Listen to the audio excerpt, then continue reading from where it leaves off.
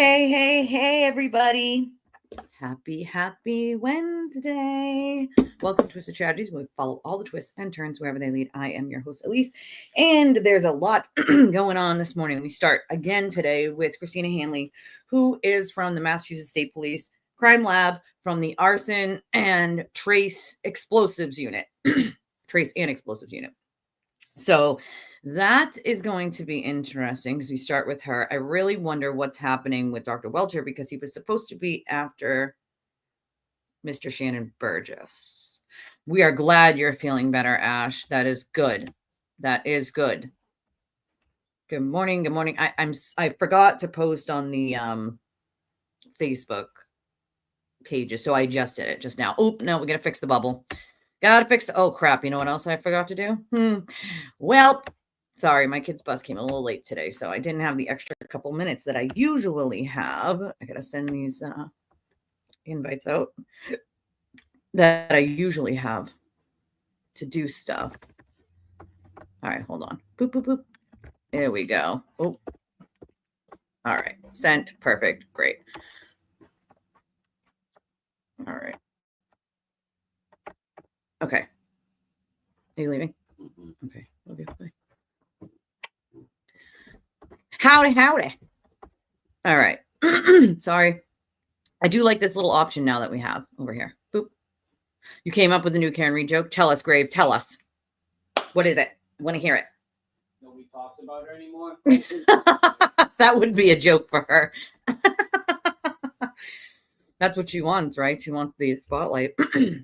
I want to hear it. I want to hear the joke.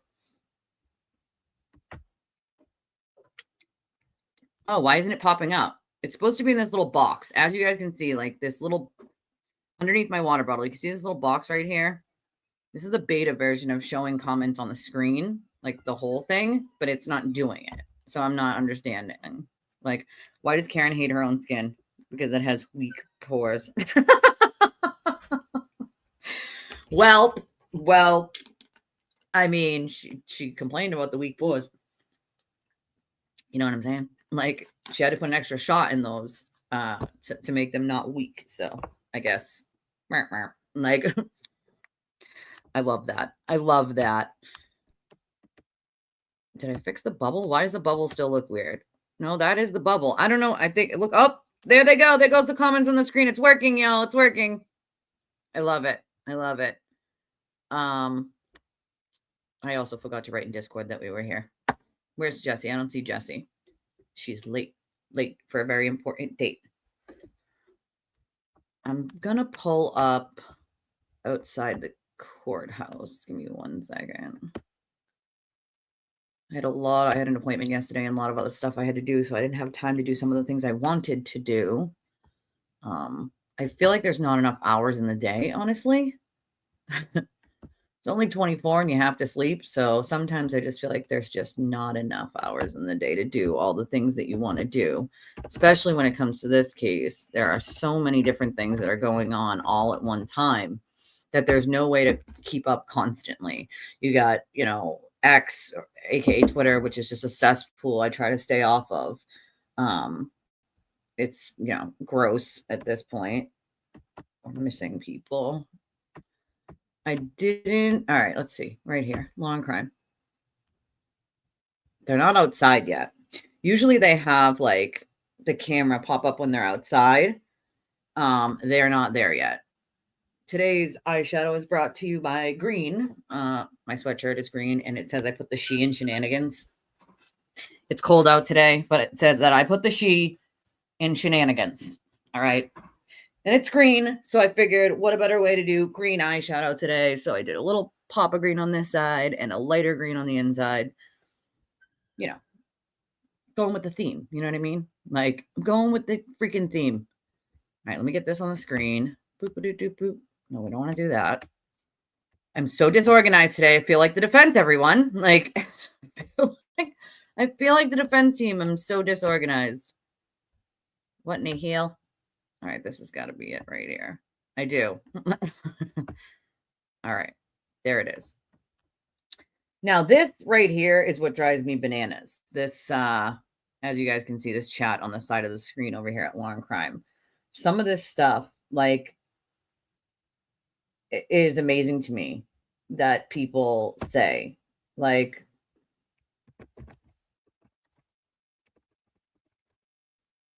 I'm just writing she is guilty. That'll get him going. Like, it's like a hit and run. You just say it and you bounce. Like, just saying, sometimes it needs to be said. Just needs to be said. 4 witnesses from Aperture. I'm not sure that's correct. As far as I know, it's just the 2, Dr. Welcher and Dr. Burgess. They have to be on the witness list. So, I mean, it's a possibility, but this is the first time I'm hearing anything about 4 witnesses from Aperture.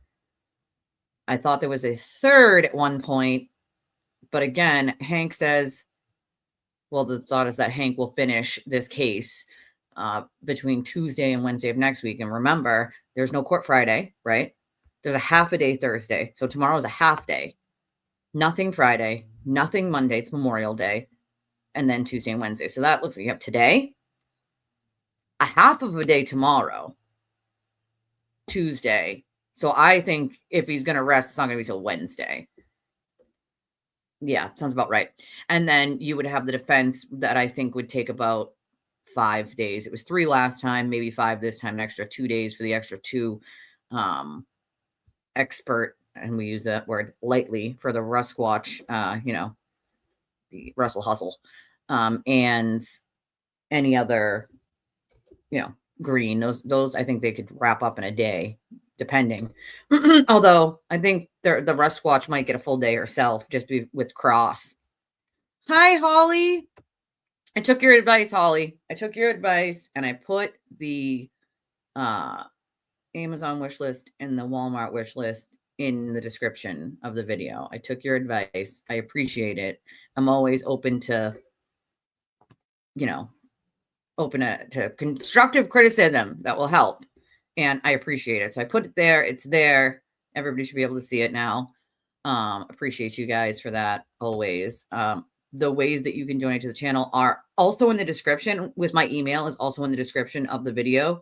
So all the different ways that you can donate to the channel or help out, and a way to get in touch with me is in the description. My email is twistedtragedies3@gmail.com if anybody needs to get in touch with me. Most of you know there's a multitude of ways to get in touch with me.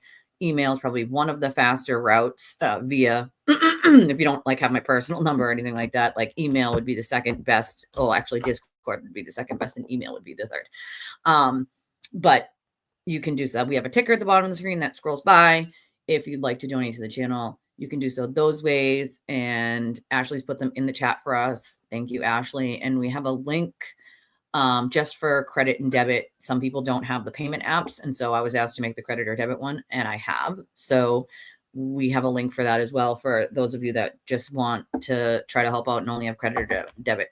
I'm old school like that too. I got the payment apps a few years ago when I started more than a few at this point, started my own business that unfortunately COVID put out of business. Thanks, COVID. Appreciate it. But I was a sole proprietor, and I started obviously selling my things online. I make things like t-shirts. I drill and I set pearls into sterling silver pieces of jewelry and other pieces of jewelry. So, I mean, I make all sorts of things like pot holders with names or sayings on all sorts, anything you can put something on, like a saying or, I do. Most of the time, I don't have time for that anymore, but I do like to sometimes. I love you. Love you. Well, that's Hey there, Karen Reed, trial watchers. So we know that you're true crime fans, but are you also in business of some kind? Well, if so, I want to tell you about Odoo. Okay, so let me explain to you why it is that the Commonwealth has to call so many experts to prove a DUI hit and run. They have to do that because the defense has made a mockery of our justice system and tried to point the finger at every known individual, including the actual experts in this case. So they don't really have a choice. They have to. If they didn't, that would be, I mean, not only would it be preposterous, but that would actually be Like I would say it would rise to the level of incompetence if they did not. You kind of have to with that point, right? Like you have to call some of the experts that handled the evidence. That's sort of standard in most cases. Like you need those experts to explain what happened. And unfortunately, in this case, because the defense wants to point the finger at everybody and everybody's corrupt and everything could have been tampered with, and they have to actually call these experts to say how it was done, when it was done, why. And unfortunately, that's the result of the defense. Normally, they would still have experts and plenty of them in a case like this. But the problem is that we have more than we should because the defense is nonsense and they're pointing fingers at everyone. If they didn't, it would really be incompetence, in my opinion. Like, unfortunately, the DUI hit and run turned into a conspiracy of all conspiracies, as you know. And if they didn't, oh, look at this. There's the Papa Glera and his limp and his cane that he apparently uses to tell people which way something is.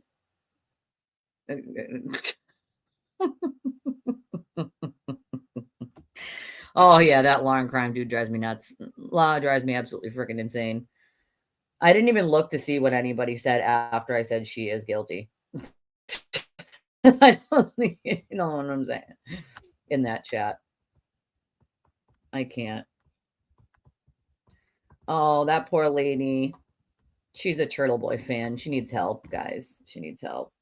She needs help. Evidence is going to evidence. This person said, I can't with those that actually pay zero attention to science, evidence, changing testimonies, and fraudulent witnesses. There's no such thing as a fraudulent witness, you idiot. Number one, witnesses are evidence. Number two, the people that say they're pay zero. Oh, it is going to be bad here in the next couple days. Unfortunately, rain, wind, it's cold today. It's not going to get warm. So if I had precautions to take, I would. I don't really have much of anything other than like making sure that the conspiracy chairs are put away, and they are. Take the cushions off, which I always do, and cover the grill. I don't really have much of a outdoor stuff to like nail down or anything. I'm hoping to get that like patio set that was like $106, I think, with the umbrella on my Walmart Amazon list. I'm trying to figure out like if I can do the Affirm or what the other one is, Clarinet, whatever it is, so that I can actually have like a cookout for Memorial Day on Sunday. Memorial Day is Monday, but I'm hoping to have the cookout on Sunday. I'm still trying to figure that out. But I will take the necessary precautions, at least in the house. Charging all my devices. That's what we need to do in case we lose power. Although our power company is really quick. I will give them that. They are very quick. But there is supposed to be wind and rain. If any of you are from here, obviously, you want to make sure that you take your necessary precautions as well to make sure, like, your yard furniture or whatever doesn't go flying with the wind and the rain. I mean, it's interesting to see. If you see the there's 3 troopers. I don't know if you guys can see them in this. I can see them bigger sort of on the screen, but there's 3 troopers way in the back there. If you see like the yellow jacket way over there on the sidewalk.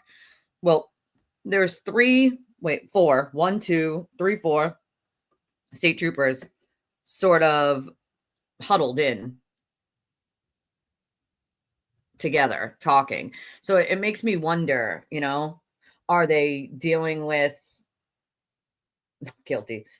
The fact that anybody says not guilty at this point, like, well, it's not right. You are 100% right, DJ. Like, that should never be happening. But also, this is like what they were told that they can't do is yell and scream. Like, they can be arrested for that.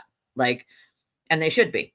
And they should be. Like, they know the rules at this stage. There's no reason. You're talking about, people like Erica Walsh who got arrested. Like, okay, like there was a big deal made about her last week when they told her she couldn't wear that shirt. She knew damn well she couldn't have that shirt in the area she was in. She could have just walked away, left, changed her shirt. Instead, she made some big deal out of it, took her shirt off, walked away in her sports bra. And then, of course, the sewer turtle made some post about she had to walk away in her sports bra. No, she chose to walk away in her sports bra. Then she decided to enter the buffer zone with another inappropriate sweatshirt. Common sense is they're pushing buttons on purpose. But what they don't realize is it's going to help the buffer zone. It just shows exactly why the buffer zone was needed to begin with. So they think that they're going to somehow overturn it by pushing the boundaries of it. When in reality, it just shows a judge, any judge, that it's there for a reason. And this is exactly why, because people can't learn how to behave themselves and act like humans.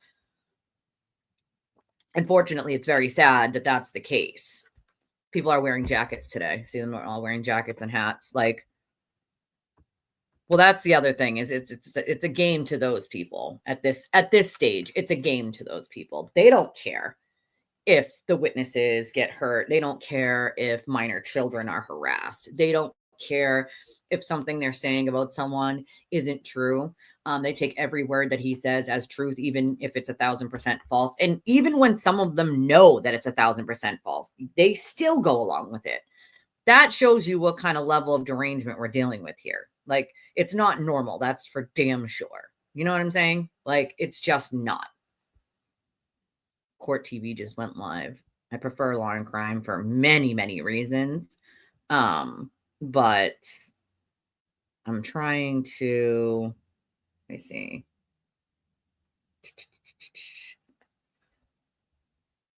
Oh, I think they're coming now. So that's why the, guy is, let's see. Who do we got here? Who do we got? Oh, there's Hank Brennan. There's Hank. Hank. Says good morning, of course. Like,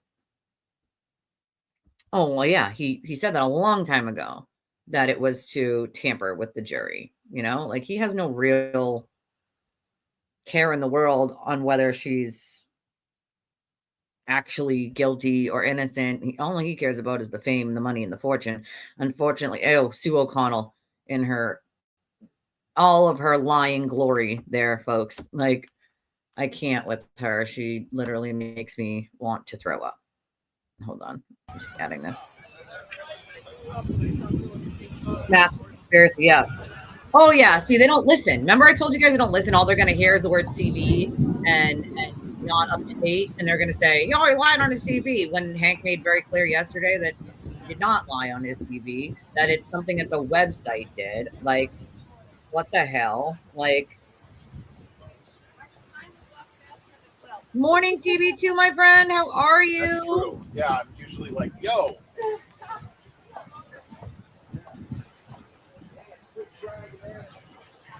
Oh my God, it's so funny. Papa Claire. Oh my God. Like, are you guys for realsies? Like, the fake laugh and like the fake, oh my God, you're actually funny to be up is behind is like utterly disgraceful.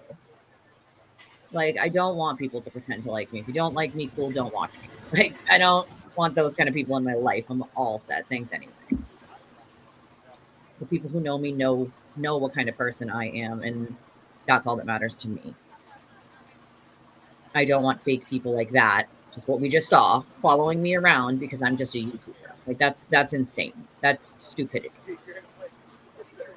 That's when you start taking something everyone says and not looking. This is why I tell you guys all the time, like, even my information, always check, always double check, always. And I try to give you guys the best, most up-to-date, correct information I can, but even I can make mistakes. It's human. Like, always check, always. I don't care who it is that you're watching, because we have far too many people willing to lie.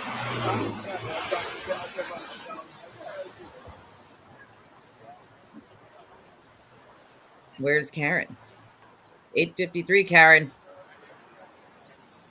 Did she forget her? Maybe she's still working on those pores, Grave. She's still working on those weak pores. Those weak pores. The fact that they've literally almost shut this entire courthouse down for this is the other insane thing for me. They have like almost shut down this entirety of this courthouse. What is this lady doing? Oh my God, so oblivious some of these people are. Yeah, I mean, it's normal, right? Like, oh my God, imagine. She knows it's that bad, so she flees the country. Like, is that her SUV? Her blacked out SUV? Same type of SUV they've been using for quite some time now. I mean, it's just so ridiculous to me that, like, she did look annoyed after court yesterday. Would you be annoyed if your lawyer sucked? I would. I'd have fired him. And I certainly wouldn't let him do any more crosses. Just saying. I would not allow Alessi to do any more crosses. I'm going to say this lady has to be working for a law and crime or something, because otherwise, why would you be standing directly in front of the camera?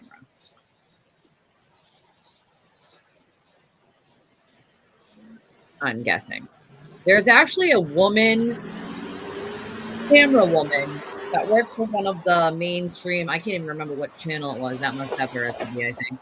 One of the mainstream media channels that I met when I was out there for the, pre-trial for the first trial. That was knew she was guilty and like was just doing her job, like you didn't miss much, Ash. And of course it was a very good reason, and we're glad you feel better, of course.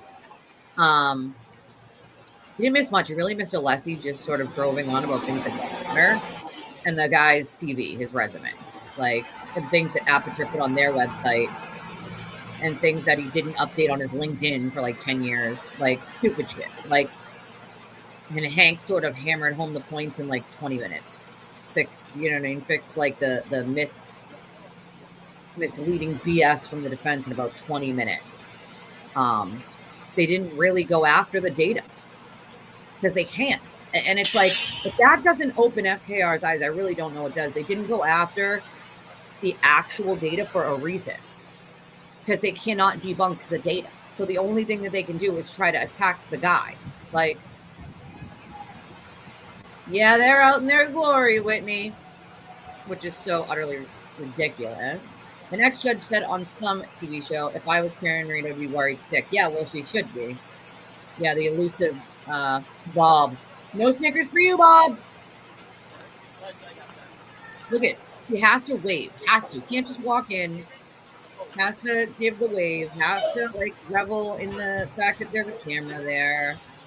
Has to go. He used to go up the ramp. He looks back. Doesn't bother to just keep looking forward. Has to look back because she knows there's cameras watching her. Like, it's not hard to figure out she revels in all of the glory of what she thinks this is for her. Unfortunately, the only cameras that she'll be seeing in jail are the ones monitoring her whereabouts in prison.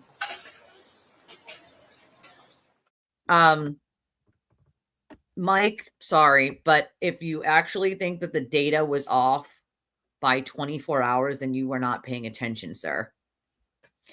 Sorry, not sorry. They follow the lies. They fill them up in the Gatorade bottle and just sip those lies all day. You know what I'm saying? Like, they live on those lies. Alan and his man purse. I feel like every time I see the word Alan, I think of Bree, and she calls him Alan. Alan. So that pops into my head every time I see that word Alan. Yeah, of course she did. Of course. Everybody's uncredible but Karen herself, right? That's the, you know what I'm saying? That's the whole theme, is everyone's a liar except Karen herself.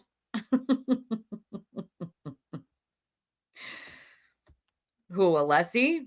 I mean, I'm not saying, he definitely doesn't look 67. That's for sure. Like, we definitely can agree on the fact that he does not look 67. I would not have thought he was 67, not by a long shot. But that's about the only thing I'd ever agree on when it comes to him, other than him being very obnoxious and droving on. Like, you know what I'm saying? Yeah, we don't even know him. He just popped on X, of course. That's sort of where the hate watchers come from, is X. We do have, of course, some very loyal watchers on X that we love, but most of my hate watchers are on X because they've already been banned from YouTube. Shocker, huh? Like, shocker, huh? Isn't that amazing? The one thing that really makes me laugh is when they come in here, say something utterly ridiculous that's been debunked 17 times, and then think it's going to, I don't know, change minds or piss people off, or I don't know what they think it's going to do. Like, it's a waste of their time, though. I'm surely not going to waste my time going into chats with people I don't like. It's really that simple. Like, it's really that. I'm not going to waste my time. PMS says after court yesterday, when Karen was talking, Little was looking at her like, this woman is crazy. It was great. Well, see, I've seen Little make a few little, like, she's looked at Alessi a couple times, like, what the fuck is he talking about? And what is he doing? But, like, I'm kind of wondering what she's there for. I thought maybe they would use her to cross the kids if they were going to cross the kids. But I don't know. I don't know. Like, not sure. It's amazing to me, though, some of the stuff people will believe.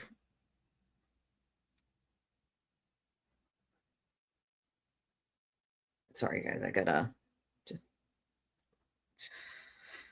Right? So beat it.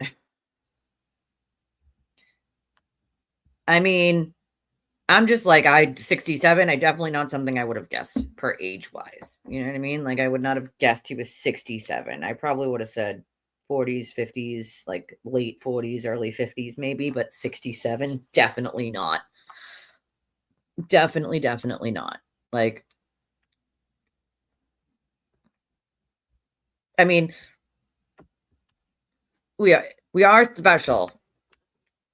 No, seriously, I do feel like this is my safe, special place because I know all of you are like a family at this point. We are like a family, and I can appreciate that even if I'm having a bad day, I can come here and you guys will make me laugh. And I know that I don't always share, all of the private stuff that I deal with and that I go through, but I can appreciate coming here and having a shit morning already. And you guys are here and you always make my day better. I'll tell you that much. Always. Like, hi, Trace. I didn't have time to call you this morning. I did not see your text message until I woke up. And I did not wake up until 7:30, which is the exact time. I was late this morning. The exact time I wake Riley up to get her on the bus. And the bus was late, nonetheless. And I had to put money on her little Scholastic book fair thing, which I was doing like right as the bus was coming. And she made this long ass wish list of all these books and things she wanted. And I was like, oh, for the love of God. Like, so that's what I did this morning. So I had literally 5 or 6 minutes to go to the bathroom, fix my face, and get in the chair, start up the computer. So that's why I was 1 minute late today, guys. And I'm never usually late, but I am not. I will call you after, I promise. Because you just watched the last 2 days, right? I wish you were here for the cookout this weekend. I mean, yeah, I would pop in and listen, but I'm talking about people that just pop in to like say hateful shit or ignorant shit, and then like they don't like you. They do it because they don't like you. You know what I mean? Like I've seen you pop in quite a few times. Like I have people that do that all the time. Pop in, pop out. Like, but we're talking about like, people who just pop in and say hateful shit and argue. You know what I mean? Like that's okay. I totally got you for that. I got you for that always, my friend. Always. And I love you guys.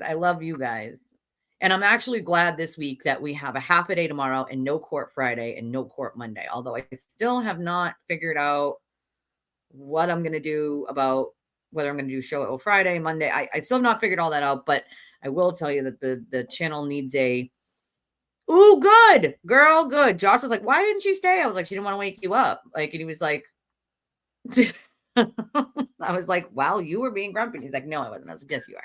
Like, yes, you are. He's like, well, I apologize. I was tired. Like, okay, sure. You're just mad because I had towels, like, which I put all away, all nicely away. And those blankets came in handy the other day. The kids were cold outside. I'm sitting in the conspiracy chairs with the conspiracy grill and making burgers. And the kids it was the windy. So we pulled out the blankies. Like we pulled out the blankies. But I will tell you that I'm kind of glad that we have a couple of days off. The channel's struggling hard right now. And these longer 7-8 hour days are really hurting us. And so I'm glad that there's, Friday, Thursday's a half day, Friday, there is no court, Monday, there's no court. So like, I'm hoping I can just do, obviously we'll do Thursday and then we'll do a little bit more after because it's a half day. I'll do like a shorter show, hopefully Friday, I think. And then we'll do our normal Sunday. And I don't know about Monday yet. I'm still trying to figure it out. I'm still trying to work. I don't want to cut any hours of the show. I don't want to cut any days of the show. So I'm figuring out different ways. I'm trying to do merch. I'm trying to see if that maybe help. I'm working on ideas over here. Not enough hours in the day, I say, my friends. Not enough freaking hours in the goddamn day. Fanny the Fan's not on today. Maybe she's turned off by all of this circus. Fanny's turned off by the circus. And that's okay if they believe that she's innocent. We're all right with that. It's the like, you ask a question, I answer it, and then you ask the same question 72 times. Like that you're not listening to the answer. You know what I mean? Like, yeah, you know what I mean? Like I'll answer any question, all questions. I will answer them. Okay. I got no problem answering questions until the cows come home for people who are on the fence. Like I got that all day long. But it's when I answer the question and then I ask a question and I don't get an answer. And the one thing I don't get an answer on ever is when I ask about the car data and the phone data. That's the one thing I don't get an answer on.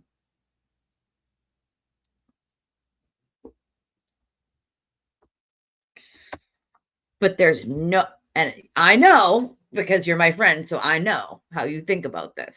And we've had this debate before. But there's no data that shows him going inside that house. Not even for a second. Not even for a millisecond. As a matter of fact, the data shows that his phone never went in the house. Ever. So, we can debate that one later, though. I want to know why you think that. Like, why you think that? Dun, dun, dun. Dun, dun, dun. Oh, you like the Benny Hill clip? Shall we play it just for good measure this morning? We just play it for for good measure this morning. The Benny Hill clip because it's so funny. We'll play it.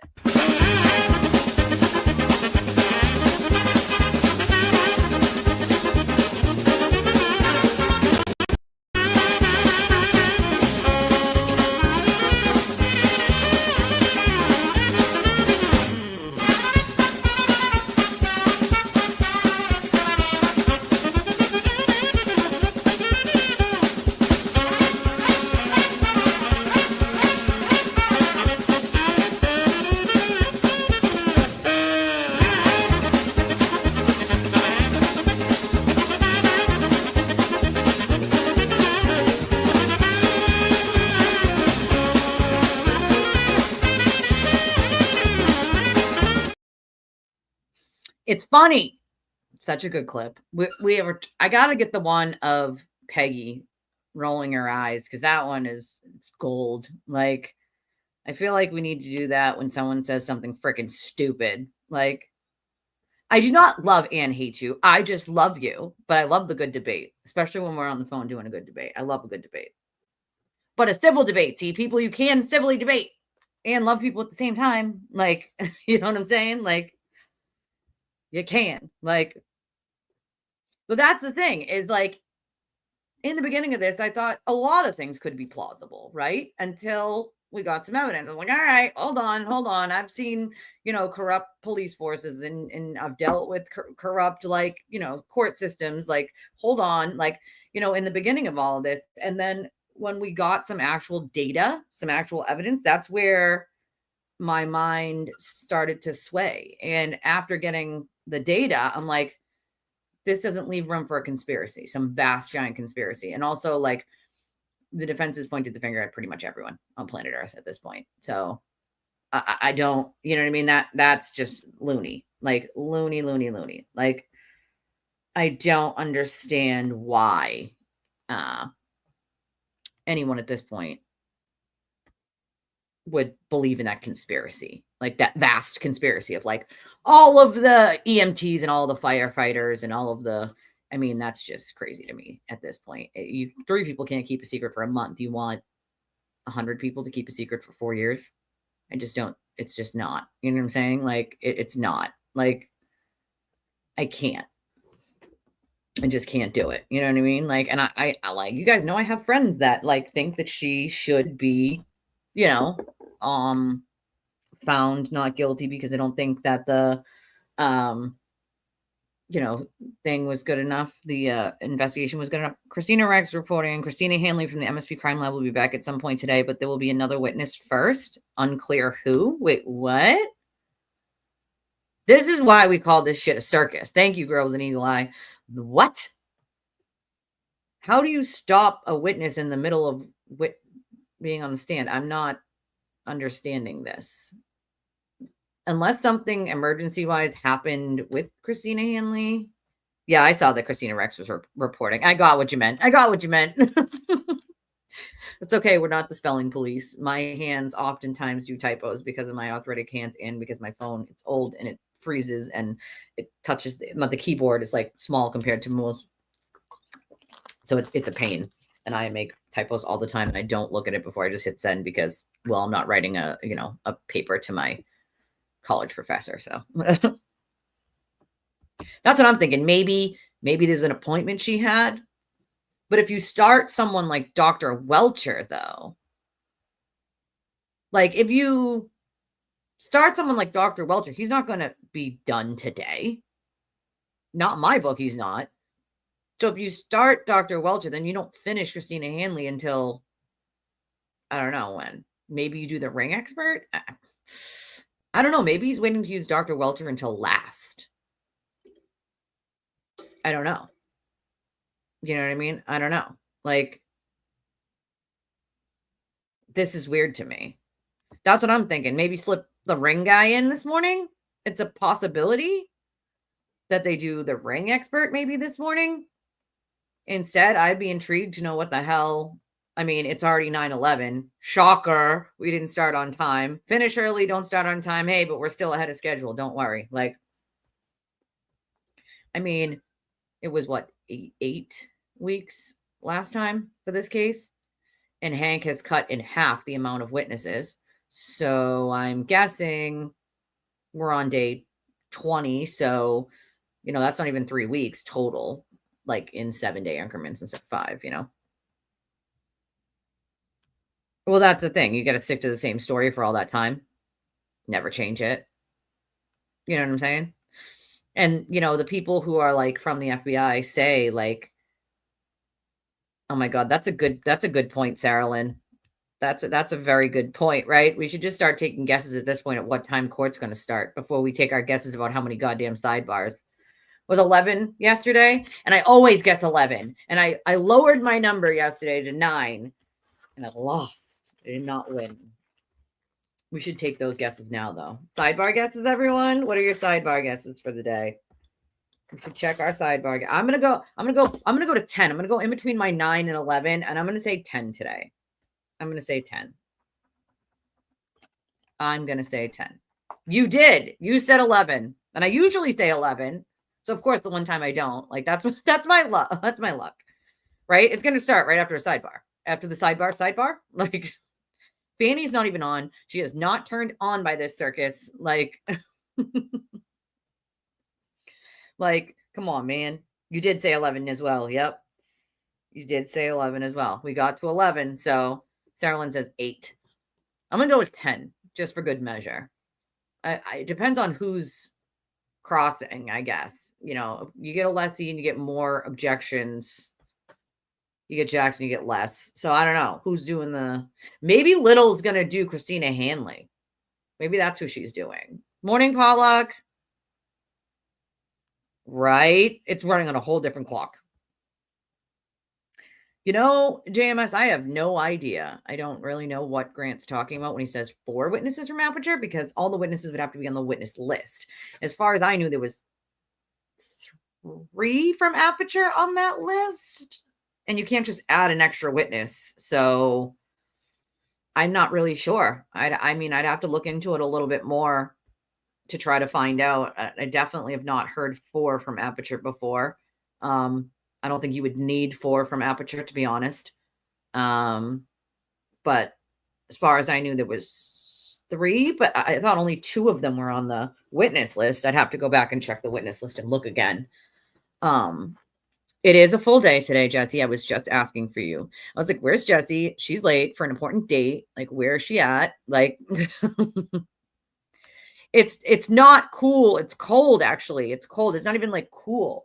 It's to the level of cold. It was 48 when I woke up. It was cold, windy, and it's going to rain today at some point. Tomorrow, too. I am not feeling it. I don't like it. But at the same time, I would prefer it to not be raining on the weekend, if that makes any sense. I really need to like get to the grocery store and get some hot dogs and other things for a cookout. I'm going to try to have a cookout on Sunday. It's still in its like phase of like trying to plan it. So last minute cookout. Now that my grill and conspiracy chairs are put together. You know what I mean? I do like this little thing that we can see the comments now on the side here. Although I'm going to shut that off when court starts. That way it's not blocking anything. I know it's so nice in Florida, though. My brother lives near Tampa. And my grandmother, my only left alive grandparent, also lives in Florida, near Spring Hill. So, with discount, right? I like watermelon. I love watermelon. I like cantaloupe. Anybody like cantaloupe? I like the green grapes and the green apple slices. Those are my favorite when it comes to fruit. And watermelon. Who cannot love watermelon? Although I don't like to buy the whole watermelon. I like it sliced already, you know? It's gonna fucking pain in the ass to cut it. Like I was gonna get water, juice, soda, all the above. I don't know. What else do you use for a cookout, right? Shannon Burgess, Andrew Klein, Mike Maroli, Judson Welcher. Yeah, that was the other one I remember. The Klein. That's the other one. 93. Yeah, they're calling for a nor'easter storm here, like a bomb cyclone, basically, with like wind and rain. They're calling for the same thing here, JMS. And my friend yesterday said to me, like, it's going to be real shitty the next couple of days for you guys there. So, you know, make sure you pay attention. I mean, if we saw more of her, it would make sense, you know, like, unfortunately, that's what we're going to see, Jennifer. It's, you know, it's about the dollars and cents with them. And they know that more conspiracy means more dollars and cents. Like, ooh, I've never been to California. That's on my bucket list. Obviously, Texas, California, Vegas. I want to go to Vegas. I've never done that. Conspiracy dog walks? Conspiracy dog walks.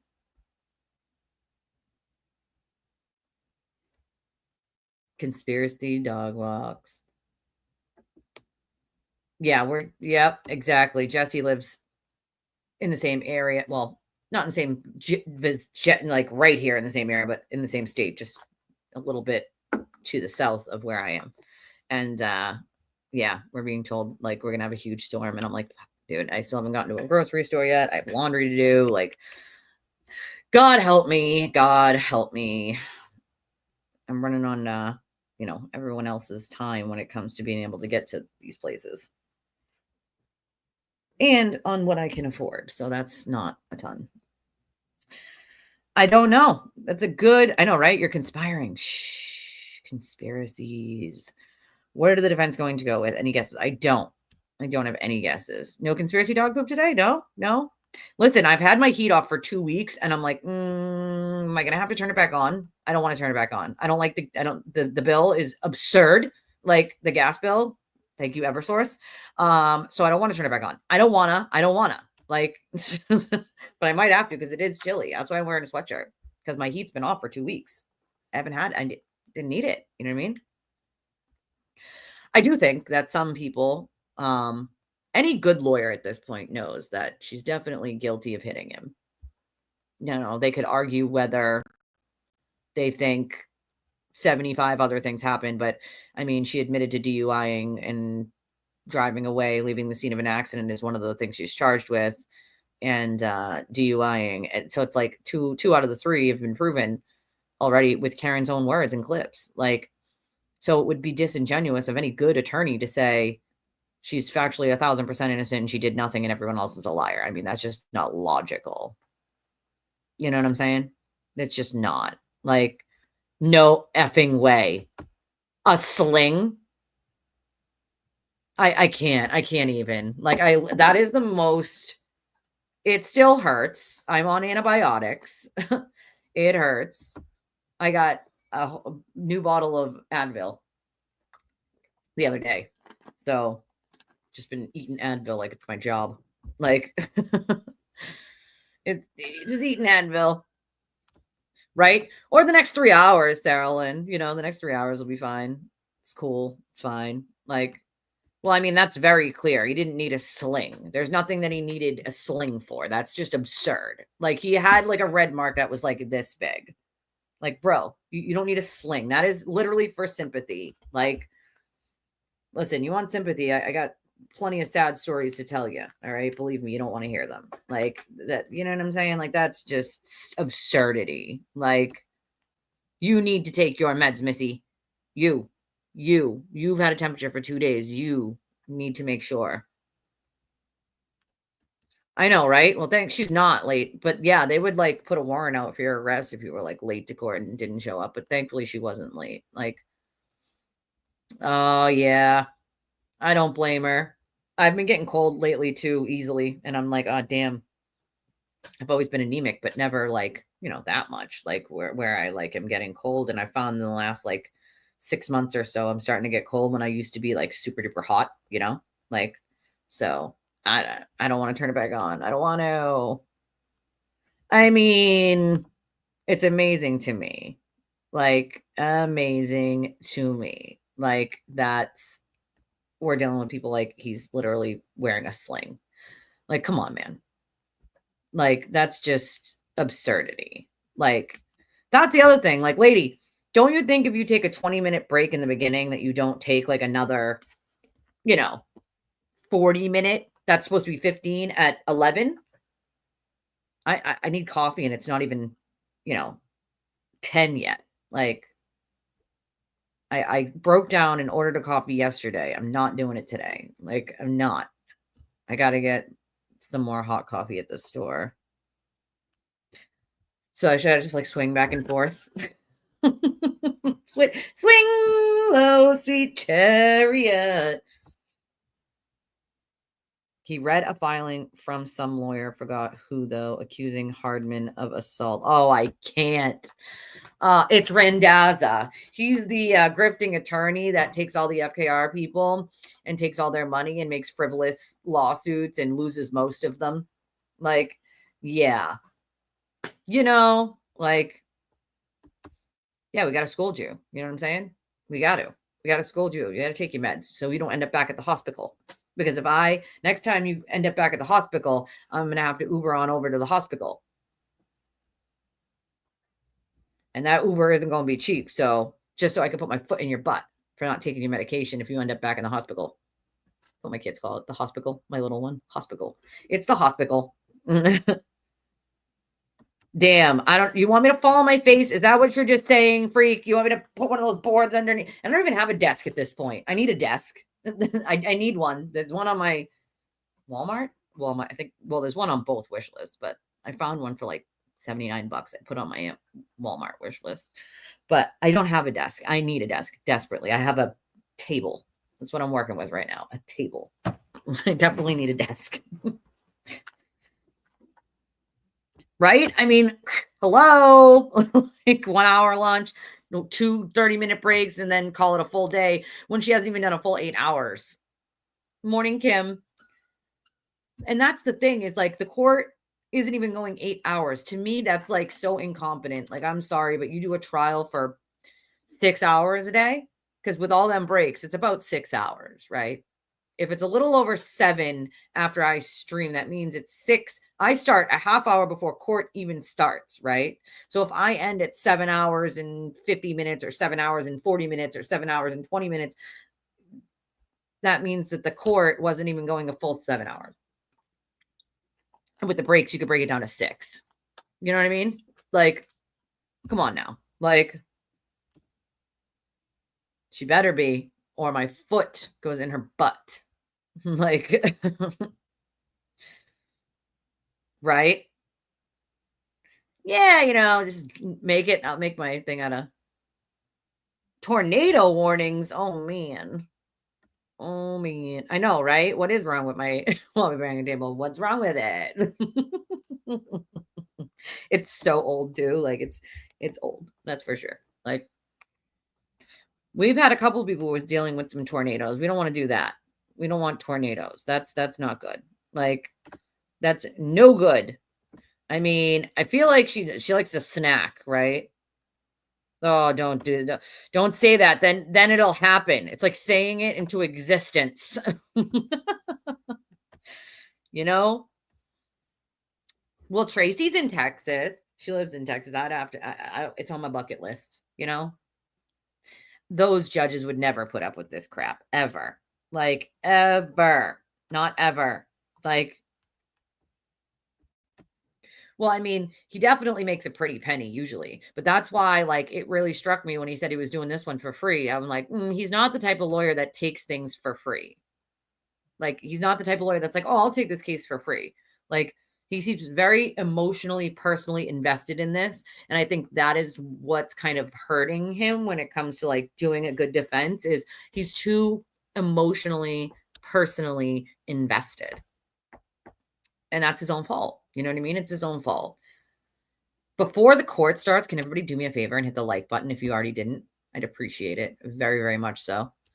And share the video with people so that they know that we exist and they can join our community, because we want to grow our community. That's what we want to do, right? We want more amazing people like you, smart people like you that lend their experience to cases just like these, so that like other people can understand certain aspects of it differently. We have people who know cars here. We have people who know tech here. We have people that know the law here. You know what I'm saying? We have people that are nurses that know the medical aspect. Like, I love to just add to that repertoire that we have. You are unmuted. If you want to donate to the channel, you can do so these ways in the description. There's also an Amazon. Could I see counsel at sidebar, please? Oh, she's starting with a sidebar. You guys were right. And also we have a link for any of you who just wants to use credit or debit and don't have any of the payment apps like Venmo or Cash App or Revolut or PayPal. There's a PayPal link, but you don't have to have PayPal. All of it is in the description of the video as well if you're watching on a replay. All right, we'll start with a sidebar then, shall we? Shall we? We'll do it. Do it.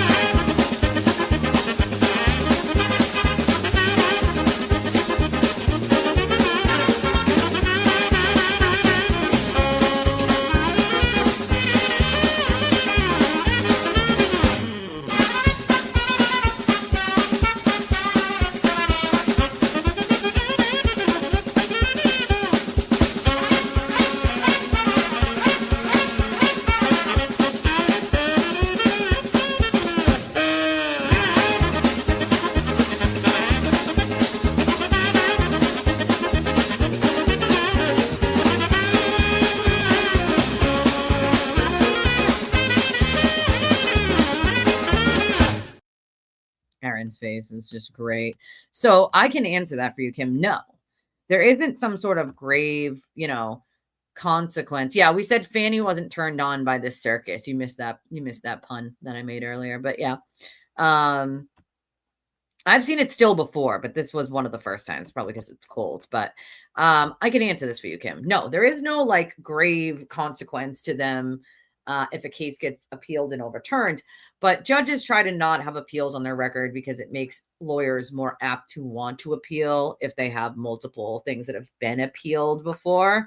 But there's no consequence to having an appeal for a judge. Like there's no like slap on the wrist or dock of pay, which is why most judges do not rule based on fear of appeal. And you never, if you're a judge, you should never be ruling based on fear of appeal. Now that's Peggy right there in the middle, Peggy O'Keefe. To her left is Renee. I went to school with Renee. She's a good person. You know, she was on my soccer team. We went to school together.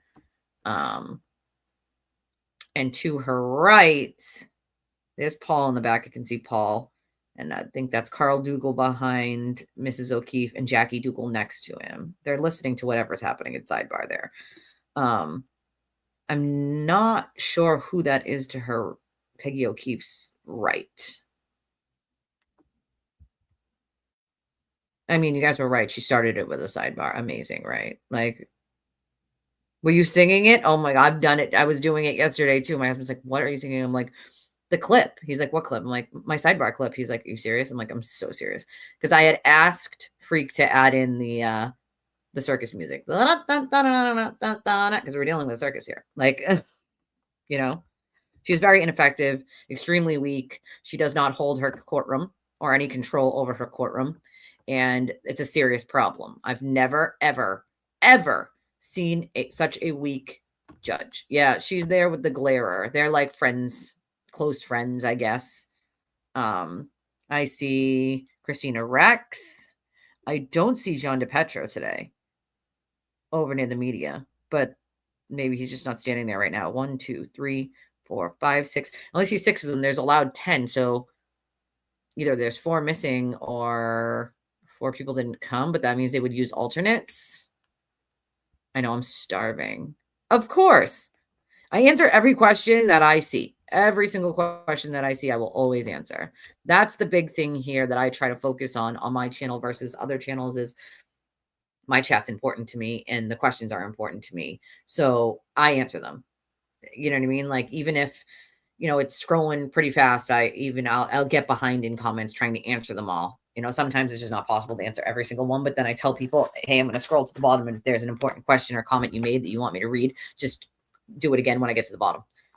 I know, right? Who are the raffle winners? Please. Oh, boy. Oh, 11 a.m.? Oh, giving time for the other ones to come. I get it. You know, a lot of us have asked that same question, Kim. Why allow such BS? I mean, here's the thing. She was a defense attorney when she was an attorney. She worked murder cases for defendants. So it doesn't shock me that she's defense leaning at all. But it's very apparent that she is extremely biased towards the defense and against the Commonwealth. There we go. Well, yeah, she does. You know, she's friends with the glare, so she kind of jumped on that grift. Let me take the comments that are on this in that box down. Well, that's the thing. Don't you think it's a shitty reputation though to have to do that? Like, or these people like the glare and Elise, like, don't you think it's a shitty reputation to have to know that you're willing to lie to your viewers for money? Like, listen, my channel's struggling, hanging on by a thread, and I refuse. I will not just put things out there because it's salacious or add to it to make it more, you know, exciting. Like, I won't do it. I will not do it. Be seated. If Carl Steinbeck said that Karen's clips are backfiring on Hank, he's being extremely disingenuous and just a liar. So That comes to my attention that it is going to make it necessary that I talk to each one of you individually over at Sidebar with counsel. So that process will take a little while. So I'm going to don't speculate as to what I'm going to talk to you about. Please, when you go back to the deliberation room, talk about anything but this case, and I'll see each of you individually. And the process may take time. The cameras will be shut off, and I'm going to talk to the lawyers about whether we know the filming. All right, send it back, and we'll get it back. Thank you very much. All right, now I'll see counsel.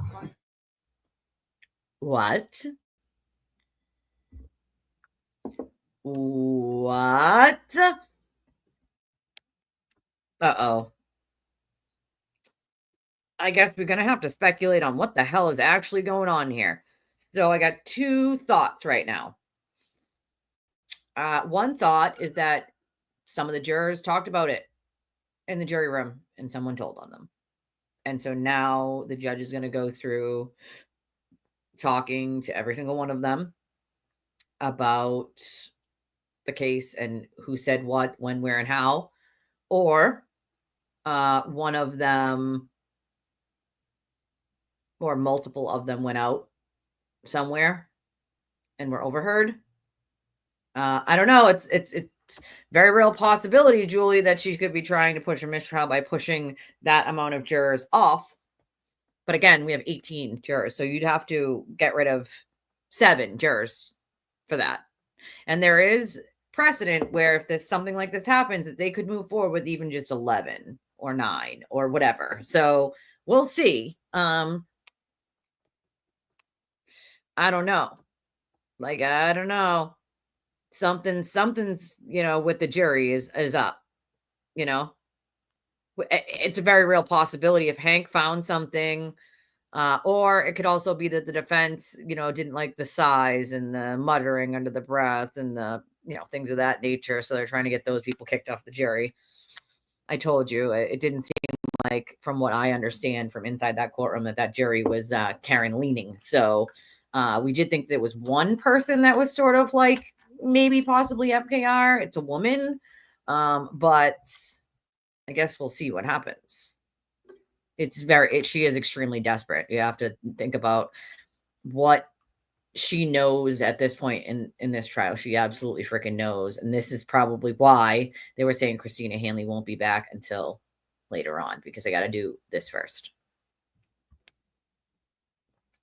Well, he's actually from New York, so we won't have to deal with him after this case. You know what I mean? Like, it could be. It could be that. It could be that Karen's desperate at this point, trying to force a mistrial. There's a million things. Like, it's about the motion in the ocean.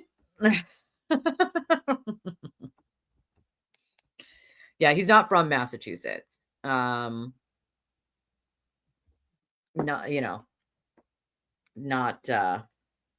not from Matt. He's from New York. That's why he keeps being like, have you ever been to whatchamacallit, New York? Like Canton, New York. And it's like, bro, yeah, New York says they don't claim him. They don't want him either. Like, we have a few people here from New York. They say they don't want him. They don't need it. They don't want it. I don't wanna. I don't blame them though, to be honest. I really, really don't. What in the hell? Sorry, I'm just making sure that my email is up on my screen over here, because I oftentimes have to go check my emails to make it so that, oh, hold on.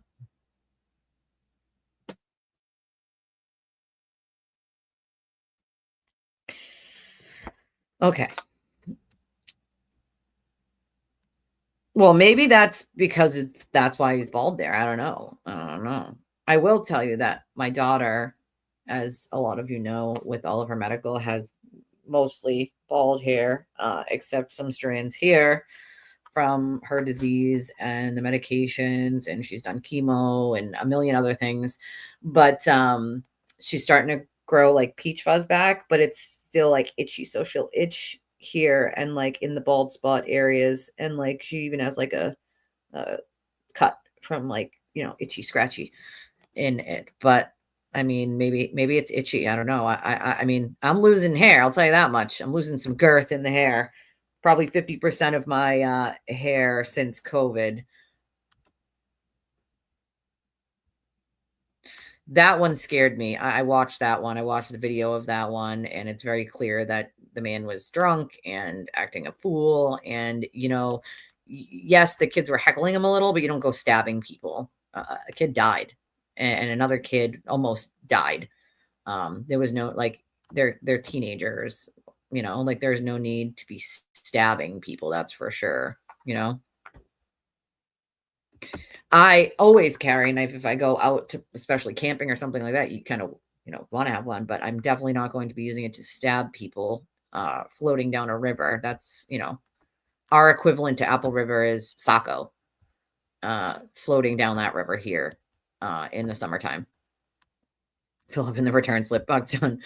No, we can't just put a stamp on it and send it out. Like, send him back to New York. No, like,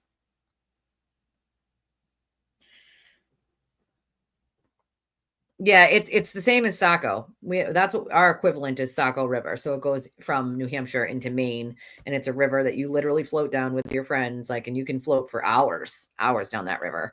And you'll see huge groups of people doing it, tied off to each other. That could be it too, Anna. That could be it too.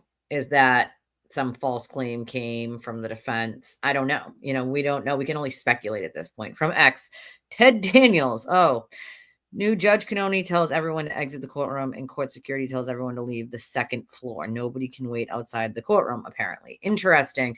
Remember I was saying yesterday, where's Ted Daniels? Funny, he just pops back in now, huh? Like, where's Waldo? I'm like, where's Ted Daniels? And he just doesn't pop back in. Funny, ain't it? Funny, ain't it? Like, I wouldn't put it past them either, DJ. I would not put it past them. Absolutely not. Something is definitely going on. That's for sure. Like, I always bring mine in my purse with me just in case, I have pink mace that I have as well. Yes, he did lie about what happened. It was all on video, and he didn't realize it was all on video. Well, that's the other thing. It's one man. Like, he could have just walked away from them, got out of the water. There's a million other things, and like,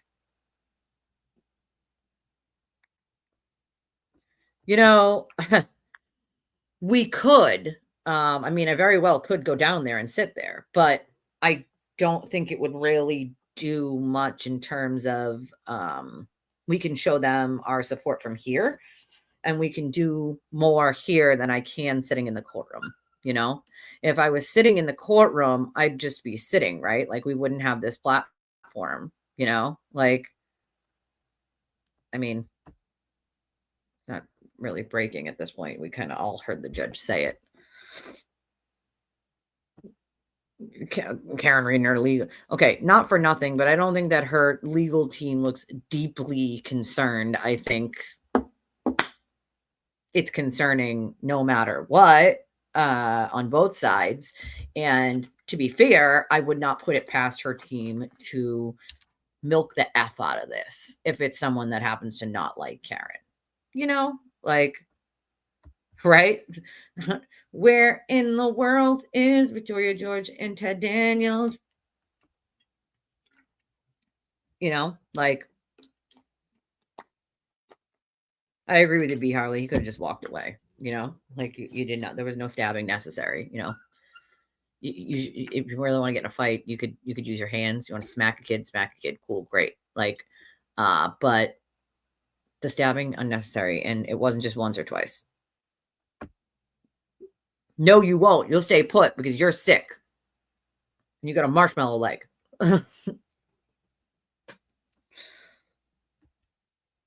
No, I know you don't mean me specifically, but I'm just thinking, like, I could, like, right. But I feel like we do more here than we could sitting in that courtroom, like, they all know if they need us, how to reach us. And make no mistake when I say, like, I, speak to some people involved in this, and they see you guys, they appreciate your support. And, that's why I tell you guys, like, if you guys have stuff to say to, no, I'm waiting to hear anything at this point. Yeah, it does feel like it, doesn't it, Anna? Like, kind of like a Hail Mary, like, kind of like that. Like, it feels like that. We don't actually know what's going on. We can only speculate, but I'm working on trying to figure out what exactly is going on. So not sure how fast I'll get that information, but you know, I'm working on it. I'm working on it. Yeah, you stay in bed. Don't make me put foot insert in butt. All right. Karen's bag's full, right? Imagine. Got to stop court for that. Yeah, you can call from bed. But we definitely can do more from here than we can from sitting in the courtroom. We've thought about it. I've thought about it definitely. But to me, it made more sense to be here and sort of stream it than it does to be sitting in the courtroom for sure. I have a scam likely calling me. Isn't that a shocker? Yeah, goodbye, scam likely. Wah, wah, wah. Not a shock to me, that's for sure. You know, for me, it's one of those things where you think about what you can do to help in the best way that you can help. You know what I mean? Like, but it is what it is. I think the best way to help is to be here and just, you tried to call from, I bet you did. Oh yeah. Start and then have a break. Well, they're definitely going to have a break at some point. Like, you know, I feel like it's got to be someone that they like, you know, the defense didn't like to begin with when it comes to the jury. And, you know, to be fair, there have been so many rumors, and we'll call them rumors because that's what they are, right? So many rumors from that side where they will purposely put something out there to try to throw a wrench in this whole trial. And you have no idea the amount of times that like ridiculous things have been brought to the court over nothing. And this kind of seems like it's no different at this point. You know what I'm saying? Like, she was pointing at the jury. Yeah, I'm sure she was. Like, oh, well, that person, either they made a comment about her, probably with the other jurors there. Maybe they wrote something on social media. I don't know. Like, you know, I don't know. Yeah, I'm pretty sure it was temporary, they say. It was her colostomy was like temporary. It wasn't like she has it now, it's temporary. It was a temporary thing. Well, I doubt it'll be a mistrial. I'll tell you that much. You'd have to get rid of like the entire jury for that to happen. So there are some legal precedents about if they had to get rid of, because there's 18 and you only need 12. Okay. So even if they got rid of 6, you'd still have 12. If they got rid of 7, you'd still have 11. There is some precedent on going forward with 11. If that's what you have in a scenario that this happens. The judge is not going to just call a mistrial. I promise you that. And she's definitely not going to just call a mistrial if she thinks this was a stunt. And I do believe that oh God. Yeah, see, that's the problem, right? Spreading this kind of misinformation. She's not just going to call a mistrial. She's not. She's not. I'm sorry, but that's not going to happen. She is not going to just magically call a mistrial because they have an issue with a juror. Like, no. Or even a group of jurors. That's not going to happen. Like, sorry, not sorry. Like,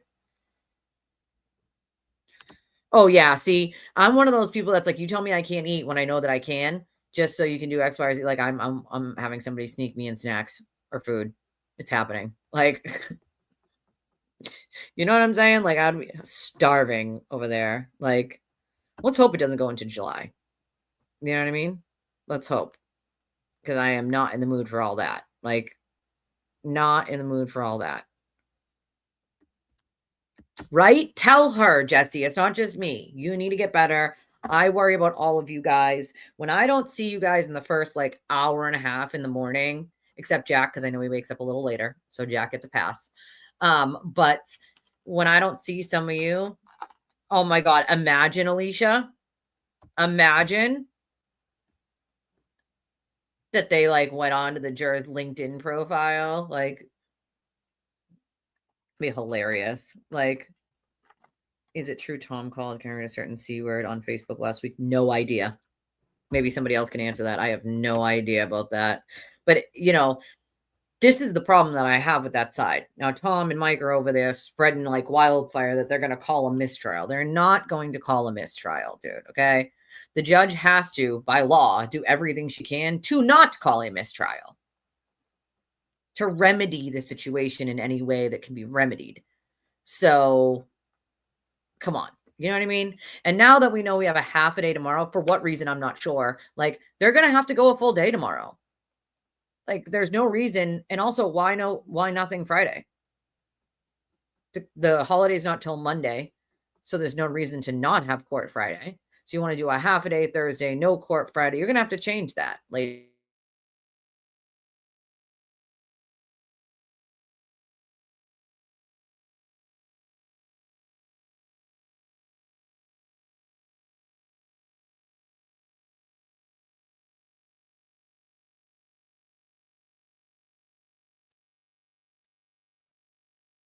Every day, buffering. Because that's what just happened is I started to buffer. Thanks, internet. Appreciate it. Freaking StreamYard, man. I feel like it's StreamYard, not the internet. It says like that it's like low bars on the internet, but I can see everywhere, like nothing else has a problem. I fully believe it's a StreamYard issue because now it's going up. Yeah, see? Thanks, StreamYard. Appreciate it.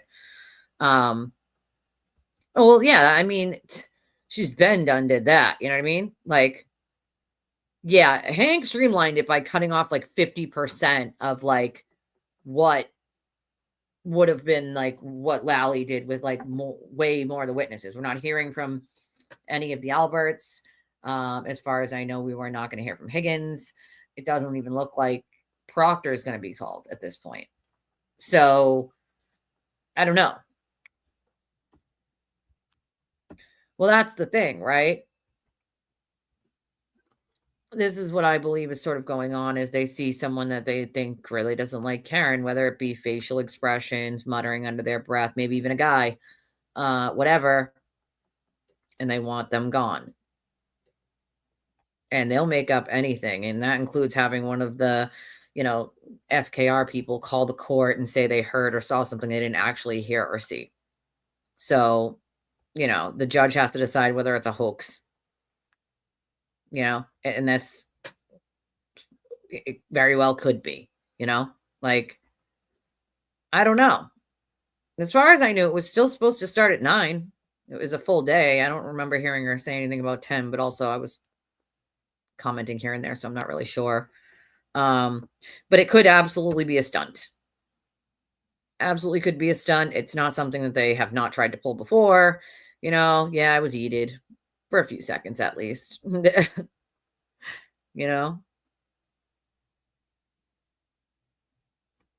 will do anything to get one of the juries out. Yeah, exactly. Well, that's the thing. You can't, there is no replacing them. If one of the jurors get booted, they're not going to replace them with another juror. The trial's already started. So then you have left with what you still have left. I mean, here's the thing is, even if they boot someone they think is very well against her, you don't know that 3 or 4 of those other people aren't very well against her and just aren't making facial expressions or saying anything. You know what I'm saying? Like, so it's like, if they boot one person that's against Karen, like, what if that's your one holdout for a mistrial and you end up trying to screw, like, you know what I'm saying? Like, they're playing with fire here. If that's something that they would be doing, you know what I'm saying? Like, we still have no idea what is going on or what could have happened. I mean, we know last trial that they had a juror that went to a bar and got drunk, was talking about it, like, very inappropriate, screaming on how she's going to get Karen off. Like, Karen Reed is rancid. Sarah's on the fence, and that's okay. She's allowed to be. She's been here quite some time.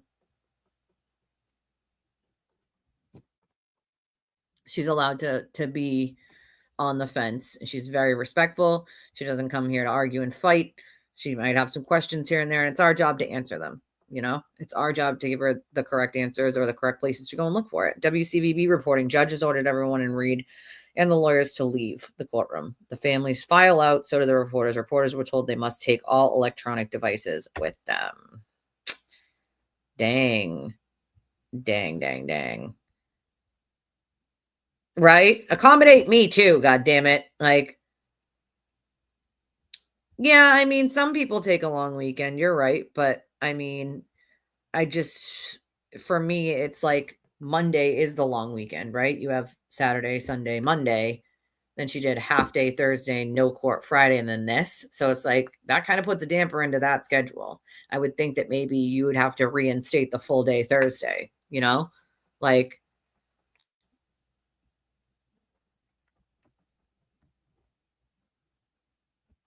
Bev is worried about phones now, but Karen can never. Well, that's the other thing. I've never seen. No, she doesn't still. It was temporary. She does not still wear a bag. I had a friend that had to wear a temporary colostomy bag after a colonoscopy gone bad. They nicked something and had to do like an immediate emergency surgery, and then it was like a temporary thing for, I think I want to say it was like 2 or 3 months. I'm not sure, but it was temporary. And so this is sort of the same sort of thing, that not that it was a colonoscopy gone bad, but Karen had one for a temporary amount of time. Like, I don't think anybody was offended. I mean, we all know all the health. I mean, they've thrown all our health issues out there, so we know what they are. And that's the other thing that I have kind of a problem with, B. Harley, is I have never seen a defendant be allowed to use their phone. Ever. Like that. For sure. Without being yelled at, or like her being told, like, you need to put that away. This is, as far as I know, she does not have colon cancer. But then again, we have somebody claiming in one of her like articles or something that, oh no, that's what it was, text messages that she wrote to Higgins, that she had it for 18 months or fought it for 18 months, whatever it was that she said about cancer, colon cancer. It's a pretty good predictor that she's not going to magically call a mistrial. I know FKR can, dream on it if they want, but it is very irresponsible of Tom and Mike to be spreading that misinformation as if she's magically going to call a mistrial. She's not, like, and no, she does not still have a brain tumor, even though we have no idea where that information came from. Yannetti way in the beginning. Not really sure where, like, obviously Karen had to have told him that, but like, what? Like, imagine. Yeah, she's never going to be allowed in the jury, so that's never going to happen. But that was something that she claimed to Higgins, that something about the colon cancer. Like, well, that's, yeah, brain tumor was one of the things Yannetti said in the beginning. In the very beginning, it's on camera. He said it in the court that she had a brain tumor, which is like, what? That was the first and last time anybody ever heard anything about brain tumor for her. Like,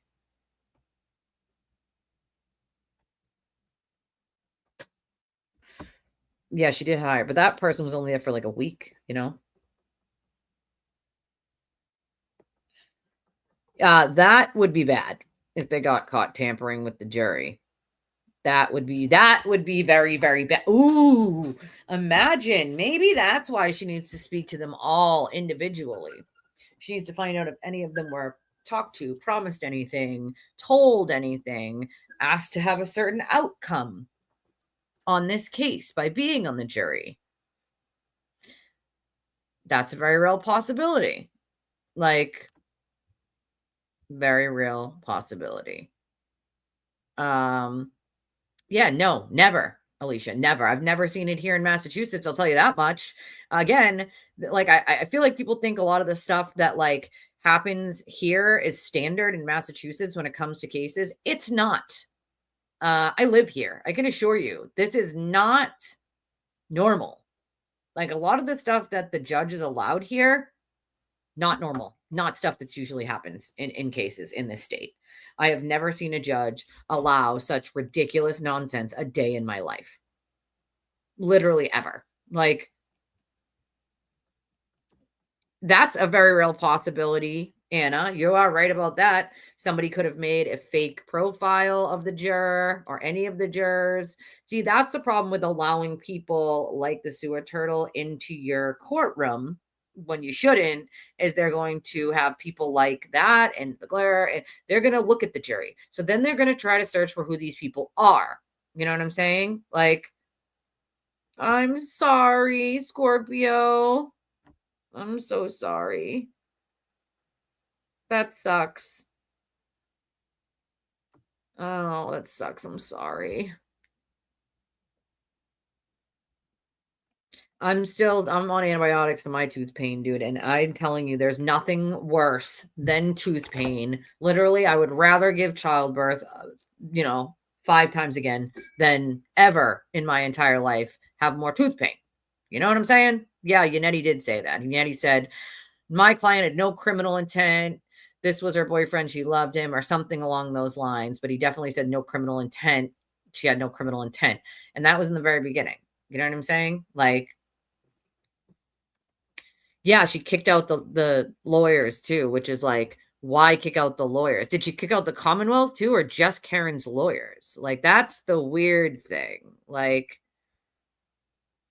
I don't know if she was caught doing that. I have no idea. But I do know that she's not there anymore, which lends some weird speculation as to why. Why was she there even after jury was picked for days and then just disappeared? Like, you know? Ooh, Crohn's. That's okay. I get it. My ex-father-in-law had Crohn's, and actually my daughter was diagnosed with celiac disease, and it mimics Crohn's quite a bit. Part of her medical over the years was celiac disease, and that's a lot of GI issues. So, you know,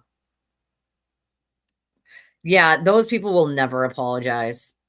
You know, the sewer turtle keeps saying it, like that Kevin doesn't have cancer. It's really the most deplorable thing I've ever heard in my life. And people actually repeat it to him and say, what about the cancer that you faked? Kevin has never faked cancer. Kevin has had cancer for a very long time.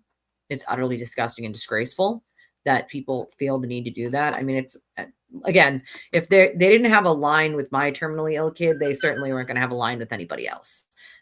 You know, to try to claim that a kid who literally was born with her disease and has been suffering since she was just months old magically doesn't have it. You take one good look at my kid and you would know she has almost no hair. She's blind in both eyes. Her head is stuck in this position because her neck is fused to her spine because of the arthritis, and that wreaks havoc throughout her entire body. She has 2 kinds of arthritis in every joint in her entire body.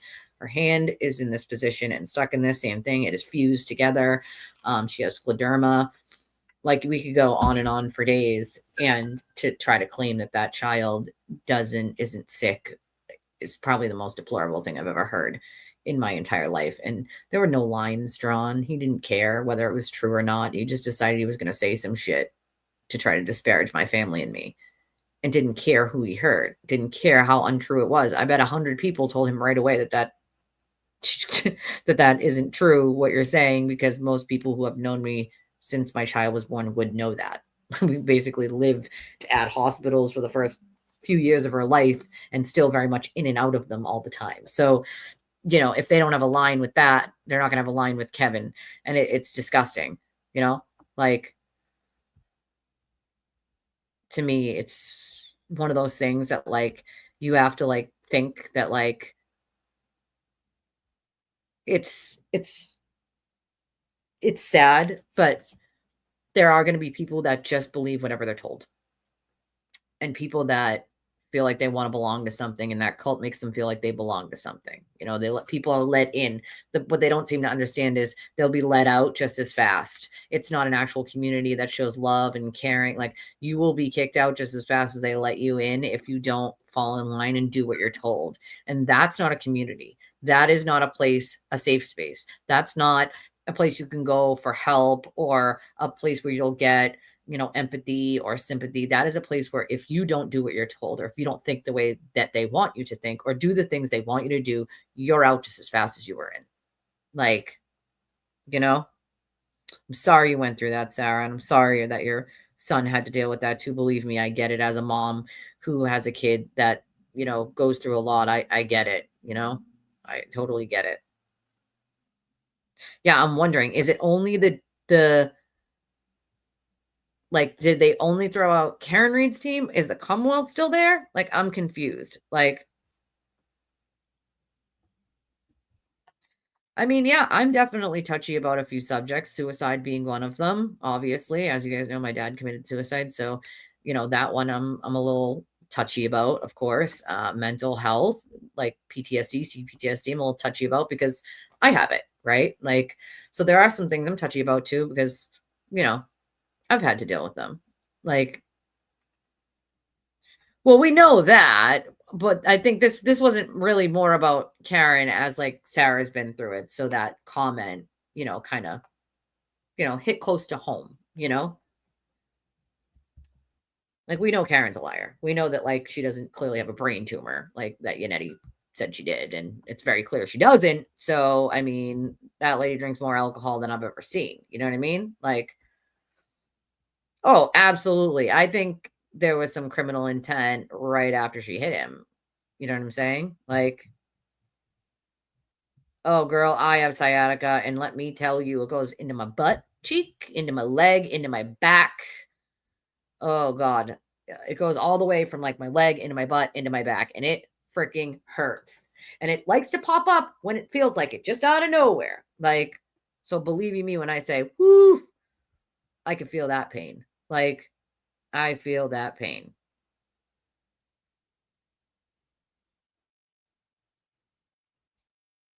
Oh, I bet. Right? Imagine. Listen, I'm a vapor. So, like, imagine me having to sit on a jury. I'd be like,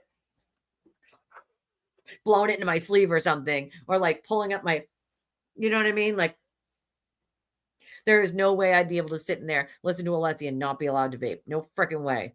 Like, no freaking way. No freaking way in hell. Like, none. Like, yeah, Crohn's is ugly. That's for sure. Celiac mimics Crohn's. It's not fun, Well, that's the other thing. Kevin's shown his medical records like multiple times, and they still keep saying it. So it's like, I wouldn't have given them that piece of my private information. Like, Kevin went a step further and showed them like, his medical record. I wouldn't have, because I don't owe them anything. You know what I'm saying? Like, I know what's going on. My family knows what's going on. My doctors know what's going on. Like, I don't need to show a bunch of random strangers that it is going on because someone else said that it's not true. I don't give a shit what people say. They can say whatever they want. They say shit about me every single day. They call me awful names. They say terrible things. They say a bunch of lies. I don't care. I don't care. That's probably true. Lizard Hank. Lizard Hank. Like, oh yeah. Well, she clearly in the very beginning we're definitely trying to use her ailments as a way to, like, hey, let me out on bail because I have a brain tumor and blah, blah, blah. Like, that's clear that she was sort of doing that. You know what I'm saying? Like, it is. With even the celiac, it's mimics Crohn's in a lot of ways, and it's uncomfortable and it's painful, and I don't wish it on anyone. No one. I don't wish any sort of ailment on anyone, Oh, I bet it does. It makes you very thin. My daughter has weight gain issues, GI issues, but there's an issue with her pancreas where she wasn't getting all of the nutrients. Like, her body wasn't absorbing the nutrients. So even though she's eating it, getting a G tube at night for the extra ones, her body was not absorbing it at all. So basically it's going in and coming out without absorbing any nutrients. So now they had to put this like filter, as they call it, onto her G tube feeds so that her body will actually absorb the nutrients. He's the same age as me. Right? Pick it up at the end of business. 7 to 5 business days. 7 to 10 business days. Right? I mean, to be fair, I don't smoke weed, and I would have to sit there and listen to Alessi for that long, especially in person. Can you imagine why so many people fall asleep? Like, we do try to counter all the lies with a little bit of humor. Sometimes it's dark humor, but I have a little bit of dark humor in me. I can't help it. And some of you guys do too. It's not an attack on anyone. It's just a little bit of dark humor. WCBB reporting on day 5 of testimony. A male juror in his 50s was called to the bench and questioned by the judge with the lawyers present. Later, he returned with the rest of the jury.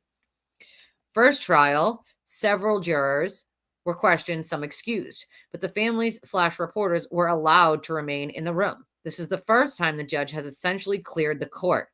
Like, interesting. Interesting. And that was big of you, Potluck.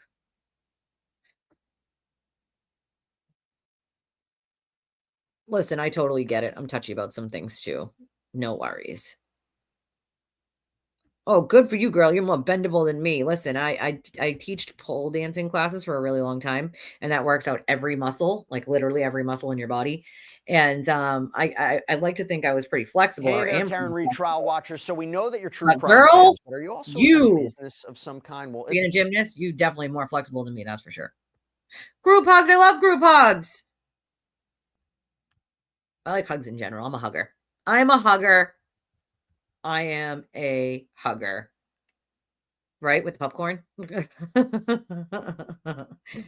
You know? And that's why I feel so bad for Proctor and his family. You know what I'm saying? Like, it's a sad state of affairs. Like, when you see the worst of the worst on a daily basis, and that's, what you see, like, it's just insane. Like, you gotta get it out somehow. You got to. And dark humor is a lot of the way that people get it out, especially in Massachusetts. We are kind of a dark humor kind of state, I'll tell you that much. Bostonians have lots of dark humor. Like, oh, good for you. My little wants to do dancing or gymnastics, but it is very expensive. Very expensive. Not something I can afford at the moment, for sure, but I'm hoping to try to be able to in the future because I think it's something she would really love. We got her a tumbling mat. So she has a tumbling gymnastics mat. We got her for Christmas and she loves it. She brings it outside. She plays with it inside. She absolutely loves it. And we have multiple conspiracy theories. No, you're not getting out of bed. You better have a phone call or a bell or something. You're not getting out of bed. The cartwheel emojis. Well, there isn't a Karen cam to turn on. It's all off right now. They all had to leave the courtroom, so you're not going to see anything. The judge muted and shut it down. I can trampoline. No, so that's the funny thing, right? Her bail conditions never included alcohol testing. And I'll tell you, in this state, in Massachusetts, I've never seen that. If you get arrested for using drugs, for instance, you're getting alcohol and drug testing. It's like automatic pretrial, probation, or bond bail conditions. Like, I have never seen someone who was arrested for DUIing and killing somebody not have alcohol testing as one of their conditions of either their pretrial probation or their bail or bond release. Girl, no, you're not. We're never too old. We're never too old to be fun and like little kids ever. Listen, I'm like a little kid, and at my wedding, let's just say, okay, this is how much of kids we are. Me and my husband came up with this brilliant, bright idea that we were going to tape Nerf guns under everybody's chairs and bullets under some people's chairs, but not everybody's chairs. And so that's how much of little kids we are. For a wedding, we're taping Nerf guns under chairs. All right. Like, I'm just saying, like, we're never too old to have some freaking fun and just let loose. Ever. Like, I love camping. Camping is one of the things that I absolutely love to do. And like, for instance, you guys will notice if you've ever looked at my wish list that I have a few things on there for camping. And that's because it's an inexpensive way to take a trip with your family, even if it's to one of the state parks nearby, and camp and have fun and be around the fire together, your friends and family, and just have a blast. And so we take a lot of camping trips in the summer because they're inexpensive way to, like, have time with your family away from home. And so I have quite a few, obviously, camping items already, but our tent is really old. And there's a few things that we definitely need for sure, especially for places that don't have electricity, that you have to survive with no electricity. So, that's, if you ever notice, there's a lots of random camping stuff on there. That's why, because it's one of the things I like to do. Also, I just got the Blackstone grill that Tracy bought me for Mother's Day when she came and visited. So there's a couple things on there that I need for the Blackstone. I literally have the Blackstone and then the cover for it, and then the spatula. But they have other things, obviously, that you need, like the cleaning kit and like the other things that go with it that I need. But you know, that listen, it's a great way to spend with your family, cookouts at your house, or camping, like inexpensive way to just chill. You know what I mean? Like, well, that's the thing, you know, like she did have the option to get back half of her bail or more than half of it if she took the alcohol like thing in her to get it back. And she said no. The defense withdrew trying to get that money back. They withdrew. And gee, I wonder why now. You know what I mean? Like, right? You sit your butt down before I have to take this on a field trip somehow. Like, oh yeah, pelvic floor damage is 100%. My sister deals with that. Having babies, man. Having babies. You know? Right? I feel like flying. It's fun. Oh, imagine. Oh my God. I mean, I very well think that they have something personal going on, some sort of personal relationship. You know what I'm saying? Like, exactly, Alicia. Exactly. It is usually standard bond conditions or bail conditions in a case where alcohol is a factor. I have literally never heard of it not being. Like, literally. Like, I like the glamping too, B. Harley. I definitely glamp a little. I don't sleep in like a sleeping bag. I definitely get an air mattress. So I like the glamping factor as well. Like you bring them in a couple comforts from home, which is usually like if you have a place that has electricity, you bring that, you bring an air bed and you bring the stuff that makes you glamp and not camp. So I'm definitely a fan of like glamping more than I am just like rough camping. But it's still fun nonetheless. But you're right, Alicia. I've never seen it in a DUI case or where alcohol was a factor for it not to be part of the bail or bond conditions. Like, well, she's not alone now, right? She's not alone now. A lot of the victims were alone at the time. Unfortunately, at the time, nobody was willing to say anything and nobody was willing to stand on their side because they were also too afraid of getting harassed. The tides have turned at this point, the tides have turned. Like, I used to love RV camping. I don't have an RV anymore. I used to have one. But I wish. That's what hotspots are for. Bow. Like, I've never done like winter or cold camping. I don't know if I would like that unless it was in an RV. But that's what hotspots are for. Some people have unlimited hotspots. So that's what the hotspot's for. Or tethering from one phone to another if you have like hotspot on your phone.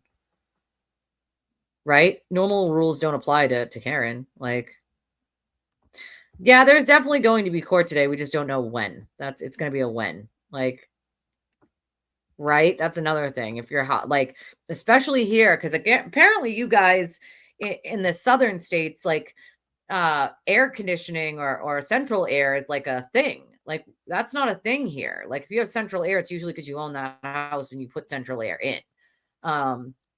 It's not just like a standard in every house. Like, so for instance, when I turned the heat off like 2 weeks ago, we only have one air conditioner. And I'll tell you, it is not great. It's new and it's not great. We might have to send it back. It definitely does not. It was, we bought it and it's supposed to be 8,000 BTUs. It's 6,000 BTUs and it's not really cooling anything. So yeah, I definitely need at least one more, if not two, by the end of the summer air conditioners, because otherwise almost the entire of my house is going to be extremely hot. And I have pots and I don't know if I'll be stuck in one room, basically, is what will happen. Or in the water, which I don't mind being in the water to cool off. You lost custody of the barbecue? I don't blame you. I like my air fryer too, though. I do. It's quick. And it makes stuff taste good. Oh, you got a pop-up? Listen, I'd go for a pop-up too, but damn, they're so expensive nowadays. I need a car before I can get a pop-up. Unless someone's, getting rid of it and they want to give it to me. Other than that, I need a Fred Flintstone car first. Like, Pop-ups are fun, though. I've stayed in a pop-up a couple times. A friend of mine had one. Ooh, blueberry muffins. That sounds so good. I'm so hungry. He wants an air fryer? Okay, if he wants one, tell him to get the Gourmet, the one with the 2 doors. Not the one that you pull the thing out from underneath, air fryer, but the one with the 2 doors. The French doors. I have that one. It's amazing, and it's fairly inexpensive for an air fryer, for a family size air fryer. Because, I mean, you can get an air fryer that might work for 2 people or 1 person, and then it's kind of useless unless you want to do it 3 or 4 separate times. But mine, you can do a multitude of things, and it's like you can do it for an entire family in one shot. You can make an entire pizza in the air fryer that I have. So I'm telling you, the Gourmet with the French doors. Tell him that one. He'll like it. You can make muffins in it too. I made cupcakes, and probably the best, most moist cupcakes I've ever made in my entire life. I made them in that air fryer. Just saying. You know, I don't know. It's going to take a while. It's going to take a while. I've been in a yurt one time. I want to do a yurt again. I definitely want to do it again. I wish I had central air too, girl. Listen, me too. I'm with you. Like, I want to do a yurt again. I definitely think it would be fun to do a yurt in the winter, for sure. With the heat and stuff. Right? Have your son make them, but tell him not to. You can air fry them. I've air fried them in my air fryer. I have done that. I don't you love it? She said that she lost custody of her barbecue. It is. This one was about $80, but they have them on sale sometimes for 60 or 65, so they're not that bad, the Gourmet.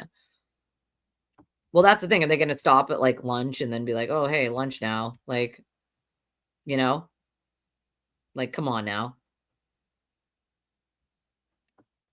Yeah, glamping, you know, like with an air mattress, you know, that's glamping. Like, I can't sleep on the ground. I cannot do it. Like, I usually only go for the sites with electric and water too, but sometimes they just don't have them and you kind of have to settle, you know. Right? Like, what the hell? I've never seen anything like it before in my life. Never. Like, you're just allowed to just chill and go buy, you know, Grey Goose on the weekends of your murder trial, because that's like totally normal and everything, right? Totally, absolutely 100% normal to do. I mean, as we know, that's obviously ridiculous. It's not normal to do at all. And it's such a bad look. Imagine if any of those jurors actually saw that picture. Imagine. And maybe that's what Karen's so mad about, is one of the jurors saw her drinking and like made a comment or something. Like, maybe that's the problem. Like, oh, already 90. Ellen lives in Alabama. So she gets to tell me about her, how her weather is down there. Ooh, cinnamon rolls. You guys are making me hungry. I haven't had breakfast yet, nor have I had coffee yet. I don't even know how I'm awake, to be honest. I don't know. Good morning, SMK. Yeah, that's another thing. I've never, again, we just talked about this, but I've never seen this. Well, that's what I'm assuming, is she's giving talking points out to the flying monkeys. I mean, I'm not surviving. I don't see. That's the thing. We just have to learn how to, and it is not pleasant. I'll tell you that much. Like, right? Leave the goddamn word moist alone. It's gotten a bad rap. Well, that's the other thing. It's got to be super expensive to run central air. And like, we know how expensive, especially in my state. Massachusetts is literally one of the most expensive states to live in the country. As a matter of fact, California and Hawaii are the only 2 states that are more expensive to live in than Massachusetts. New York is actually underneath us, which I never would have thought would be possible for New York to be underneath us in affordability. And it's because we're so small, but everything is so expensive. Like, it's insane to me. Absolutely insane. I don't know. I didn't have to put foil on top for them to bake evenly. It worked out. They baked evenly. What I did was I switched it from the back part for that first half. I left it at the back, and then I turned it so that the back half was in the front, because sometimes the stuff closer to the back gets more cook than the front. So that you just flip it halfway through. Let's see. Alabama, yeah. Ellen lives in Alabama. She's actually visiting her daughter in Florida right now, as a matter of fact. Like, I've heard about this before, this whole bowl of ice in front of a fan thing. So expensive. I have a cousin that lives in California. I don't know how he's coming back. I don't know how he does it, though. Honestly, I really don't. It's insane. It's famous in Louisiana. Well, and then I'm going to need to try this thing. I know. We're higher than New York. Make that make sense to anyone. You know what I'm saying? Like, air fryers pose some kind of health hazard. Don't have one. Yeah, there was like something about ones that have like certain PCV, I think it is, or something like that in it. So you want to try to get one that doesn't have that. But hey, you know? Yeah, you could do that too. You could put us on your phone while you're watching the TVs. Heated air. Yeah, expensive heated air.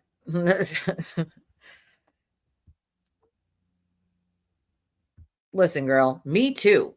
Me too. I am half asleep as well. Coffee, have not had yet. I haven't had breakfast. Usually by now, I figure out like how to make a cup of coffee or get a cup of coffee and like, you know, get a snack while we're watching like whatever we're watching in the trial. But clearly that's not happening right now. So it's kind of effing up this whole, you know, thing that I have going every day when I can shut my camera off, go in the kitchen, grab something. You know what I mean? Like, oh no, that's no good. Like, to be fair, yeah, phones are like a health hazard. I mean, everything at this point is a health hazard, if you ask me. Lots of things are a health hazard.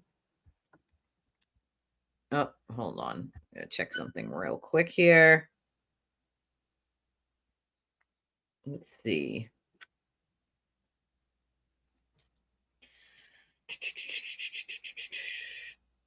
Oh, Grave sent the first $20 donation of the stream. Thank you, Grave. I appreciate you, my friend. Let's see. He always writes a funny thing with it, so I have to see what it says. $20 for a bugging device to the judge's chambers, right? I would love to be a fly on the wall. Thank you, Grave. I appreciate you for the first donation of the day. If anybody else wants to help out, we would very much appreciate it. You can do so these ways. It's also in the description of the video. And on Holly's suggestion yesterday, I did put in today the Amazon wishlist and the Walmart wishlist in the description of the video, along with the link for anybody who wants to donate just via credit or debit.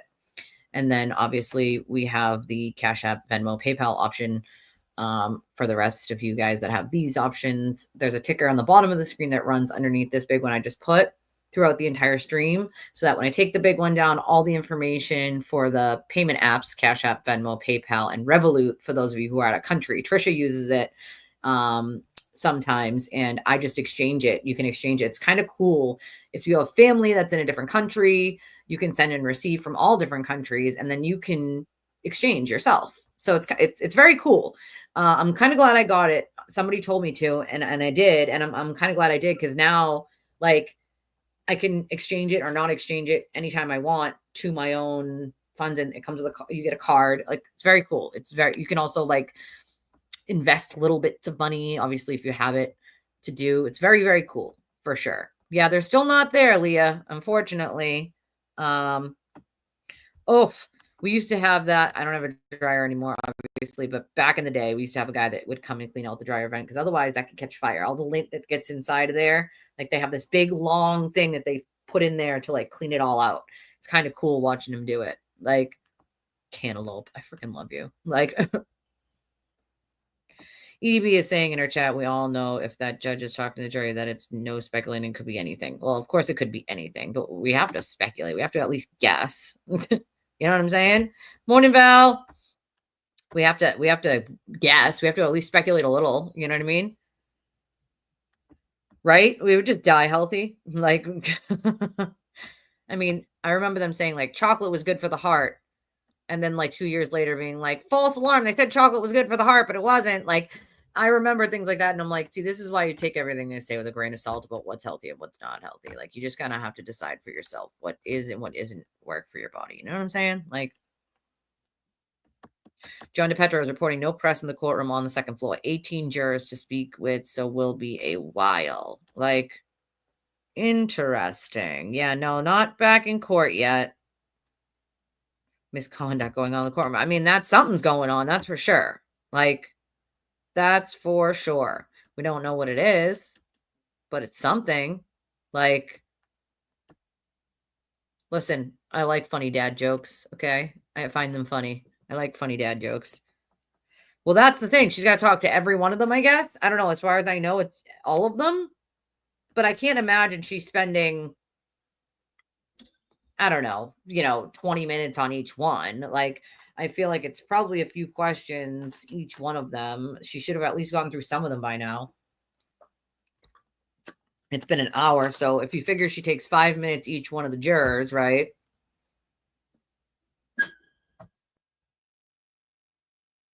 That'd be like 12 of them would take like an hour. So, yeah, I mean, it's going to be a while. That's very clear. But, oh, yeah, mid-morning break at 11. I forgot about that. You're right. Like, maybe that's what it is. But I remember the guy saying that a lot of fires happen because the lint that gets stuck inside of there and they don't have anybody come and clean it out.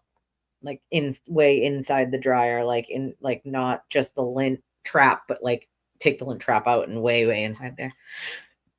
I mean, that's what I'm thinking. But again, I'm only speculating, right? Like, I have no idea. I am literally only speculating on what could be, what could happen, or what could be happening. As a matter of fact, you guys got to give me 1 second because I really got to pee. I got to conspiracize in the bathroom for a second. So let's talk amongst yourselves for a second while I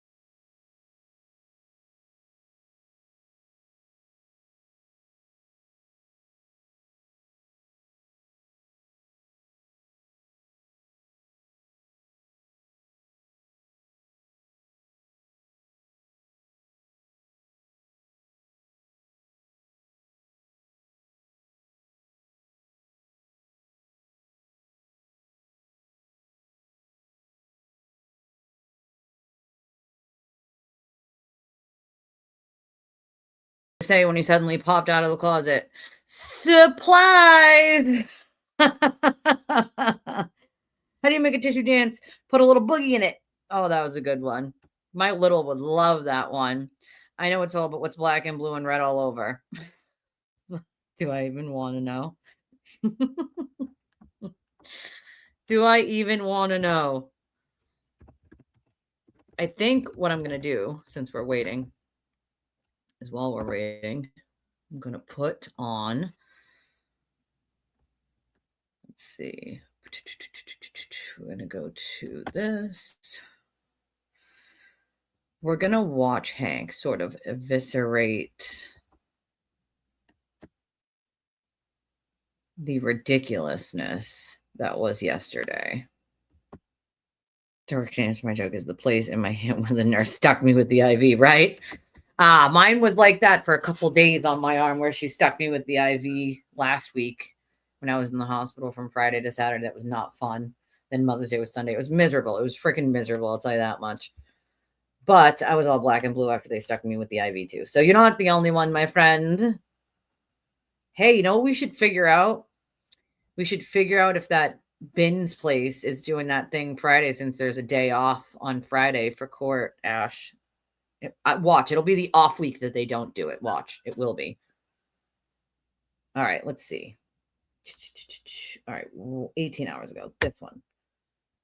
I'm going to get it on here. Take this one down for a second. I'm going to watch it. Obviously, I'm going to keep an eye on it and make sure that it's not happening. Like when it comes on, we'll pop it right back on.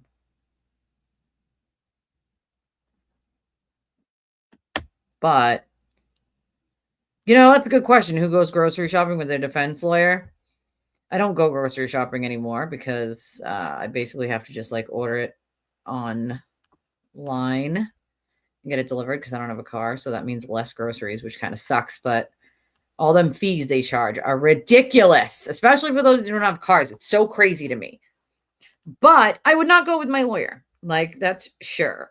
Like, and I like my lawyer. He's a pretty cool guy. Ralph's a pretty cool guy. Like, and I've had him pick me up for court a couple times, but still, especially dealing with like my grandmother. I had to deal with my grandmother's like will and trust that she had years and years ago. And the court was not nearby to my house. So my attorney said, "Oh, I'll pick you up. He's great."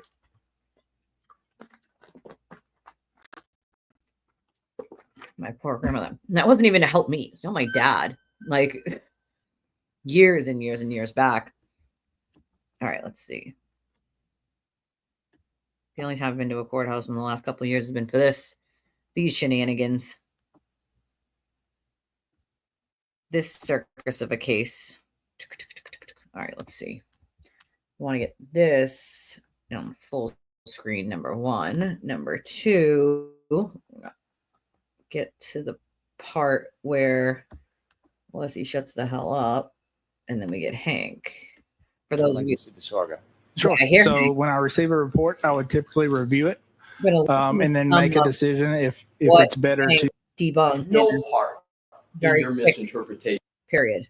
card on the Lex. An updated CV in April 2000 that it will be shared with both sides in the court.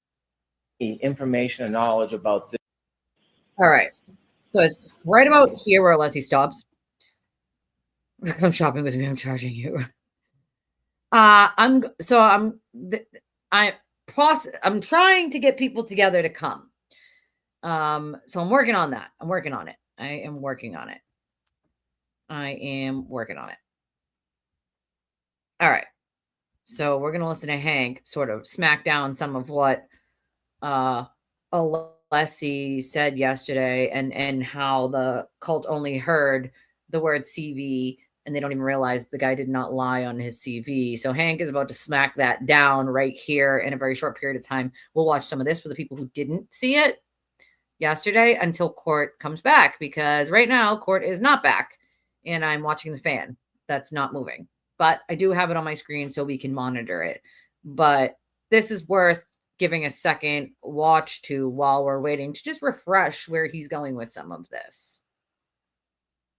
Any testimony about that occurred in this trial before you testified? No, they have not. Have I ever discussed, intimated, or suggested any information whatsoever to you about arguments, testimony, or anything about this case as it's ongoing? No, you have not. Do you follow the rules, sir? Yes, I do. Have you followed them in this case? Yes, I have.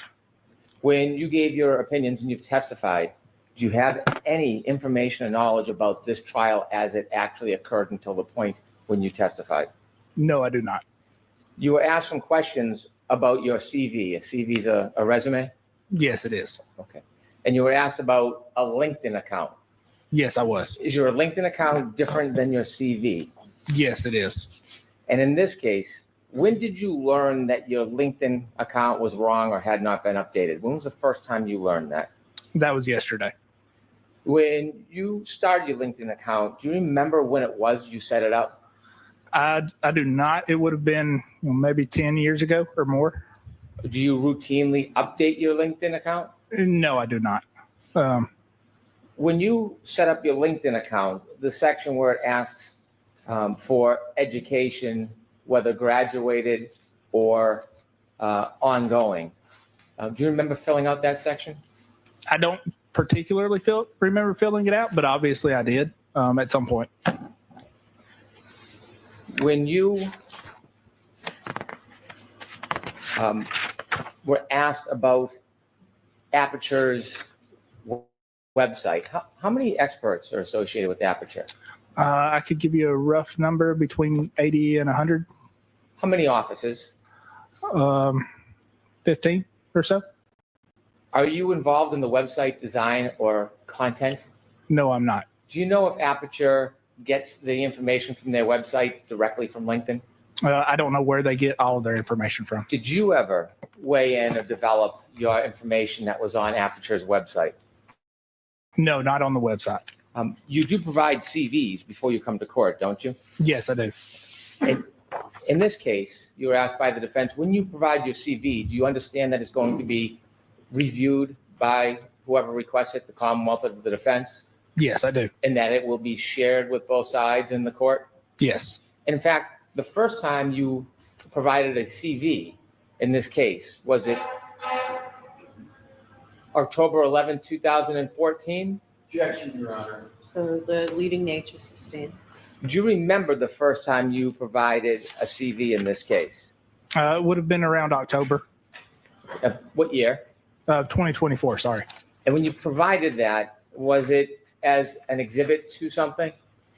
Yes, if I recall, it was as an exhibit to the initial protocol that I sent out. And when you submitted that CV, did you appreciate whether or not it would be part of a court filing in public? Yes, I did. If I could have exhibit 183, please.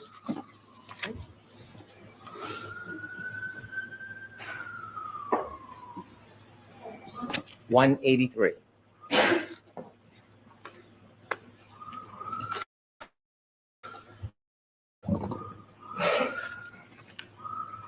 You could enlarge the top section.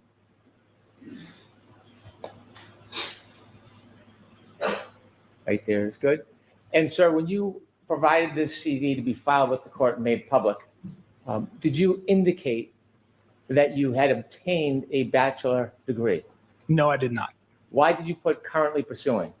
Because I am currently pursuing a bachelor's degree. And did you understand your CV was received by the defense and they knew this? Yes, I do understand that. Subsequently, you were asked to provide an updated CV in April 2025? Yes, I was. Did you do that? I did. Can we have exhibit 184?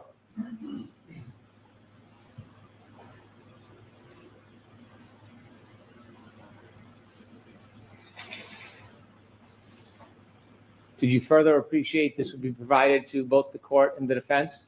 Yes, I did. Did you represent to the defense that your education included earning a bachelor degree? No, I did not. You've testified in, you can take that down, please. You've testified in many other cases I have. Yes. in courts around the country. Yes, I have. And when you've testified in other courts around the country, do you know whether there are transcripts of your actual testimony? Yes, I believe there are. Have you ever represented in any court that you achieved your bachelor's degree? No, I have not. Have you ever inflated your qualifications in a court? No, I have not. When I asked you about some of your background, you told us that you had certificates in Celebrite and Axiom. I didn't go through all of the qualifications and all the accomplishments you had, did I? No, you did not.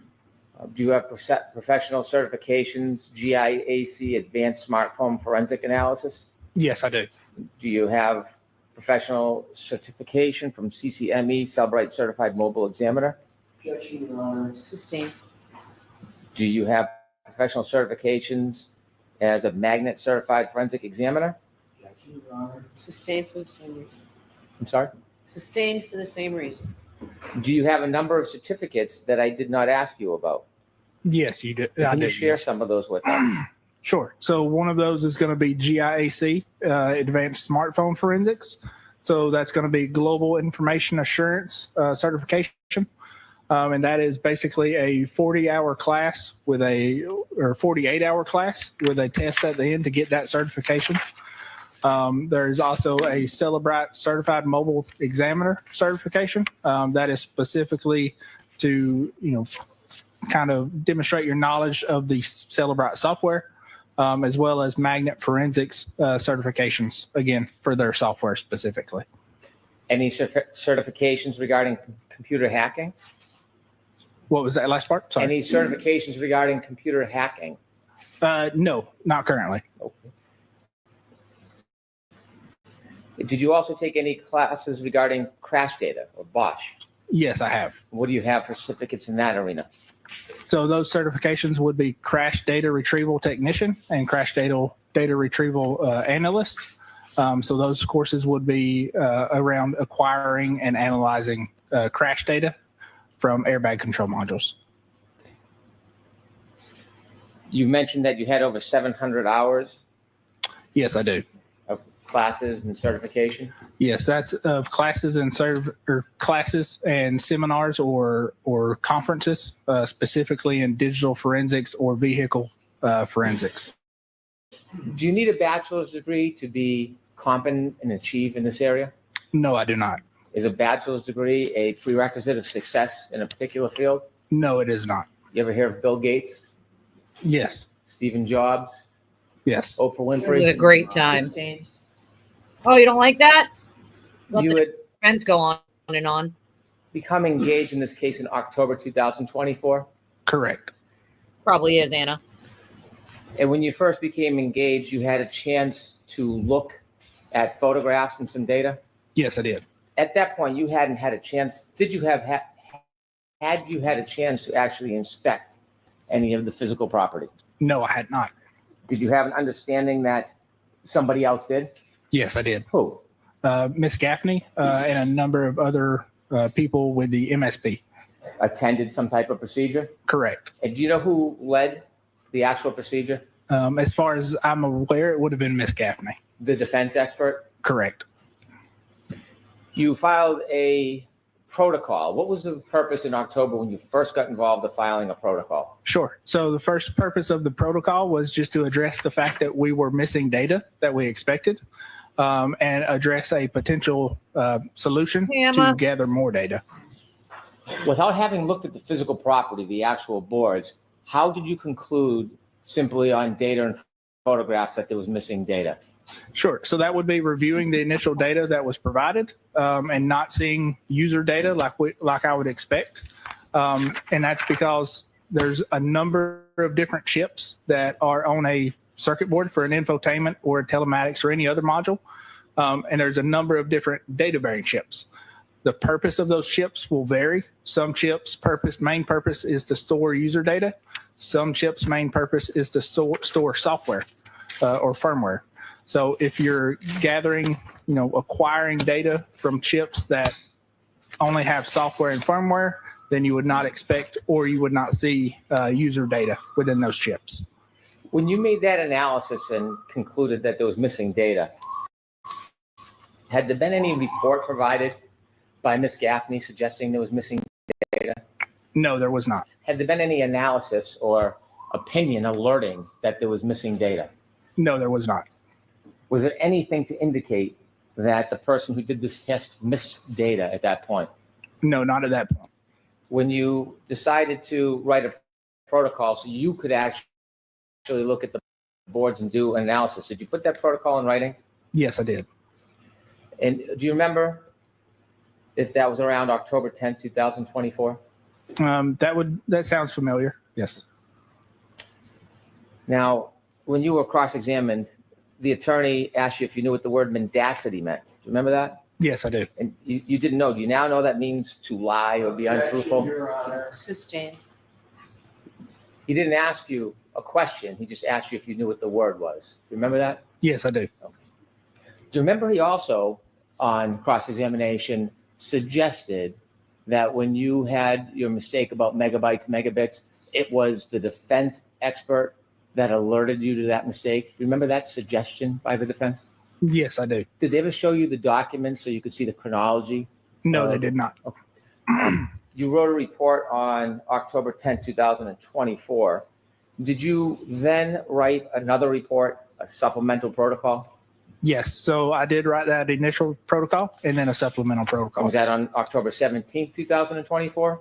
That sounds about right. When you wrote that a week later, at that point, had you realized your mistake? Objection, Your Honor. Sustained. Why did you? Can we approach, please? Okay. And of course, that's the sidebar. We skip that. May we approach, please? Why do you make Winerson says?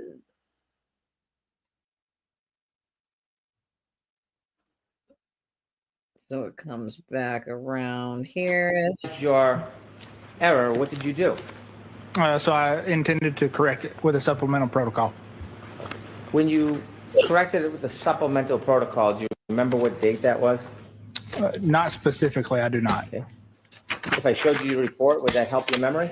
Yes, it would. May I approach? Yes. Please don't read this, just look at it. And if I you am questions, following remember, it let me know, and then after- I'll ask you a question. Yes, it After does. the verdict. We're going to do a whole stream on all the sidebars that I'm going to get from the court. 'Cause I'm gonna When get did the you correct your transcripts from the error with the sidebar. supplemental protocol? That was on October 17th, 2024.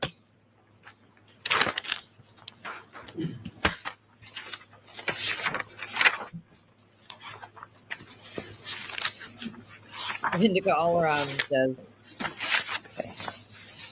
we did notice that.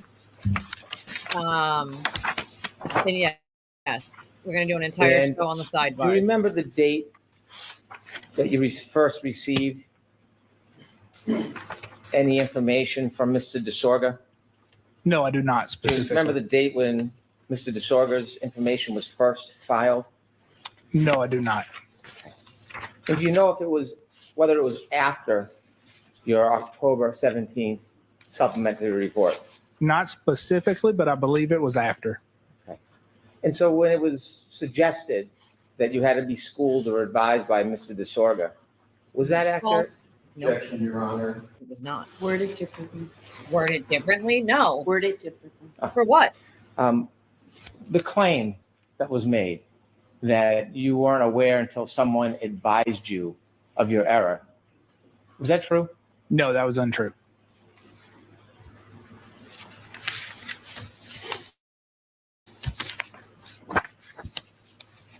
When you realized there was an error and you put it in a report, were you ever dissuaded from publicly alerting all the parties of your mistake?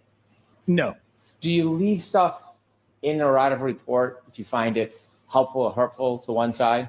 No, I do not. Have you, in this effort that you've made in this case, have you always been encouraged to provide all information regardless of what it is? We did, Joy. I'm just I'm going to replaying some allow of that. Hank's yesterday because Yes, they're I talking have. to And all who's the encouraged you jurors. to always provide all information regardless of what No. it's? So this morning, we haven't started court yet. The judge is talking to all the jurors one by one. Something happened. We don't know what it is.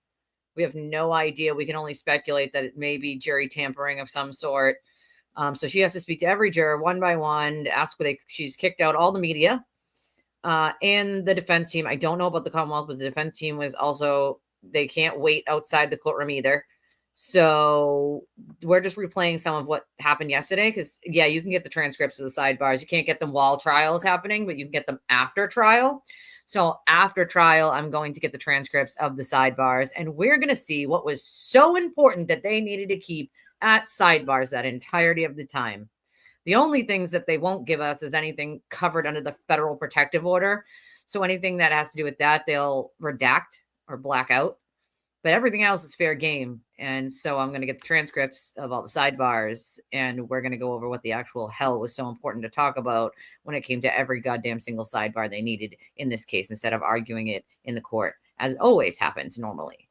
So, yeah. He's very clear, very concise, gets to the point, gets in and gets out. It's not droving on like a lessee. You know what I'm saying? Like, I am very familiar with the ODB scanners, and my dad and my grandfather, I can thank them for that. But outside of like those, I'm techie, but not too tech. It's supposedly back at 11. Well, I got it on my other screen here. The fan is now actually working. So we're just watching this sort of pass some time. until to like make a point about how Hank gets in and gets out with these questions, you know? No one. So my job is to assist the jury. So the jury, assisting the jury means presenting all the information. Have you ever been discouraged by me? No, I have not.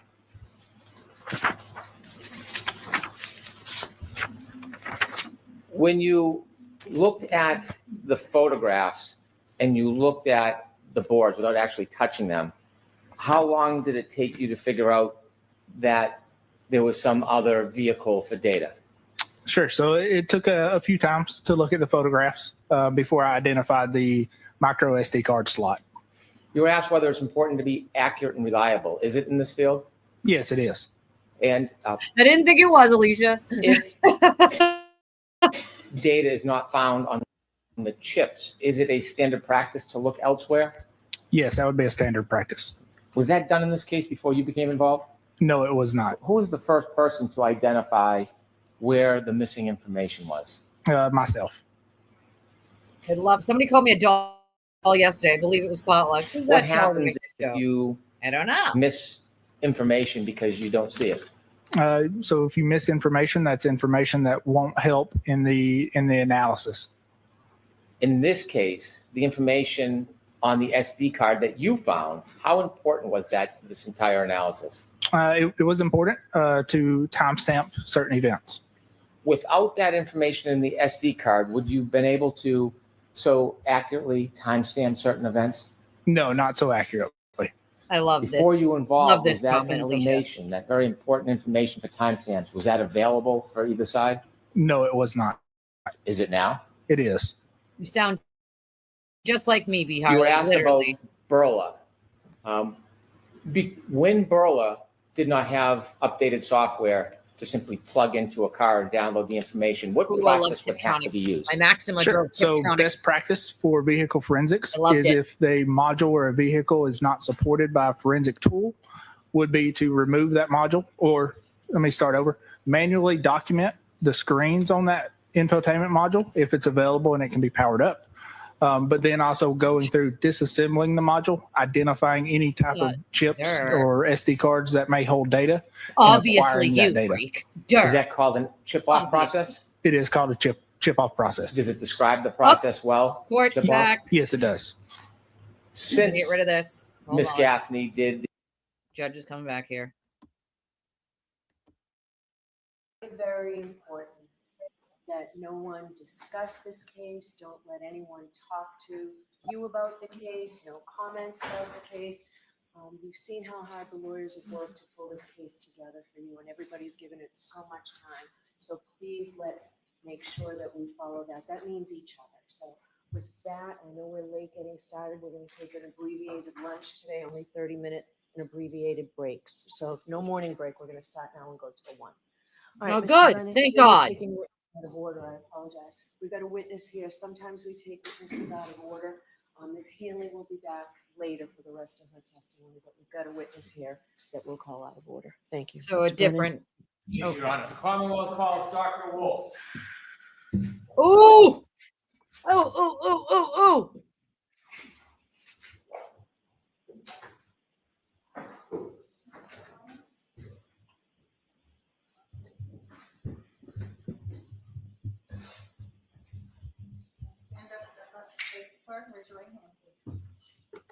You solemnly swear the evidence you give to the court and jury in the case now and hearing to the truth, the whole truth, and nothing but the truth, so help you God. I do. Thank you.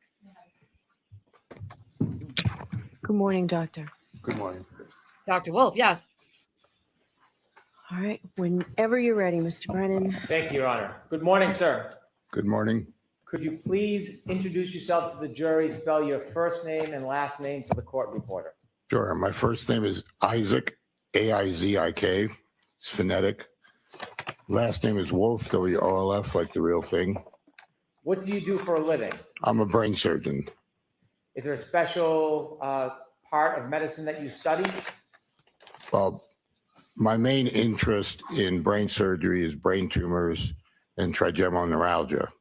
Interesting. But Brain I tumors. also specialize in movement disorders. I do pediatrics and adults. Are you an active working neurosurgeon?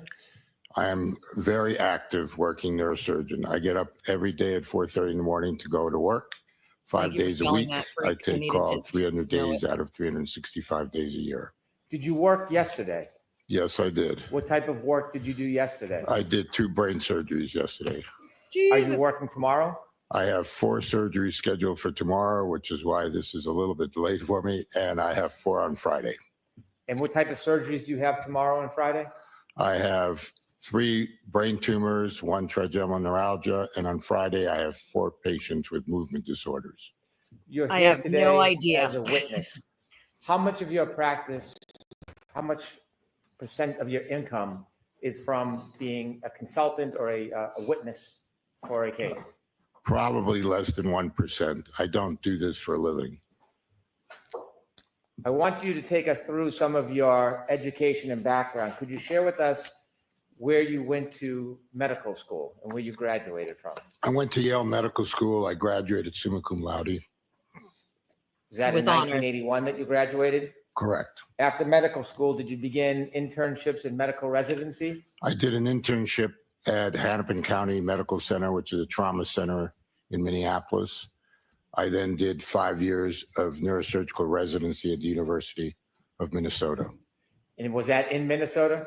Correct, in Minneapolis. Is there something about that hospital that has some specialty? It was one of the #1 training centers for chairmen in neurosurgery at the time. Did you, in your residency and in your fellowships, do any work or study in pathology? During your residency as a neurosurgical resident, you do 6 months in neurology, you do 3 months of neuroradiology, you do 3 months in pathology, which includes autopsies on brains. And then you do rotations through a trauma center as a chief resident, through a VA hospital, and then ultimately at the university hospital for elective cases. We also do 6 months of pediatric neurosurgical residency. Did you do a fellowship at New York University? Yeah, at NYU, I did a fellowship before I went to the University of Maryland as a professor in brain transplantation. The interest was in using cells to create dopamine centers in rat brains with the concept of Parkinson's being curable with transplantation. I'd like you to take us through some of your faculty positions, and so you can share with us some of the progression of your training and experience. Did you begin at the University of Maryland Hospital? Yes. In 1987, the University of Maryland recruited me to start their epilepsy surgical program and skull-based program. And then part of our responsibilities as assistant professors was to cover shock trauma. Could you explain for us what shock trauma means and whether the University of Maryland Hospital was a shock trauma hospital? So the University of Maryland and shock trauma were actually 2 separate entities when I started. A man named Cowley had basically developed the concept of the golden hour. So prior to Dr. Cowley, most trauma was just taken locally. That meant as a community hospital, if a patient had been in a motor vehicle accident, they needed an orthopedic surgeon, they had to call the orthopedic surgeon in, could take 15 minutes, could take 3 hours. The same thing for a vascular surgeon, the same thing for a neurosurgeon. Dr. Cowley came up with the concept that you needed a center that was strictly for trauma, and every attending had to be in the hospital 24/7. So that was the concept of shock trauma back in the 80s. When I got there, we were transitioning from a very small center to a 125-bed hospital that was completely committed to trauma. In that experience, in the years you worked there, did you have an opportunity to treat a number of people with brain injuries? We treated well over 100 patients a year, a month, basically, with brain injuries at shock trauma, along with spinal cord injuries. Did you perform surgeries in different types of brain trauma and brain injuries? Yes.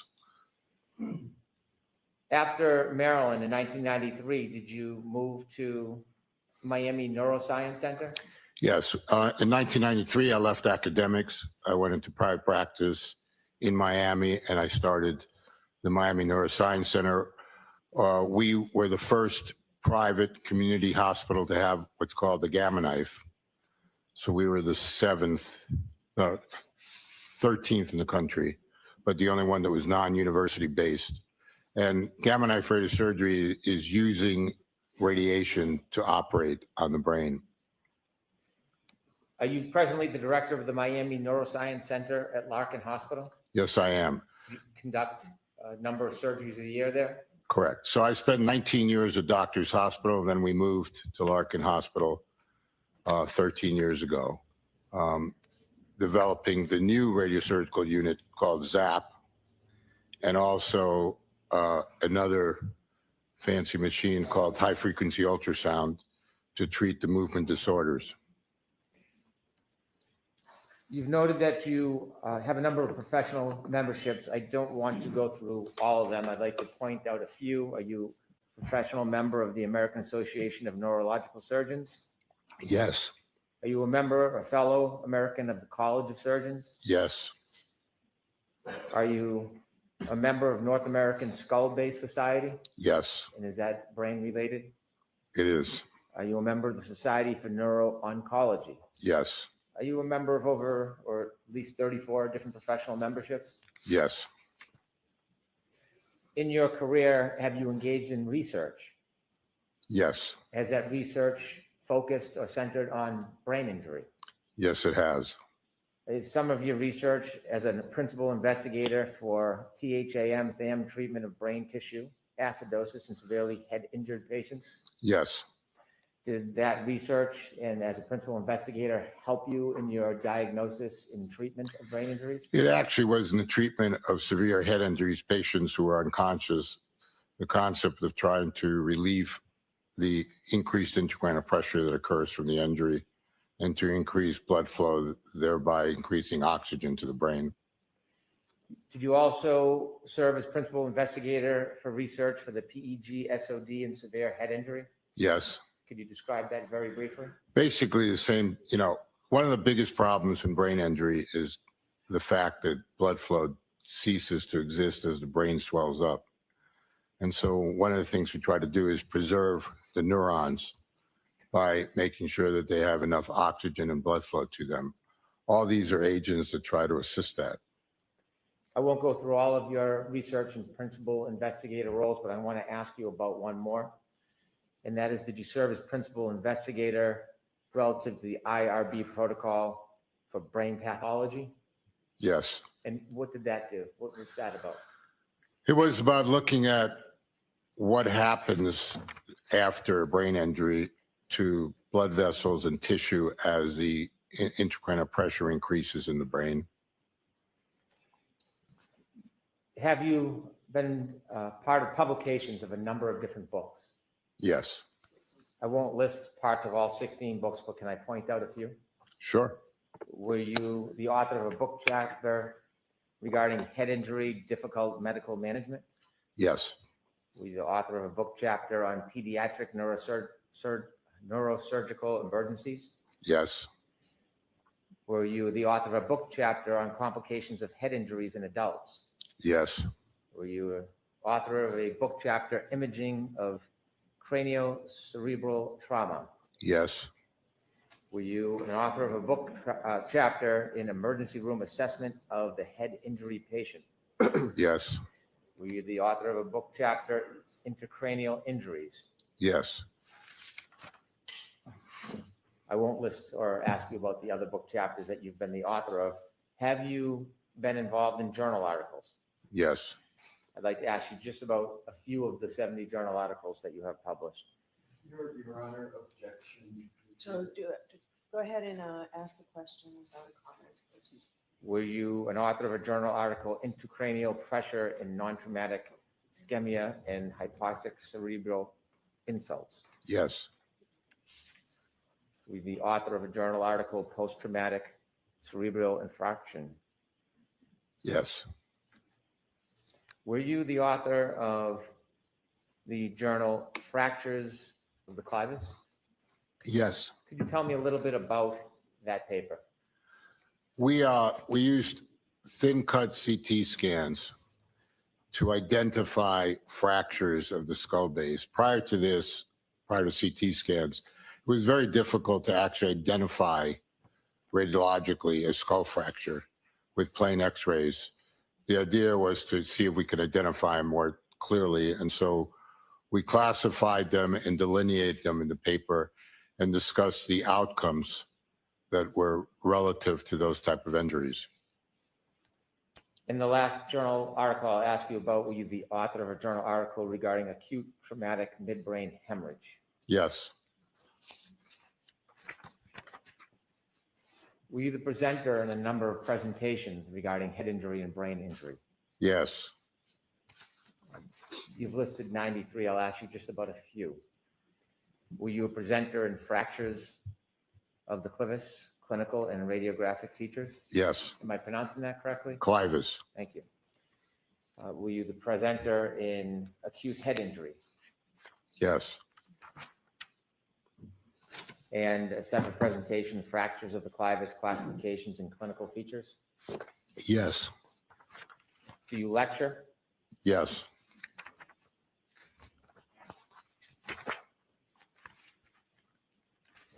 Do you have peer-reviewed publications? Yes. That was one of them. Thank you. And are you heavily involved in clinical research? Right now, my research is more based on radiosurgical techniques and outcomes.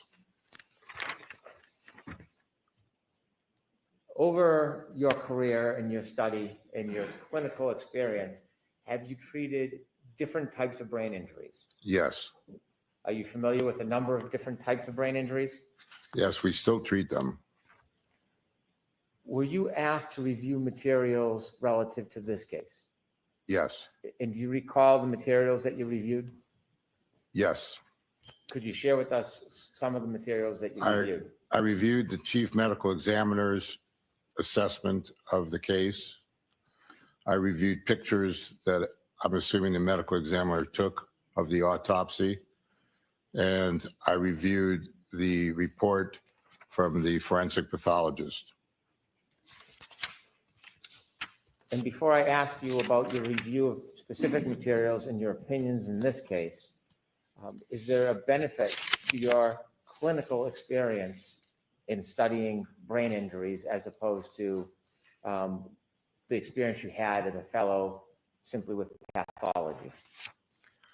Well, I think that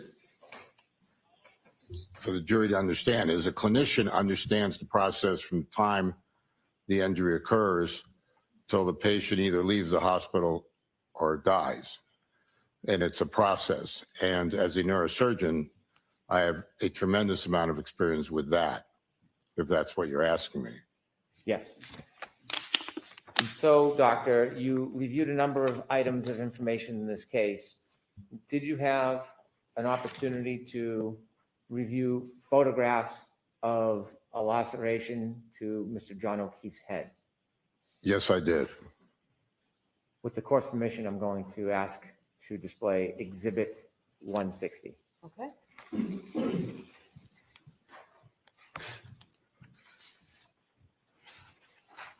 Dr. Wolf, I'm going to ask you to take a look at this photograph. Have you seen this photograph before?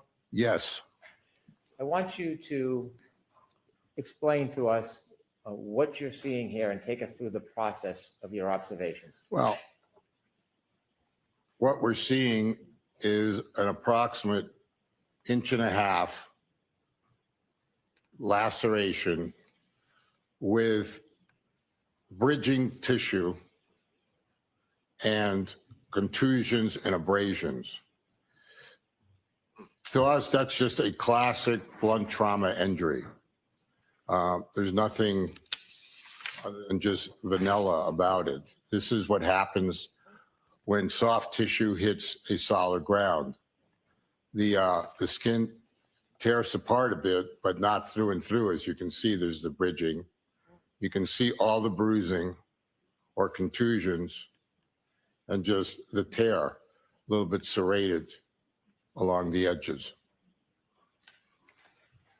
Thank you. If you could take that down. Dr. Wolf, as a result of that wound, did you have a chance to further look at information provided to you about the actual inside the skull of Mr. John O'Keefe? Yes, it was the pictures that I was reviewing showed a non-depressed skull fracture extending linearly through the clivus and into the frontal fossa of Mr. O'Keefe over the orbital roofs. He had fractures along the temporal fossa as well. So it was a classic linear basilar skull fracture. Is basal skull fracture a characterization? It's basically the base of your skull is what it encompasses. So the opening at the very bottom is what we call the foramen magnum that connects your brainstem to your spinal cord. And then as your brainstem goes up, it goes into the different skull areas that, talk about what we call the cerebral cortexes, your occipital lobe, your temporal lobes over here, and then your frontal lobes. So can you walk us through what happens when someone incurs this type of injury to the back of the head, how it happens, and what are the next steps for a person? So what happens is, you fall backwards, and the linear acceleration starts to take you back down with gravity. The skull hits the ground. It gets, in layman's terms, smashed a little bit. And then the brain moves forward as a response to that. And it moves forward because you have cerebral spinal fluid and because you have the deceleration, acceleration again. As it does, your skull, if you were to look inside your skull, it's like mini mountains along your temporal bones and your frontal bones. So the brain is being thrust forward at a fairly good speed, and it's getting bruised. You can think of it as if you took a hammer to your thumb. It's really turning black and blue. Those are the contusions. And so the temporal poles and the frontal poles are getting contusions because of that. At the same time, you have a space called the subarachnoid space. And I'm sure they're going to hear about the subarachnoid hemorrhage. And that space is it's very clear, thin membrane that covers all of your brain and all of your spinal cord. And normally, you really don't see it unless you open up the brain and you're operating. But when you either have a traumatic event like this, where little vessels are pulling apart underneath that membrane, or, for example, the classic, when you have an aneurysm burst, the space that the aneurysm bleeds to is the subarachnoid space. The other thing that occurs in trauma like this is you can get a subdural. So the dura is the membrane that covers the whole brain and also right down your spinal canal. And it's a very thin membrane that looks like very thin leather. And in that space between the brain and the dura can be a lot of veins that go towards a central vein called the sagittal sinus. And if those tear, you have a venous hemorrhage from, which is not arterial, so it's not quick, but that can develop into a subdural as well. If you tear a portion of your brain as well, and you get a little arterial bleeds, that could create a much faster subdural hematoma. And so when you look at the pathology, the autopsy of his brain, you're looking at a subarachnoid hemorrhage, you're looking at a subdural hemorrhage, neither one of them which was huge or would have required surgery, as well as the contusions that I described in his frontal poles, in his temporal poles, and then the original bang, which was in the occipital area. These are all findings that you would see on a CT scan and an MRI scan without requiring an autopsy if he had made it to the emergency room. I want to take a step back at the beginning. You said that this laceration on the back of his head was caused by a fall. Could this be caused by a fall landing on hard ground? Yes. I mean, like I said, it's a classic blunt trauma laceration. Do you have an opinion to a reasonable degree of medical certainty whether this injury, the laceration and the basal fracture, was caused by Mr. O'Keefe falling backwards on the ground? My opinion is that that's what caused his whole injury. The pattern of the laceration, do you have an opinion whether that is consistent with hitting the cold, hard ground? Objection, Your Honor. Can we have sidebar on that, please? So I'm sustaining the objection, so no sidebar. Yep. The first Do you have time an she opinion, said, doctor, about whether that laceration on the back of his head was caused by a particular movement? Well, the only way he could get this kind of an injury was to fall backwards, hit the back of his head, and then the resulting, energy forces going into his brain, into his base of his skull. Would that type of laceration require Mr. O'Keefe to have hit a line type or ridge type object? A ridge type of object? Yes. No, I mean, like I said, the tearing of the skin in that fashion, you could look it up, would be just a classic blunt trauma injury. Is there anything about that injury that would suggest to you it had to have been something sharp or ridge-like to cause? Objection, Your Honor. Again, request kindly a sidebar on this. All right, we'll come to Thank you. no. The answer should have been no. She had said no. She should have stuck with no. There's no reason for a sidebar in any of this issue at all.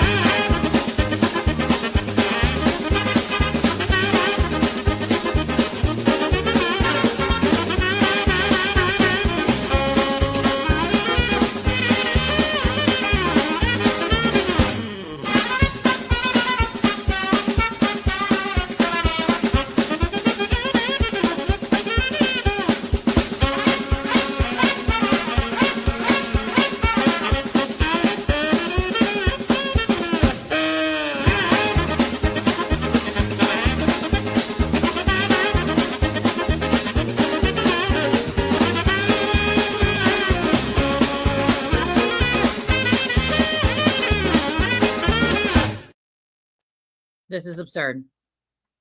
She already said no, and then she gives in. Like, no, the doctor don't got time for this bullshit. Exactly, Scorpio. Like, Isaac is his first name, but it's spelled A-I-Z-I-K. Isaac. Spelled obviously differently.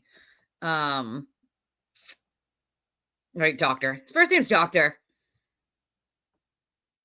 Like, so ridiculous. Like, yeah, the spoiler theory's done. Well, that's what he did. The ground, right? The ground. And very impressive. The fact that she caved on that sidebar, she said, no, there's no reason for a sidebar. She sustained the objection. Cool, great. She sustains all the objections, mostly all of them, when the defense objects. It's absurd. Like, she just automatically is like sustained without even thinking about it, without even listening. Like, yesterday there was some questionable ones for sure. Like, and then he objects again and says, we need to be seen at sidebar. No, the answer from the judge should be no. I already said there's no sidebar on this. There will be no sidebar on this. No. And then the defense is going to get up there at a sidebar and say, Your Honor, we don't understand what this has anything to do with anything. He cannot possibly say how he struck his head. Well, he's a fucking brain surgeon, so I'm pretty sure he can possibly say with a medical degree of certainty how it could have happened. Considering he sees these kind of injuries, I don't know, on a daily basis. Just saying. Like, he's a real doctor, right? Like, yeah, it's supposed to be a quote full day, even though it's going to be basically like a half a day. Full day of sidebars is right. Do me a favor, hit the like As button. we were discussing, Dr. Wolf, you said this is a classic fall backwards. Is there anything about the pattern of that laceration that would suggest that there was a ridge or I'm going to change mine to 7 as well. Edge that caused that wound? Not necessarily. And have you seen in your experience similar types of lacerations and breaks caused by falling on hard ground? Yes, you can see that both in the occipital region. You can see it if patients fall on the, forehead. The skin tears, they're still bridging, and then they get bruises. Some of your work was in Minnesota. Correct. Was it a colder part of Minnesota? Very cold part of Minnesota. you- It's Minneapolis. I'm sorry. Did you often see these type of injuries there? Yes, I mean, we took care of a trauma center, Hennepin County. Very frequently, patients that are drunk fall down on ice sidewalks and could develop, lacerations in their head, epidurals, which are blood clots above the dura because they fracture a bone in the temporal area and they can get a bleed from a fractured artery. And it happens when people are shoveling snow and have a heart attack and fall backwards. Thank you, Joy. So there are various Exactly ways that people fall, resulting in head injuries and lacerations to their forehead or to different areas of their head. Can somebody suffer this type of injury simply by falling backwards? Absolutely. Oof. You had taken us through the process of falling backwards and then talked about what happens to the brain. Can I ask you a couple of detailed questions about that? Sure. When you explained that the brain upon impact then shifts forward and hits the front of the skull, is there a medical term for that process? I love it. Well, the medical term is a coup counter coup injury. So the coup is when you first hit. In this case, it was the back of the head, as summarized by the laceration in the back of the head, and the contusions that the pathologist and the ME found in the back of the brain. And then the brain shifts forward, and as it's traveling at a certain velocity, because it's thrust forward on the floor of the base of the skull, it's getting bumped. And it's getting, again, you can think of it as a hammer hitting a thumb. It's getting black and blue in the areas that are sharpest. Are there symptoms that result of the process coup counter coup? It's, this is clinically, it varies. I mean, you can go from anywhere from a simple concussion where you sort of are unaware of what happened, but you're still awake, you're confused, all the way to, ultimately being in a coma. Can this type of injury, the coup counter coup, and what you see in the review of your files, could this type of injury happen from an attack by a weapon, like a bat or a hammer? Well, he did not have a depressed skull fracture. So any focal hit like that would more likely than not have caused a depressed skull fracture. Blunt trauma, the way he had, the assumption, would cause the coup counter coup without a depressed skull fracture. When the coup counter coup process happens with the skull fracture, does anything happen to the front of the skull? Well, you're asking me, does the rest, I mean, the forces, depending on how hard they are, can generate fracture lines all the way to the anterior fossa. So you can have fractures along the lateral temporal area. You can have fractures along the orbital roof. The orbital roof is very thin. And so those forces can go all the way to that area. Did you see any sign of orbital fractures in Mr. O'Keefe? Yes, he had both the ME and the pictures taken, and the neuropathologist mentioned fractures of the orbital roof. Do you have an opinion to a reasonable degree of medical certainty how those fractures occurred? From the trauma. Could you just explain a little bit how that would happen? Well, as he fell backwards and he struck his head, it was clearly at a very high speed generated by the gravity. The bone, depending on the quality of his bone, the density, then generated forces. There's a certain amount of lateral give, and then you get a linear force going forward. It drives all the way up the clivus, and forward into the anterior fossa where his orbital roofs lay. And this is why people like this get what they call raccoon's eyes. Do you have an opinion whether the brain itself could have caused the orbital fractures? No. The brain is a soft substance. You could literally put your finger through the brain. We often operate on people fully awake. The brain couldn't possibly cause a fracture. The fracture was caused by the forces generated through that clivus, that middle bone in the middle of his base of the skull. Do you have an opinion to a reasonable degree of medical certainty whether or not the brain in any way could have caused these orbital fractures? The answer is absolutely not. In your study of the records and photographs and in your experience treating these types of injuries, do you have an opinion to a reasonable degree of medical certainty whether or not a person would remain conscious or would be immediately unconscious after the impact of the ground? Well, it's impossible to know whether he became immediately unconscious, but his injuries were very substantial. And it's more probable than not that at some point he quickly became unconscious and was unable to do functional activities. What does functional activities mean? The ability to, get himself up and about would be one of the functional activities. The ability to call for help would be a very significant cortical function. And that's why I was talking about, that there's a variation on the theme from a simple concussion to a severe concussion like this.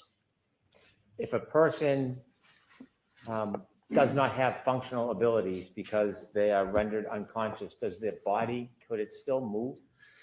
Yes, this is the interesting thing about our brain. So the cortex, which is the top portion of your brain, can get separated from your brainstem functionally. And what happens then is that that's what it's called, atypical movement. Body is not acting autonomically, meaning vegetative. So why does that happen? We think it's because as we were a caveman, and if a caveman became unconscious, as an animal came up to eat it, the animal would touch it.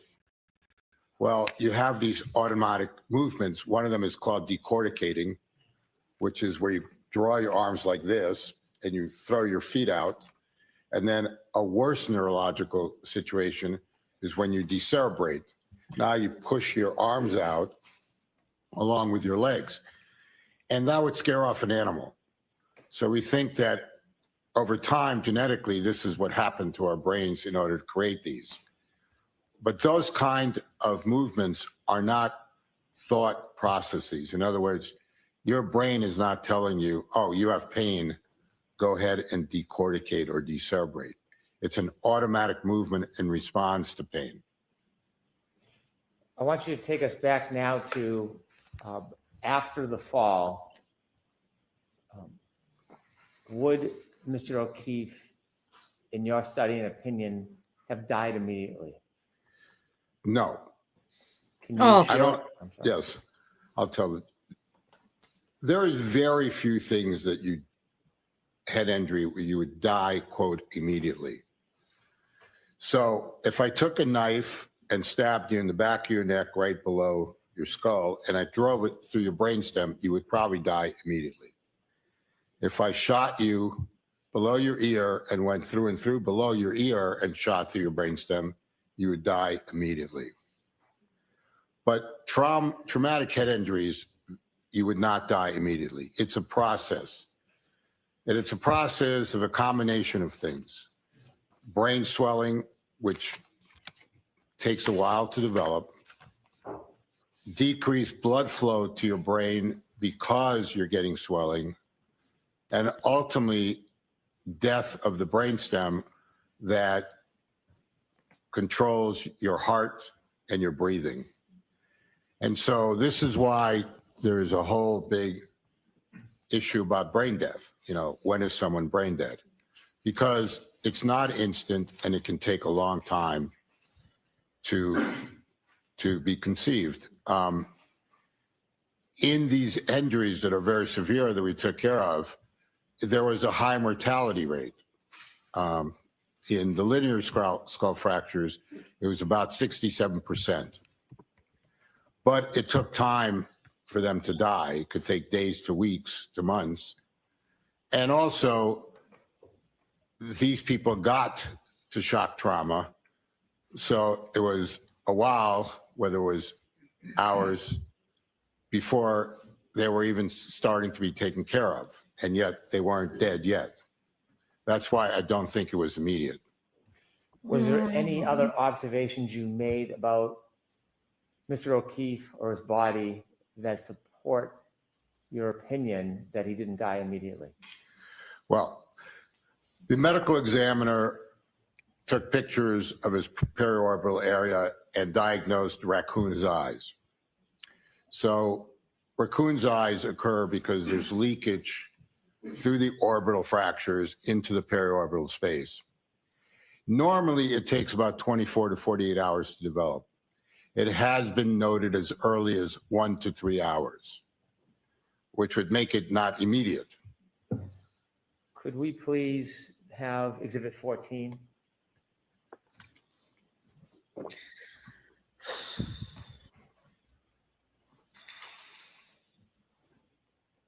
Dr. Wolf, could you share with us what you see here in this picture? So right here, you can see the black and blue that sort of configures, if he had his eyes open, like what we describe as raccoon's eyes, right? And that's not caused by direct trauma to his eyelids. It's caused by what I described as the basilar skull fracture, which went to the anterior fossa, which is right over the orbit here, inside with leakage of blood products into that periorbital area. You mentioned that starts or takes at least 1 to 3 hours to begin? Minimally, yes. You take that down, please.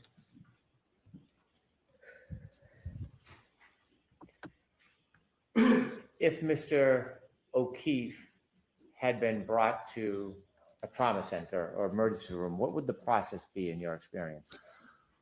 Well, he would have been intubated if he wasn't intubated in the field.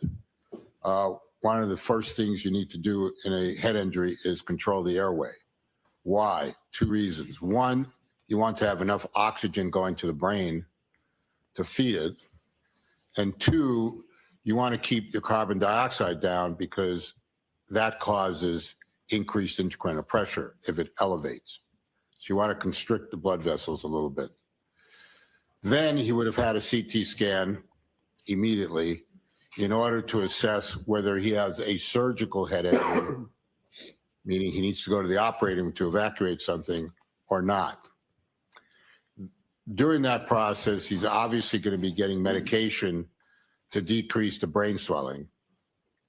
And from there, you make decisions based on his neurological function and what you're, capable of doing to, spare the brain from the rest of the injuries that will result. One of the things that occurs with contusions is a great medical term is they can blossom, which means they can get bigger. And if they get bigger, they might require surgical intervention to decrease the pressure as well as the volume of the blood that's destroying brain. And so you do serial CT scans in these patients over time, anywhere from every 6 to 12 hours to on a daily basis, depending on what the case by case, production of blossoming is occurring.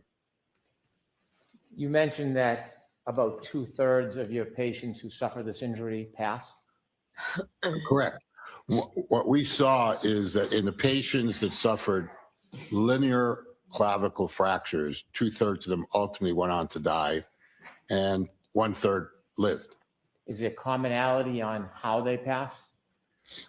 One of the common reasons they pass is if they trapped a major vessel in one of the fractures, they would get a significant brainstem infarct, meaning a stroke, meaning lack of blood flow to a very significant portion of their brainstem. And so that was one of the causes of death that ultimately we understood. And then the others died from the increased intracranial pressure that drove the brainstem down through the foramen magnum. Did you review any materials that talked about or identified Mr. O'Keefe's body temperature when he was treated? As I recall, his core temperature was 80 when he was found. Is that significant in the process and development of his injury from the moment he fell and hit his head until his ultimate passing? Well, hypothermia, if you define hypothermia, it starts at 95 degrees. Your core temperature is usually about 98, 98.6. 95 is very mild hypothermia. When you get to 82 degrees, you're in severe hypothermia. What happens when you're hypothermic, and I'm a neurosurgeon, but I can tell you that you get into multiple organ failure. Your heart starts to have problems. It can have arrhythmias. You're not breathing. And ultimately, at hypothermia, you also become unconscious and go into a coma-like state. Below 80 degrees, you're probably going to die. So all I can tell you, it wasn't helpful that he had a significant head injury and that he was then found hypothermic. Is it uncommon in your experience for people that suffer this injury to pass within 5 hours? Well, none of the patients we treated died within 5 hours, but it also didn't mean that we didn't realize that they were going to be in a potentially vegetative state. When someone's hypothermic, you have to warm them up in order to establish a clinical status, meaning you can't declare someone dead with a temperature of 80. You have to warm them up slowly, appropriately, and then reevaluate where they are clinically. I've asked you questions about whether you had an opinion about Mr. O'Keefe and when he died. I want to ask it in the form of a formal opinion. Do you have an opinion to a reasonable degree of medical certainty whether Mr. O'Keefe died immediately or within 15 minutes? No, I don't think he died immediately. Neither the hypothermia nor this kind of head injury would kill you immediately in any clinical experience I have. Dr. Wolf, thank you. All right. Let me have a moment, Your Honor. Sure. Thank you.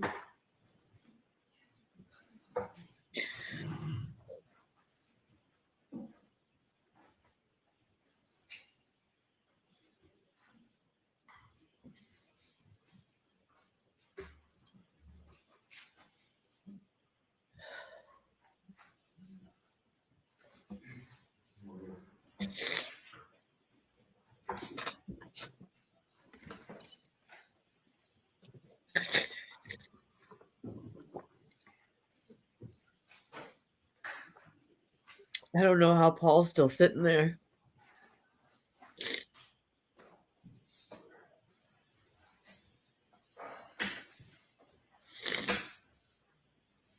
They're frozen.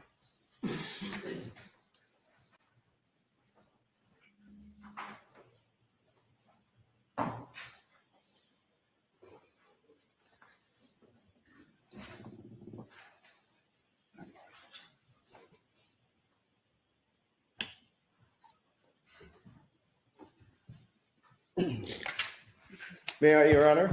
Yes. Morning, Doctor. I don't think we've had the pleasure of meeting. Welcome. Thank you.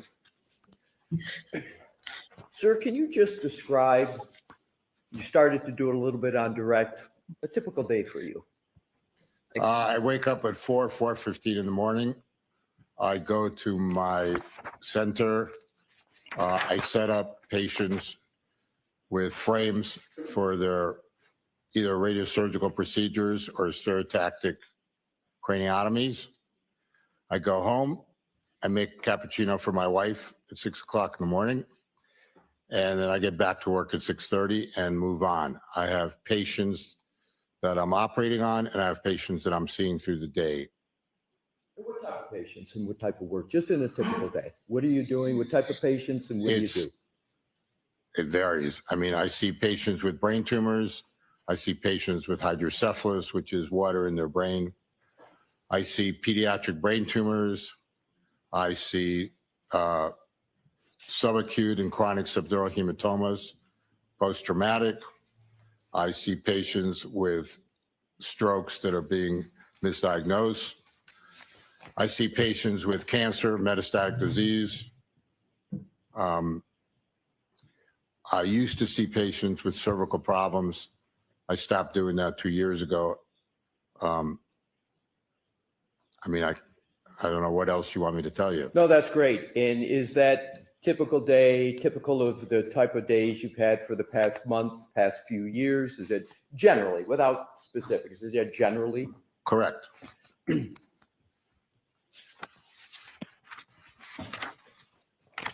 So none of your typical days, none of the past typical months have involved forensic pathology, have they? You haven't acted as a forensic pathologist in. I am, if you could have asked that question, very straightforward. I am not a forensic pathologist. I'm a brain surgeon. Right. And you don't perform autopsies, correct, sir? You're a brain surgeon. Correct. In other words, I see more brains than the forensic pathologist. Right. And is it correct to say that the brains that you see are of living people?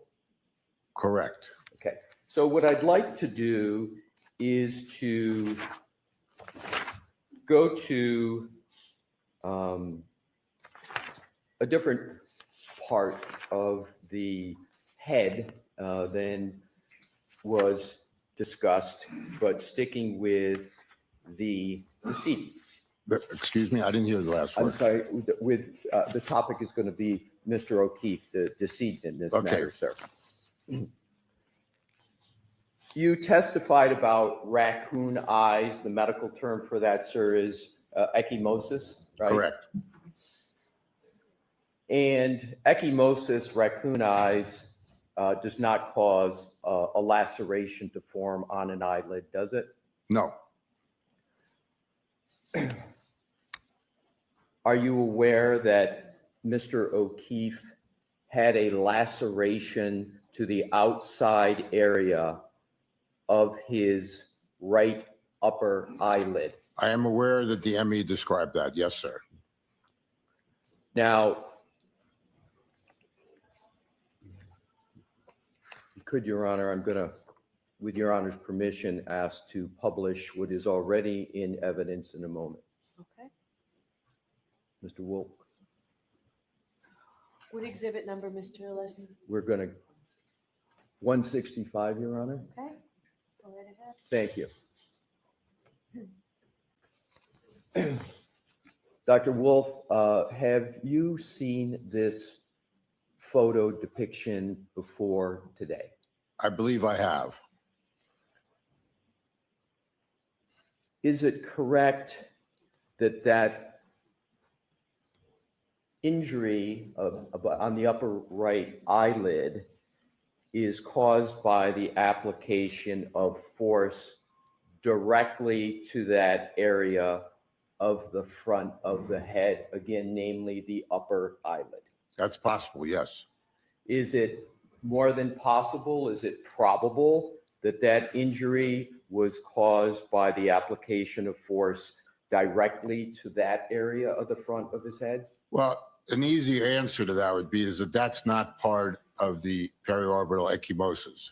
Thank you, sir. That was exactly going to be my next question. This injury is unrelated to any of what you've been describing, the fall backwards, the force transfer inside the skull, the, as you described it, the dura, the cerebral spinal fluid, all of that dynamic that you so ably described on your direct examination. This injury has nothing to do with that, correct? Correct.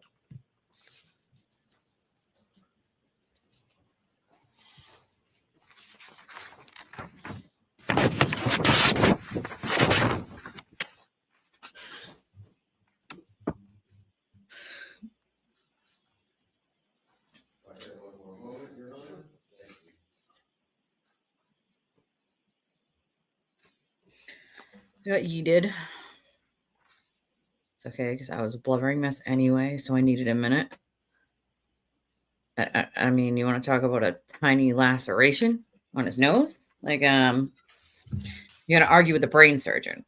Oh, you're not a forensic pathologist, are you? No, I'm just a brain surgeon. Thank you for answering my questions, Dr. That's Wolf. it. A pleasure again. Yeah. No more questions at this time, Your Honor. Of course you don't. Any brief follow-up on that? No, thank you. All right, Dr. Wolf, you're all set, so you can get out of here. Thank you very much. All right. Mr. Brennan? May we have a moment to inquire of our next witness? Sure. And when I see counsel at sidebar, jurors, feel free to stand up and stretch. Sidebar number 3. That was a lot.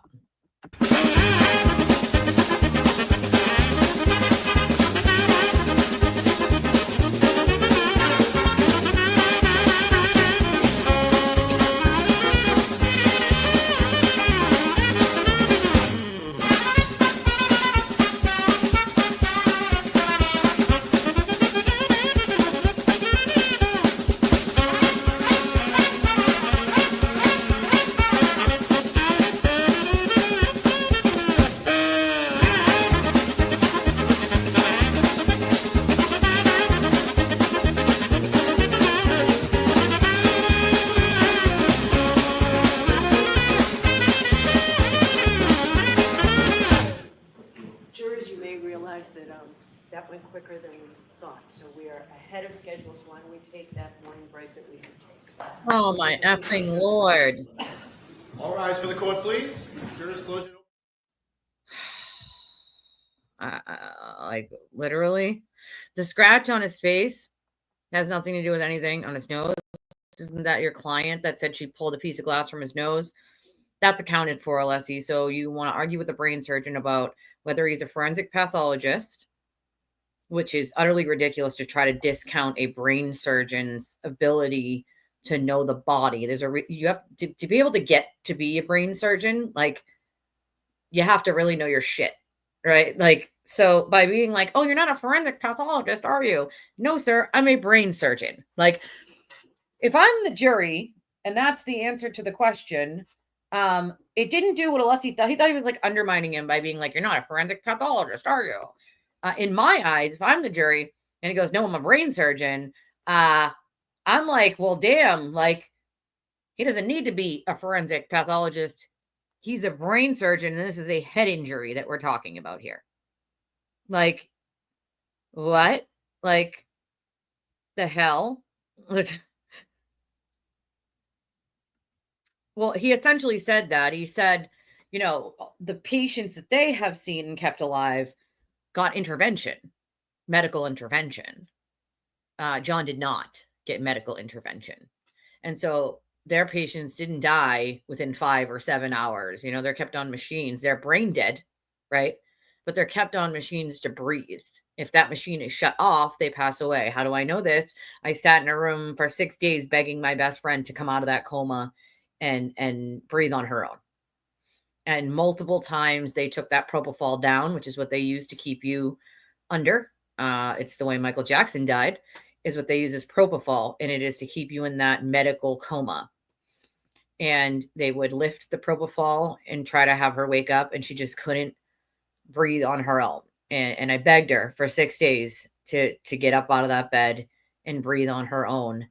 But the only thing keeping her alive was that machine. So she might not have died for 6 days. But if that machine wasn't breathing for her, it would have been hours. And John didn't get that medical intervention that she got. She was left 30 to 45 minutes with no oxygen to the brain, and that's what killed her. She was brain dead from no oxygen to the brain. John had no oxygen to the brain for an extended period of time.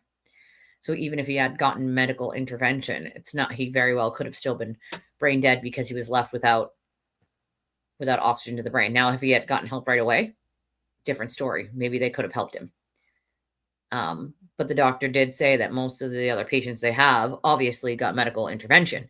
So they did not die right away because medical intervention and machines were breathing for them. Yeah, propofol is what Michael Jackson was using and overdosed on. It's to keep you in a coma. That is what they use to keep you in a medical induced coma, is propofol. And the only reason, once again, that I know about this is my best friend's not the only one that I sat by their bedside and begged to come out of a coma. Just 3 months later, one of my very, very close friends that I've known my entire life, just as close as my best friend, also went into a coma. They brought her to Mass General, and I begged her to come out of her coma. And she was brain dead. And she was kept on machines for a very long time. Her family did not want to shut the machine off, and I get why. But eventually, just 2 days after her birthday in March, and this happened just before Christmas in December, she passed just 2 days after her birthday in March, just months later after my best friend died. So within a 6-month period, I sat in 2 hospitals begging people I loved to come out of these comas they were in. And they couldn't because they were brain dead. And I'll never forget a minute of it. I'll never forget sitting with the doctors and having an entire meeting about what they know and how they know it, and only things they can give guesses on, because they can't study the human brain outside of the body until it's no longer alive, right? So there's many things they don't know about a brain. Things like if they were given more time, years, months,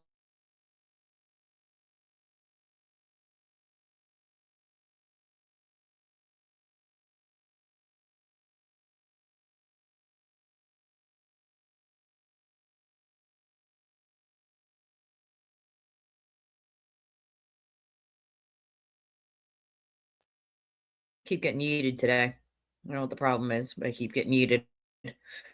Either way, that, is sort of how it works. Yeah, I was bounced again. Isn't that fun? When it comes to the brain, they only know certain things because they can't just pluck it out of your body while it's still alive, right? They can only study it when it's no longer in your body. So they told me in both situations with my friends that, and the doctors are very clear when it came to my best friend, that they don't know. They don't know if given 6 months or 2 years, if her brain could heal, if she could wake up perfectly fine. They've had people wake up perfectly fine after being said that they were brain dead. I had a friend years before that who was in a coma for 3 or 4 days. They told us he would never wake up. He would be a vegetable. He was brain dead. And 4 days later, he woke up perfectly normal and fine. And this is one of the things I brought to their attention. And I said, well, how can that be? If they said, he's brain dead, how can that be? Right? That he woke up perfectly fine. And could that happen here in the case of my best friend? And the doctor looked at me and he said, I'm going to be honest with you. We don't know. We don't know why that happens. We don't know how that happens. We only know our best guesses. And our best guesses are, once we determine the tests that the person is brain dead, that's our best guess on them not waking up again. Well, obviously, in my guy friend's case, they said he was brain dead. They did all the tests, and yet he woke up 3 days later fine. And so my fear was that they weren't giving her enough time. 6 days wasn't enough time for me. Obviously, it was not my choice whether to turn that machine off or not. But for me, I said 6 days is not enough time. That's not enough time for her body to heal, for her to wake up, for her to beat these tests like he did years prior. Unfortunately, she never got the chance to find out after 6 days. The hospital does push the family. I've seen it in many cases where they'll push the family to shut the machines off, saying the person is brain dead. They also don't want to hold up a bed. Insurance doesn't want to pay for it. They don't want to hold up a bed for someone who is found medically brain dead. So they'll push and push and push to have you make a decision about taking the person off life support. So unfortunately, there's a lot of things about the brain they don't know. Best guesses is what they can give you. But there are a lot of things that they do know. And being a brain surgeon, I'm pretty sure the doctor is very well versed about how John's injury happened and what could have been done to save him, because there was no medical intervention here. He laid in the snow from 12:30 until 6 in the morning. And at 6, when they found him, he had no signs of life at that point. Body temp 80 degrees. When they recorded it, it's very low.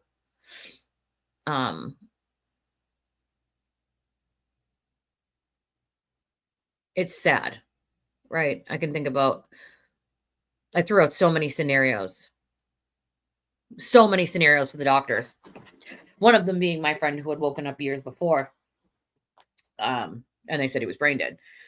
And that's when they told me they can only give best guesses in medicine, because medicine is science and they can't study the brain outside the head. I'll never forget the doctor telling me that, which is, we can't study the brain outside of the head until you're gone, till you're no longer alive. So the brain, we can only do scans, but they can't actually, mess with it while it's alive. So there are certain things I'll never probably know until science somehow helps us figure that out. But I'll never forget that conversation I had, because I had a lot of questions. A lot of questions and a lot of scenarios running through my head about what if she could do this? What if she could do that? What if we gave her more time? Could the brain heal, right? Could it heal like a broken arm? And the doctor looked me straight in the face and told me, we don't know. We don't know. We don't know if given time that could happen. We don't know. We don't know why some people wake up after being declared brain dead. We don't know. They just didn't know. And obviously that's not an answer you want to hear, right? It's just not. But then 3 months later, when my other friend went into her coma and I sat in the hospital with her, they moved her from a local hospital to Mass General, and she was there for months. They eventually put a trach in, and, her family was going to bring her home, and she had I sat there and I thought about it. And I'm like, I thought that they had pulled the plug on my best friend too early. 6 days was early for me. That seemed like a very short period of time. But then watching my other friend in the state she was in, and I'll tell you, it wasn't easy. Her eyes were not closed. Her eyes were opened, and she couldn't blink. She had no movement. She couldn't blink. She didn't move her head, nothing. Just laying there with her eyes open, sort of looking at you, but no, her eyes didn't move. She didn't blink. She didn't move her head. She didn't move anything. I thought to myself, what if she's trapped in her mind? She can't move anything in her body. And what if she's literally just trapped up here? Imagine just being able to think, but nothing more. Can't move your hands or blink or your eyes or your legs or anything. You're just seeing whatever's in front of you that your eyes aren't moving and thinking. That's it. Even if she could see at that point. Like, her eyes were open doesn't mean she could see. When you looked at her, it looked like no one was home, right? Like no one was there. But imagine just being trapped in your brain.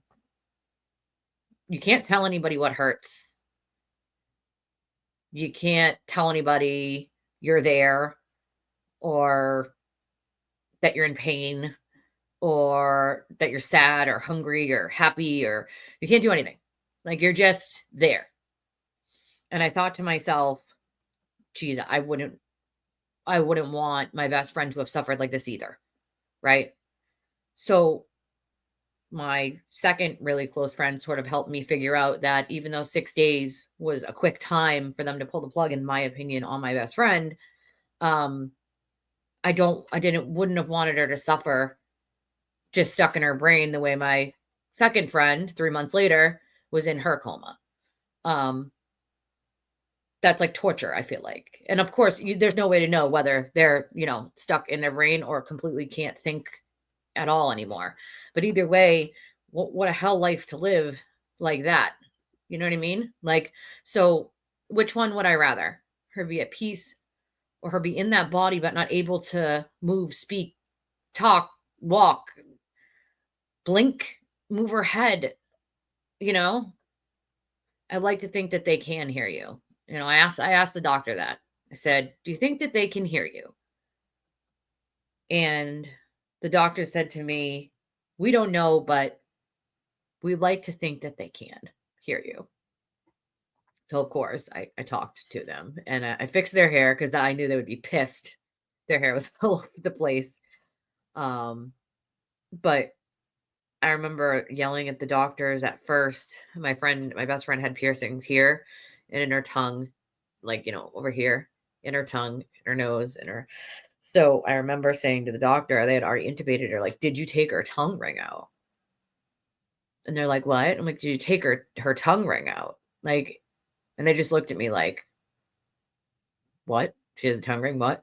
And so the doctor opened and saw the tongue ring and was like, you guys need to remove that. Like,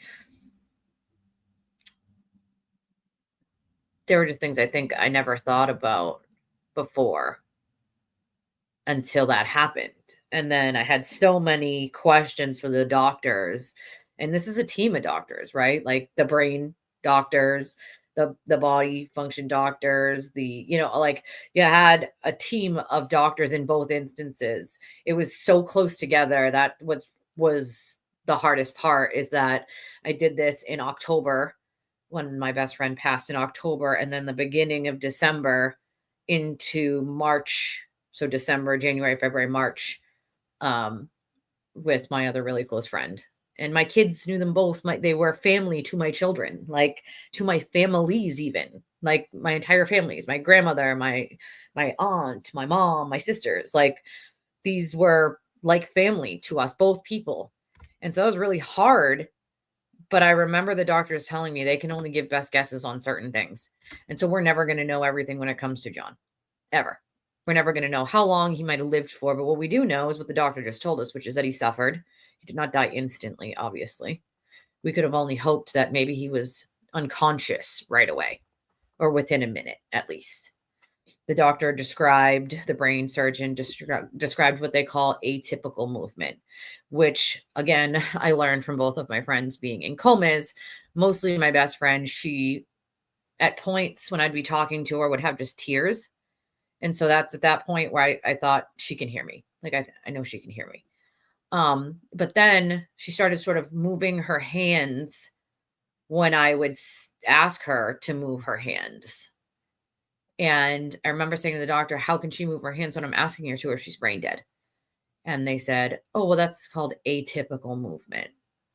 They're not moving it because you're asking them to. It's just jolts of the body or movement. Hey there, Karen Reed, trial watchers. So we know that you're true crime fans, but are you? Or movement of the body atypically. And I remember saying to her sister, like, they can call it atypical movement all they want. She's not just jolting whenever. She's only sort of squeezing or moving when I'm asking her to. So, like, I didn't agree with them on that. Atypical movement would be jerks and movements of your body randomly. This wasn't randomly. This was only when you asked her to. And so I felt like, how could she be brain dead if she could hear me and she's in there?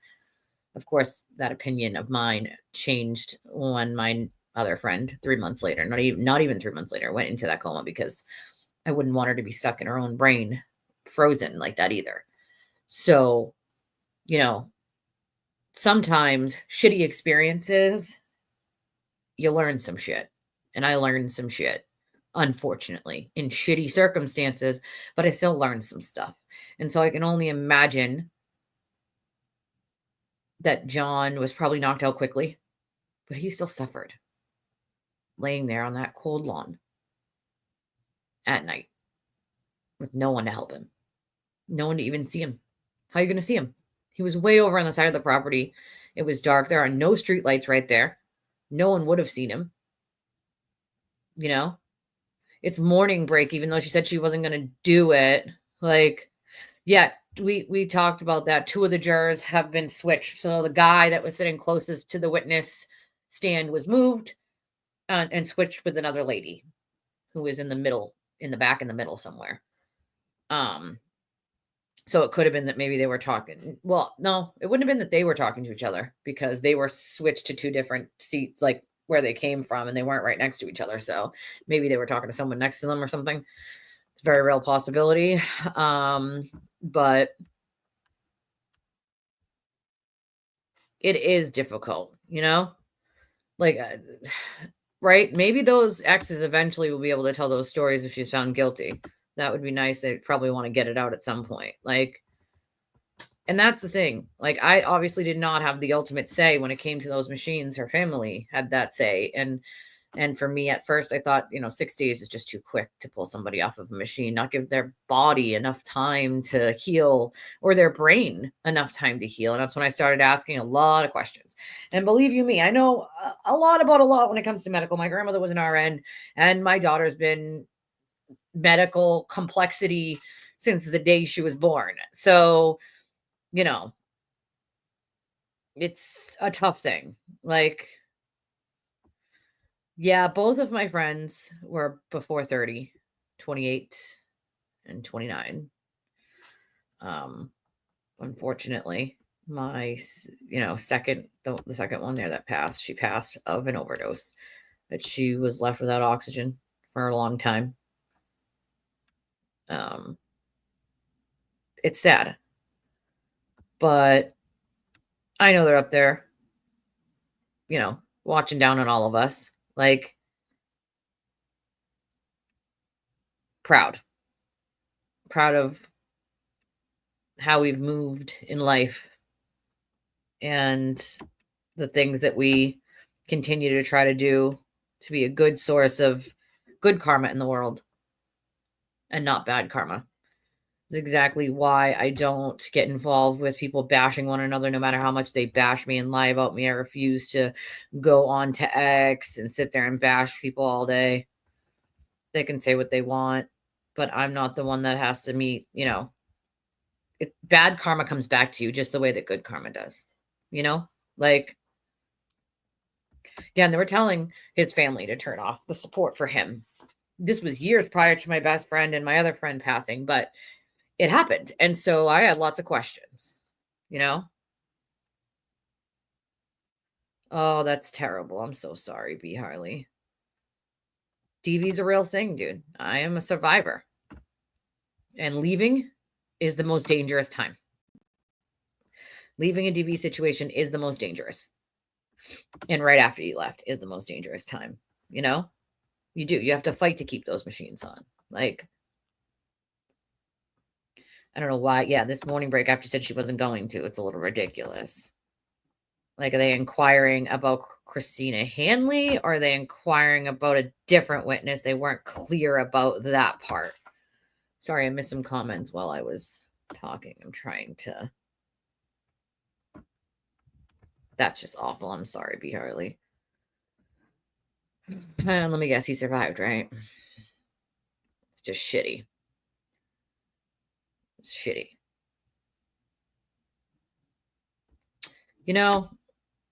I bet she was younger, though. We kind of learn from our mistakes. I mean, hello, I was a dancer for 10 years. Yeah, see, that's the thing. That's what I asked. Can your brain heal? Can it heal? And they said they don't know. This was back in, so now it would be 12 or so, 10, 11, 12, so 11 years ago. So, I mean, I'm sure medicine has come away in that amount of years, but still, good for her. Good for her, though. Good for her. I like to think that they can. You know, I'd like to think that they can. Yeah, some of us have that kind of crazy lifestyle, especially after dealing with abuse. You know, back then when we were much younger, I definitely had a different lifestyle way back then, you know, different person altogether, just completely different life. Hello, Ren. Me too. Makes me feel extremely lucky that I got away when I did. You know? Oh, my friend had a traumatic brain injury being in a car accident. She survived, but she was at Mass General for quite some time. And when she first got there, obviously I went and visited a couple times, and she didn't remember because she was like sedated but awake, and on so many pain medications that she didn't really remember. She remembered slightly us being there because the little stuffed animal that I brought, she was like clutching in her hand, so she wouldn't let it go. Like, that's the one thing that she held on to. So she remembers me being there to give her that, but she doesn't remember anything after until they like let up on the medications and stuff. But she broke her femur bone, which is the hardest bone in your body to break. She was thrown into the back seat of an SUV that she was driving. She hit black ice on Route 1. And you guys know how Route 1 is. It's like this. Very windy, very, very windy. And she hit black ice on Route 1 and flipped that SUV.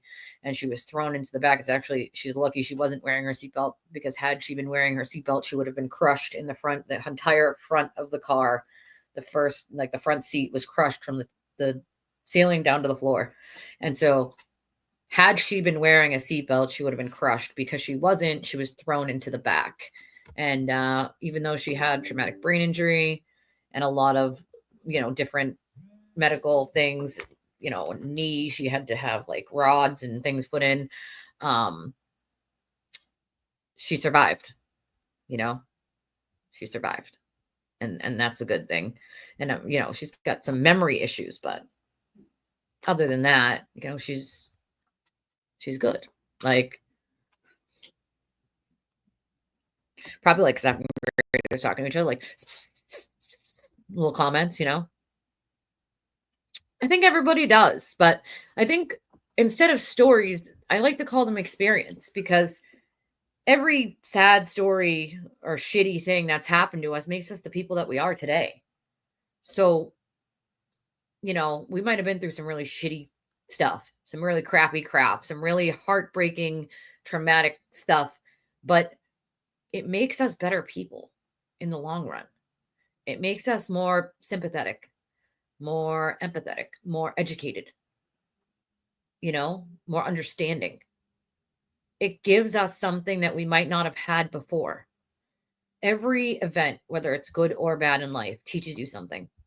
And if you're not still learning until you die, still learning, then you're not doing it right. If you're not willing to have that open mind to continue to learn always, then I think you're missing out.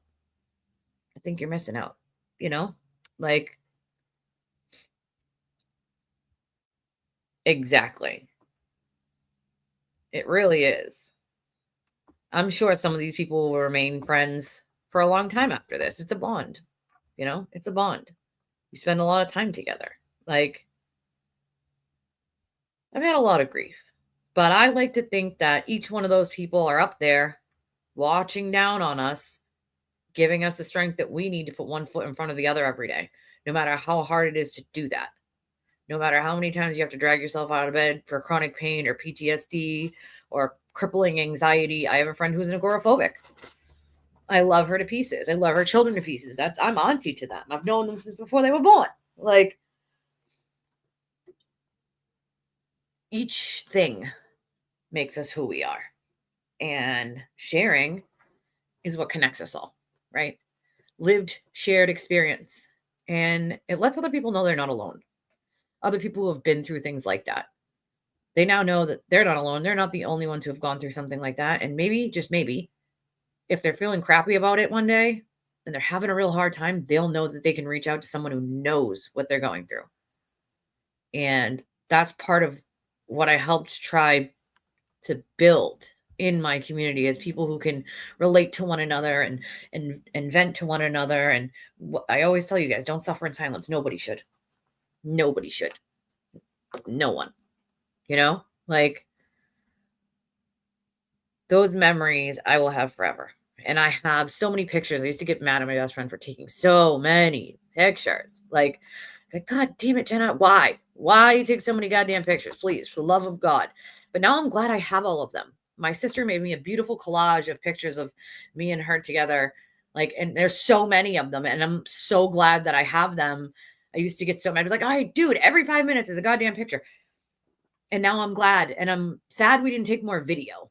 You know, I'm sad we didn't take more videos. We took a lot of pictures, but we didn't do a lot of videos. And I wish I had some of my old phones that died before that we did have videos in. Like, but I have all those memories and all those inside jokes and my wedding pictures, and I have it all. You know, 2 of those women, the ones that passed, my best friend and my other friend, they were both in my wedding. They were both bridesmaids in my wedding, and I have those pictures and those memories forever. And I named my youngest after my best friend who passed away.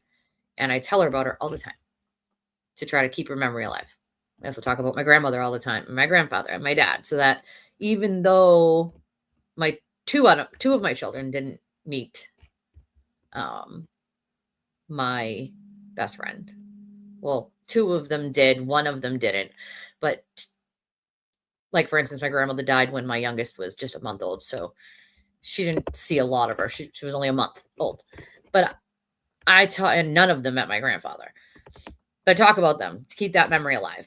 I want them to know who they were, you know, and I got curious when I was a kid, and I asked a bunch of questions about my great-grandparents and where they came from and all sorts of stuff. And now I'm left with a lot of questions that I wish I had asked, you know, and I want my kids to have that sort of history. Like, they know it. You know what I mean? Like, they know these people as if they were alive today. Like, it is hard. I do CBT therapy and cognitive behavioral therapy. It's hard. It's not easy. It's hard. Like,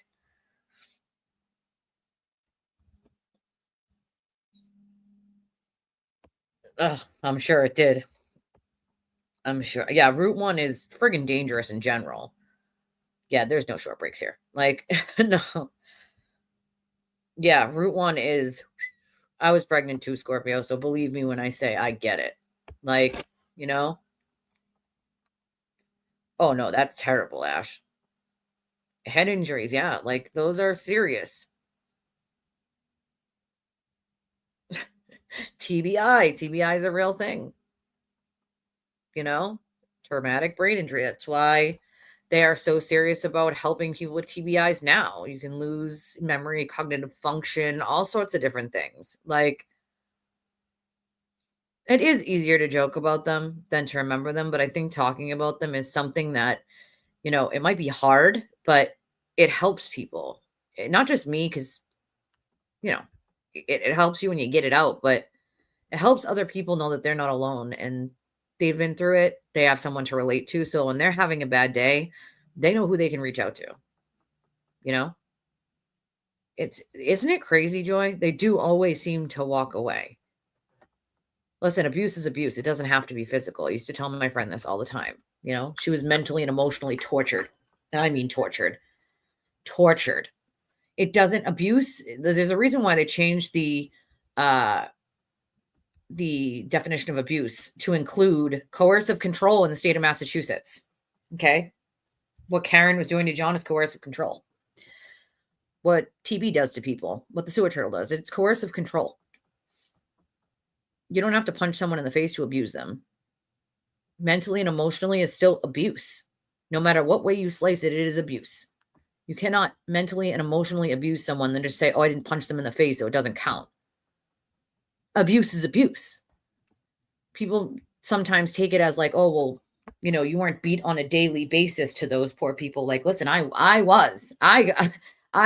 did get the physical abuse, and I'll tell you, it's not any better than the psychological, mental, or emotional abuse. That's still abuse, no matter what way you slice it. Those scars remain forever. Exactly. Now you learn, now you grow. Me too. Sometimes a blessing and sometimes a curse, Scorpio. You know? I know. By the time they finish this, it'll be friggin' lunch. Like, you guys not going to take a lunch now? Oh, here comes Christina Hanley. Girl, listen. I'm with you. I got it.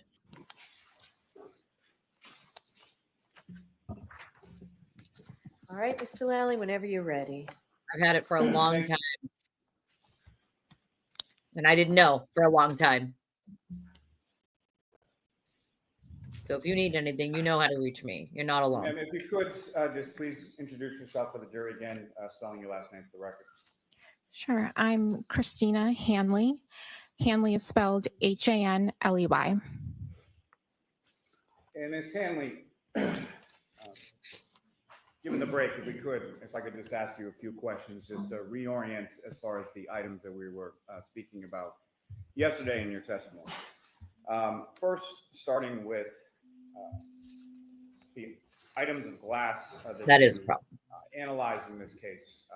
The first of those items was an item 3-2. Is that correct? That's correct. And if you could, please describe for the jury, or please provide the jury with the description for that item that you received. Sure. So item 3-2 was a clear glass cup with broken irregular edges. And there was some dirt debris material that was noted on the exterior and interior surfaces. Your Honor, may I approach? Yes. Therapy helps, but you got to also do other things, you know? Show content. Exactly. If you don't laugh, you'll just be crying. I say that all the time. Hanley, do you recognize that? Yes, I do. And what do you recognize that? So this is a photograph that I took. It's item 3-2. Frame machine. But it's also, I would have to double check on my notes, but I believe it has item 7-12, one of the pieces that I'm holding, that's showing a physical match between those two items. Hugs. Your Honor, call both the seat to introduce and minutes of the next exhibit. No objection. Okay. Exhibit 195. Those scars are real, and they stay forever. And Your Honor, may I publish? Yes. Ms. Gilman, if I could have photograph 9490. Humor is a great tool, too. Makes me feel good. So those endorphins. Ms. Hanley, what's up on the screen? Is that the photograph that I just presented to you? Yes, it is. And if you could, please describe for the jury what we're looking at here. So that is a photograph that I took upon examination. It is the clear glass cup item 3-2. I'm gonna hug you, Joy. And I'm holding another piece, which again, I believe it's one of the pieces from item 7-12. I would need to confirm in my file, but I'm showing that one of the pieces physically fits with item 3-2. Thank you, ma'am. Ms. Gilman, you can take that down. May I approach again, Your Honor? Yes. It is sometimes harder, and we're glad you're here with us, Joy. We love you.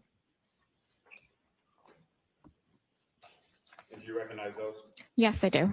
Now I got to conspiracize in the bathroom. I have to pee. So these are photographs that I took of item 7-12. Your Honor, call both the seat to introduce and admit as the next exhibit A and B. Is there any objection? No objection. Thank you. Exhibits 196A and 196B. And Ms. Hanley, if you could, just remind the jury as far as the physical description that you received in regard to item 7-12. Sure. So item 7-12 consisted of some clear plastic pieces as well as 9 pieces of glass with broken irregular edges. And may I publish, Your Honor? Yes. And Ms. Gilman, if I could have first photograph 9476. And if you can enlarge that just a bit, Ms. Gilman.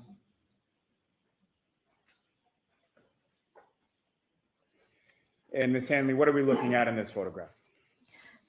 So this is the photo that I took of item 7-12 as I received it. So there's the several pieces of clear glass with broken irregular edges. And Ms. Gilman, if I could have 9477. If you can enlarge that just a bit. And again, Ms. Hanley, what are we looking at in this photograph?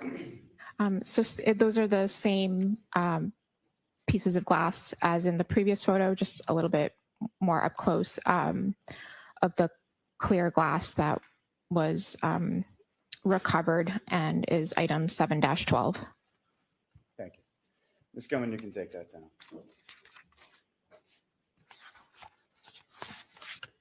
Now, Ms. Hanley, as far as a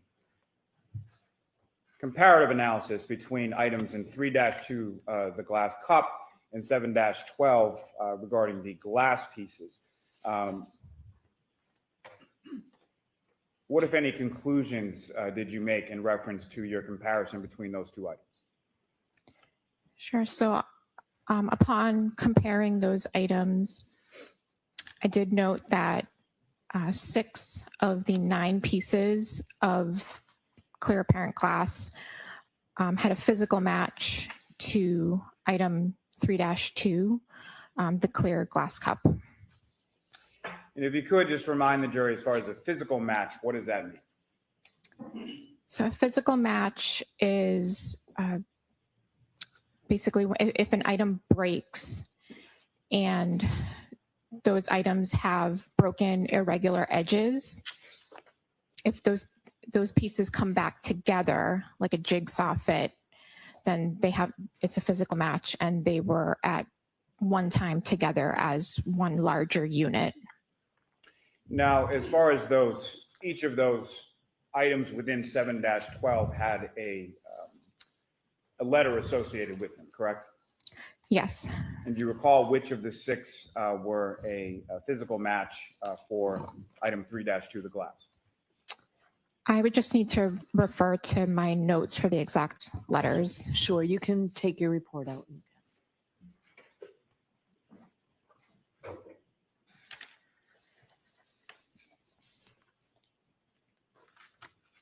I hate the what if any and pertaining to the 6 pieces of glass from item 7-12 that physically fit to item 3-2 were A, B, C, D, F, and K.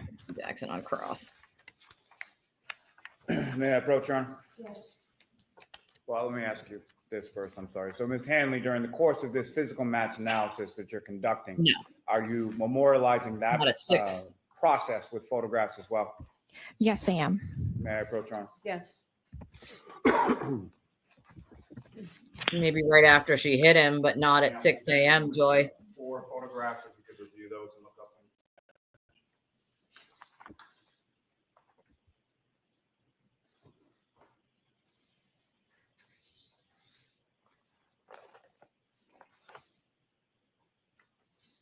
And do you recognize those, ma'am? Yes, I do. And what do you recognize those?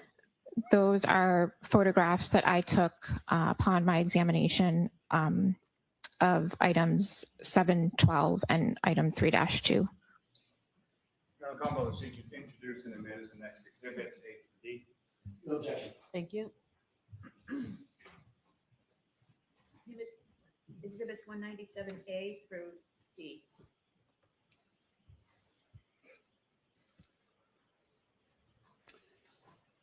And may I publish, Your Honor? Yes. Ms. Gilman, if I could have 9502, please.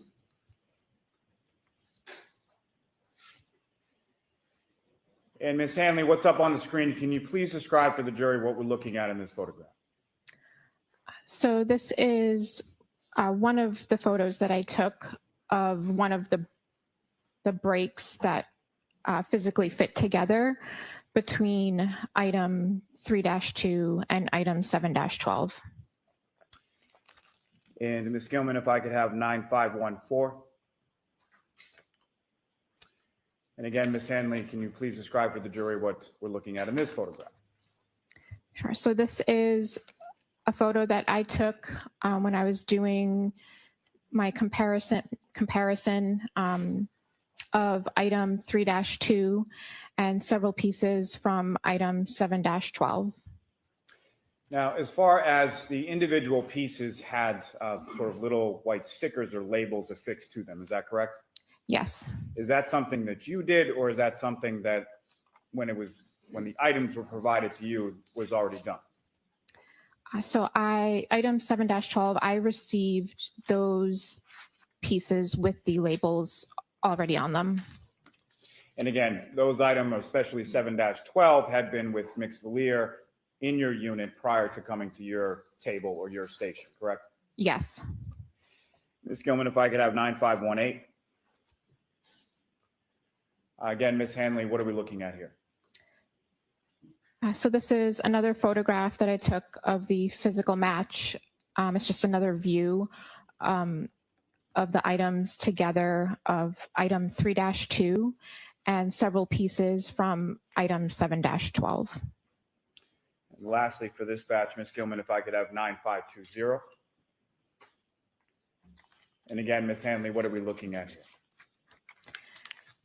So this is another picture that I took of the items just slightly rotated of item 3-2 with a physical fit to several items or several pieces from item 7-12. Ms. Hanley, is there a laser pointer on the desk in front of you? Yes. If you could, preferably using this screen just so it's visible for the jury, could you delineate where you see in this photograph item 3-2 and where you see the items associated with item 7-12?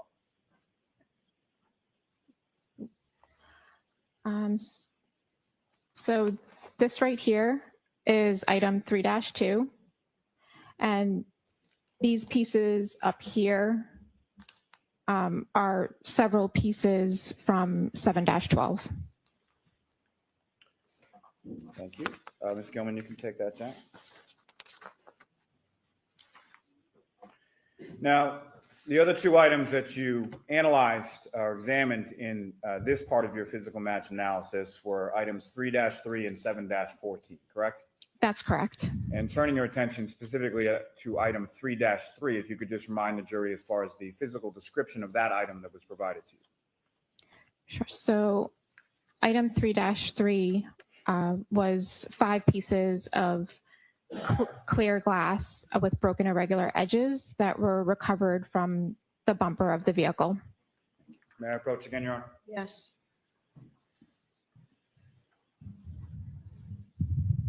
Single photograph, do you recognize that? Yes, I do. And what do you recognize that? That is a photo that I took of item 3-3. Your Honor, come off the seat to introduce in the minutes of the next exhibit. No objection, Mr. Jackson? No objection, Your Honor. Exhibit 198.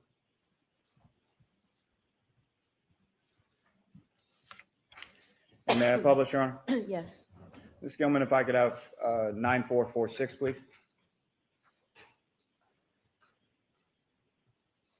And Ms. Hanley, in addition to the 5 pieces of glass associated with item 3-3, what else is depicted in this photograph? This is a photo of the 5 total pieces that are from item 3-3. And in addition to that, is there a ruler depicted in this photograph as well? Yes, there is. And what is the purpose of that ruler in the photograph? It's there just as a scale. Thank you, Ms. Gilman. You can take that one down.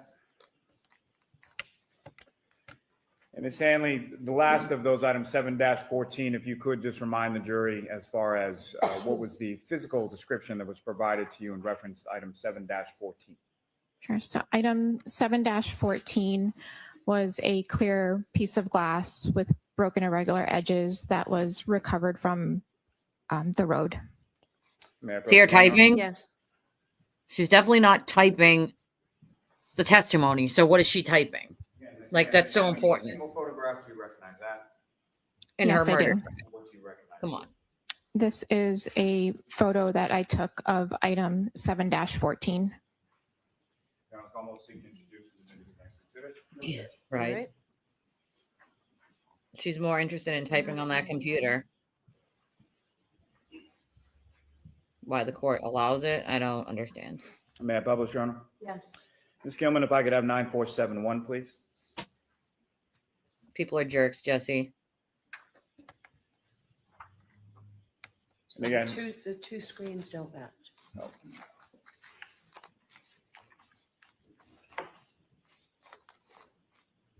We all know who did it, Steve. That's right.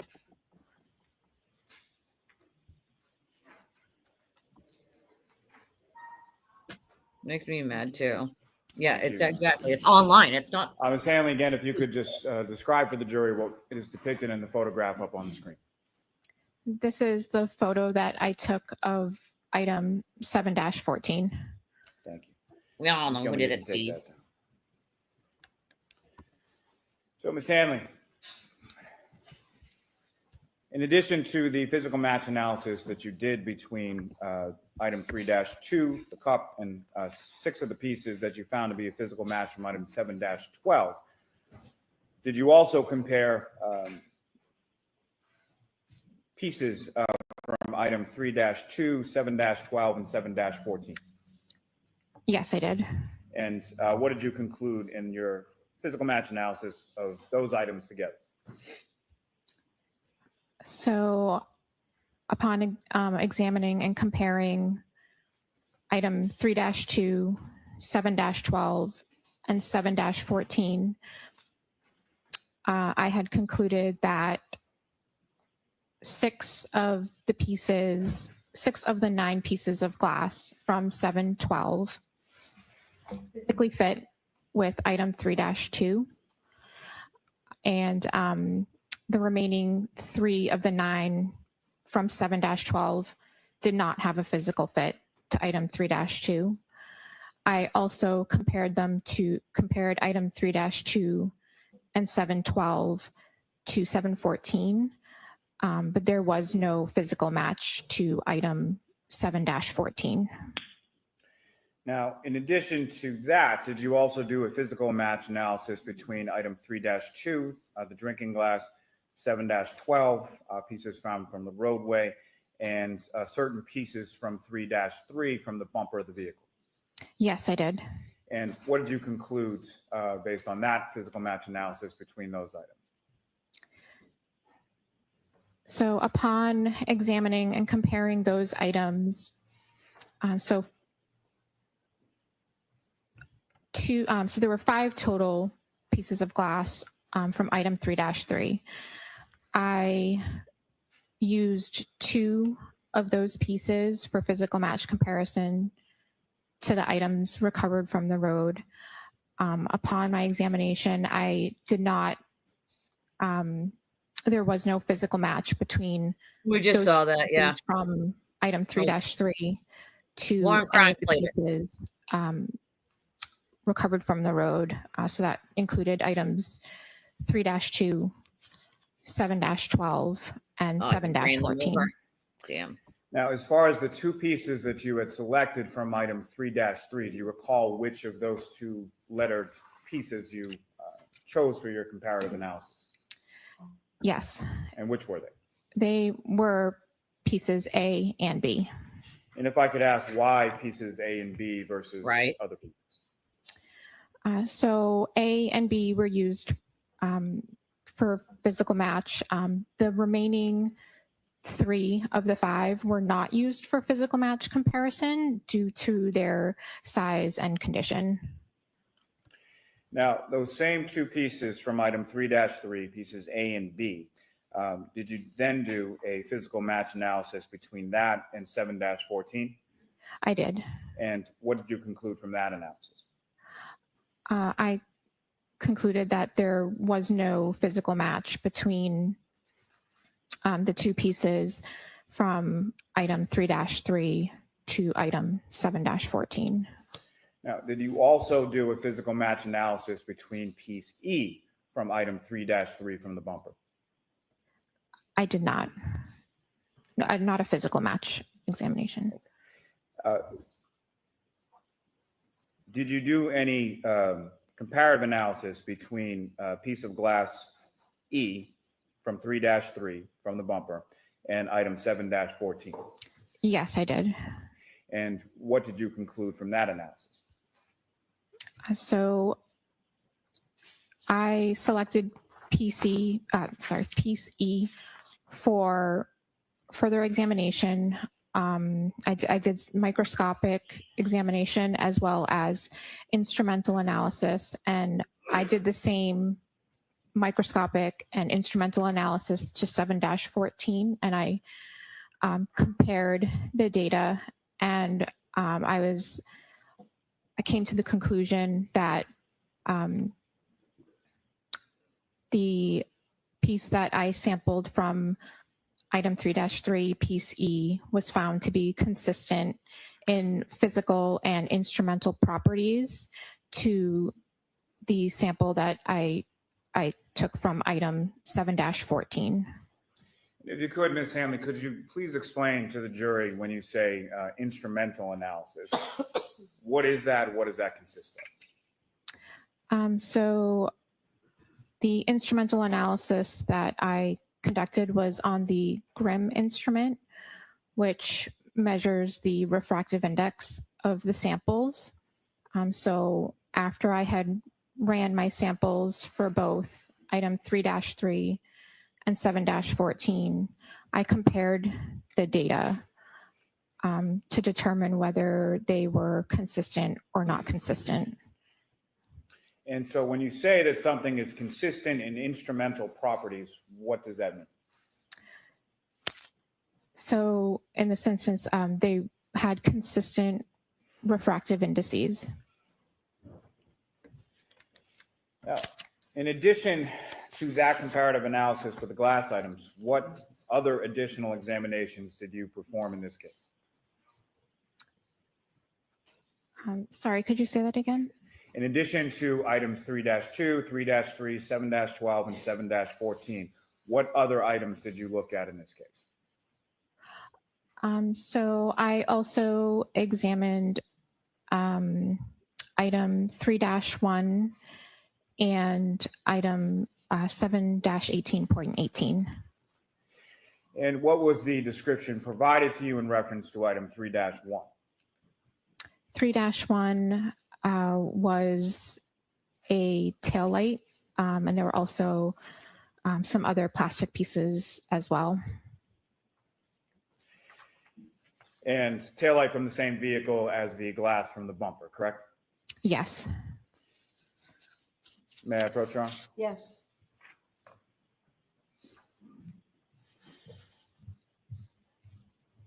You have another single photograph. Do you recognize that? Yes, I do. And what do you recognize that? This is the photo that I took of item 3-1. Your Honor, the Commonwealth will seek to introduce in the minutes. No objection. Thank you. 200.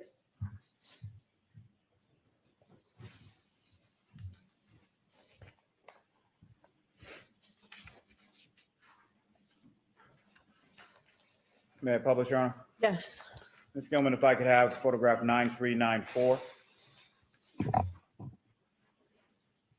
And Ms. Hanley, do you recognize what's up on the screen as Exhibit 200?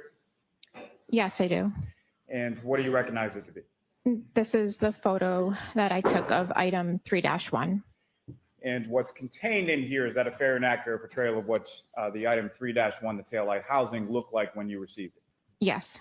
Now, as far as, and we'll get to this more a bit in a moment, but as far as any sort of comparative analysis that you did with any other item, what part of this taillight housing were you comparing to that other item? So there were clear and red plastic portions of the taillight that appeared to be broken. So I sampled portions of the clear plastic as well as the red plastic on the taillight. And just for clarity purposes, if you could with the pointer, as far as which of these pieces up on the screen were you sampling the clear and or the red plastic from?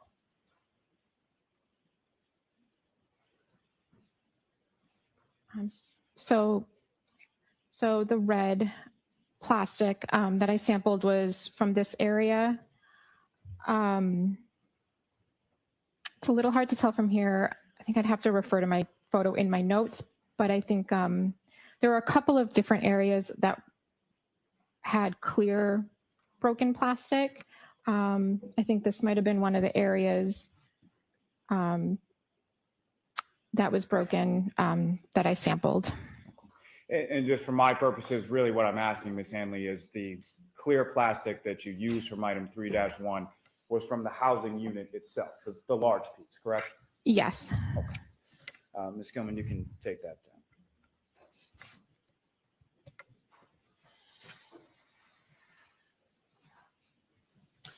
Now, the other item that you were comparing this to was item 7-18.18. Is that correct? Yes, that's correct. And what was provided to you as the description of that item 7-18.18? 7-18.18 was debris that was collected from 2 pieces of clothing from the victim.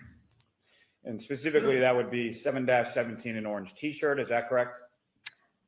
I believe that is correct, yeah. Okay, as well as 7-18, a gray long sleeve shirt. Is that correct? Yes. And when you say that item 7-18.18 contained debris, what did that debris consist of? So the debris consisted of one clear piece of plastic, as well as several pieces of red plastic, among some other trace material. Now, were there measurements taken of those items within the debris, specifically the clear plastic and the red plastic? Yes. And what were those measured to be? I would just need to refer to my report for that. Okay, go ahead. Thank you.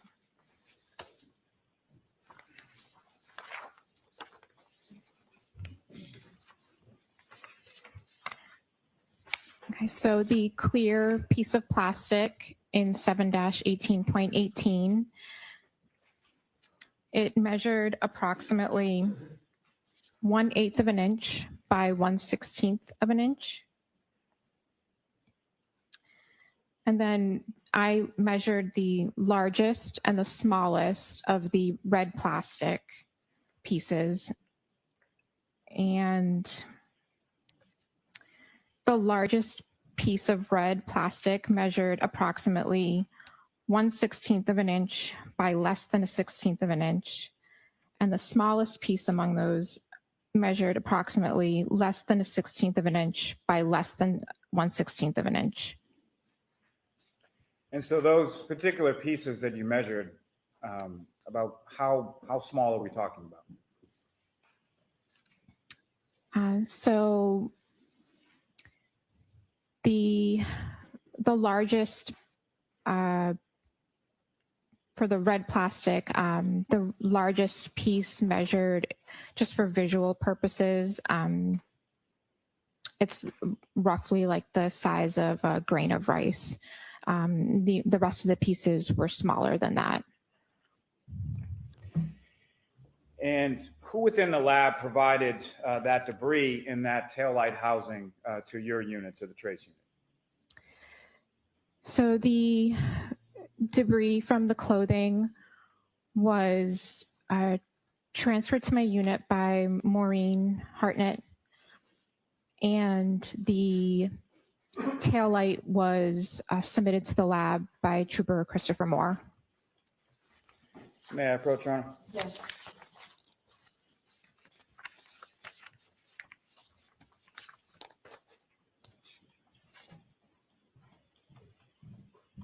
Showing you a series of 5 photographs. You can review those and look up when you're finished.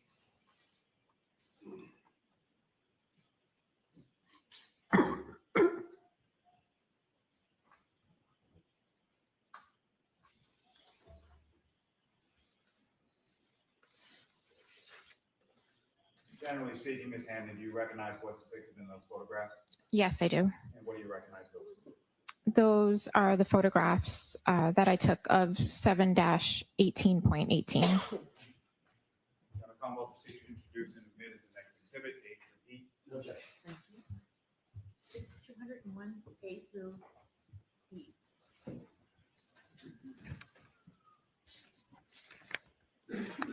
Your Honor, may I publish? Yes. Ms. Gilman, if I could have photograph 9352. And Ms. Hanley, what is depicted in this photograph on the screen? So this is one of the photos that I took of 7-18.18. This is how I received the clear piece of plastic. And is that a tin that it's encased in at the time that you receive it? Yes. Ms. Gilman, if I could have 9355. And what is this, Ms. Hanley? So this is a photo of the clear piece of plastic that was within that tin. And Ms. Gilman, if I could have 9364.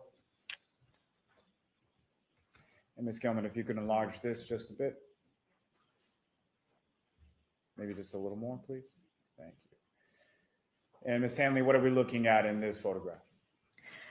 This is the photo that I took of the debris that was collected from the clothing items. Ms. Gilman, if I could have 9366. And again, Ms. Hanley, what are we looking at here?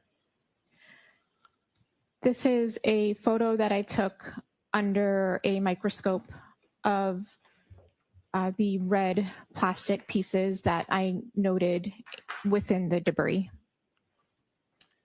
And lastly, Ms. Gilman, if we could have photograph 9369.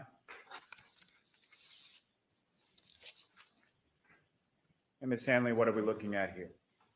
This is a picture that I took of the red plastic pieces that I removed from the debris.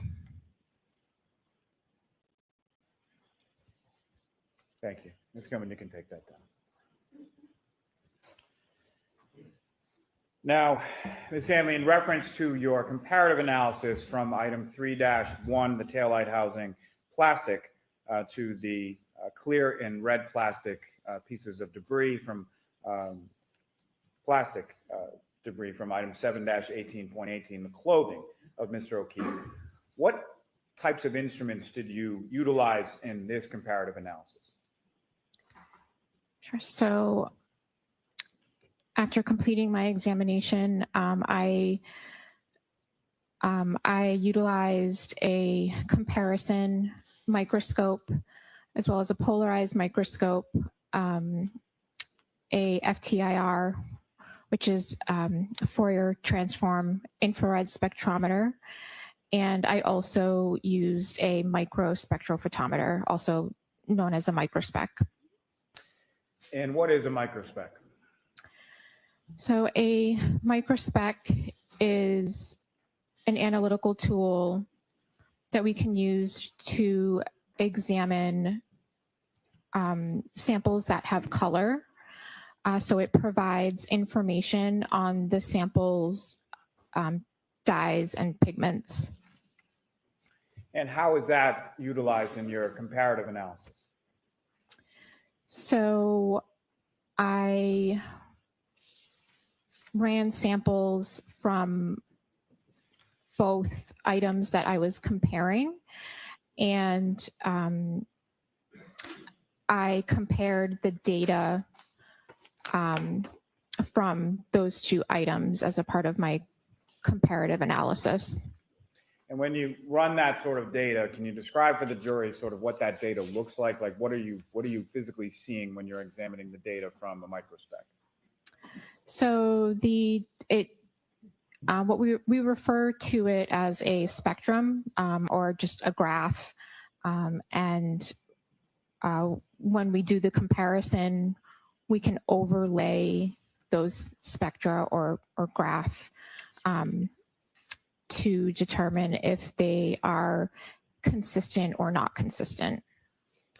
And I know you spoke a little bit about it in your testimony yesterday, but if you could remind the jury as far as an FTIR, what is that and how is that used in your analysis? So an FTIR is another analytical tool that we can use. A sample is exposed to infrared light and it reacts in a certain way with that light. And what's produced is a spectrum of peaks and valleys that are representative and unique to your sample. And so that instrument was used to run samples from both items, and then the data was compared from both items. Now, from your comparison of starting with the clear plastic from the debris from Mr. O'Keefe's clothing, from your comparative analysis of that clear plastic to the clear plastic from item 3-1, the tail light, what did you conclude? So the clear plastic from the debris was found to be consistent in color and instrumental properties to the clear plastic from the taillight. So accordingly, the clear plastic from the debris could have originated from the clear plastic from the taillight or from another source with the same characteristics. And with reference to the red plastic from item 7-18.18 from Mr. O'Keefe's clothing, in your comparison of that red plastic with the red plastic from the passenger side taillight of the defendant's vehicle, item 3-1, what did you conclude from that analysis? So the red plastic that I sampled from item from the debris from the clothing from 7-18.18 was found to be consistent in color, microscopic appearance, and instrumental properties with the portions that I sampled from the red plastic from the taillight. So accordingly, the red plastic from item 7-18.18 could have originated from the red plastic that I sampled from the taillight or from another source with the same characteristics. I'm sorry, Your Honor, if I could just hold on 1 minute while the sirens pass. May I approach again, Your Honor? Yes. Actually, is this a good time to take a break, Mr. Lally? Entirely up to the court. I probably have another 3-4 minutes left. I'm going to see counsel for 2 minutes, folks. Is she serious? He's got 3 minutes left, and you need to see counsel at sidebar for no other reason other than you have to go to lunch at 1 o'clock after having 17 breaks already? That's absurd.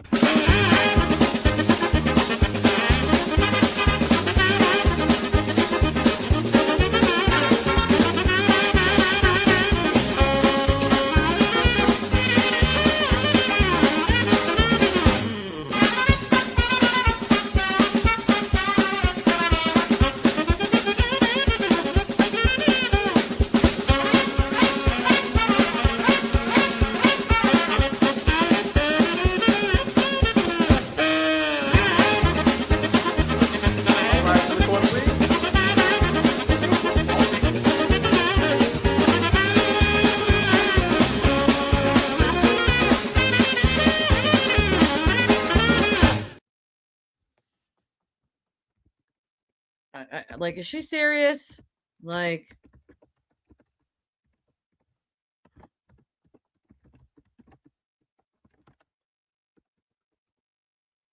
this is just insane. Like, the amount of breaks during a day where you've already spent almost 2 hours in the morning talking to jurors for really probably no good reason. Like, what?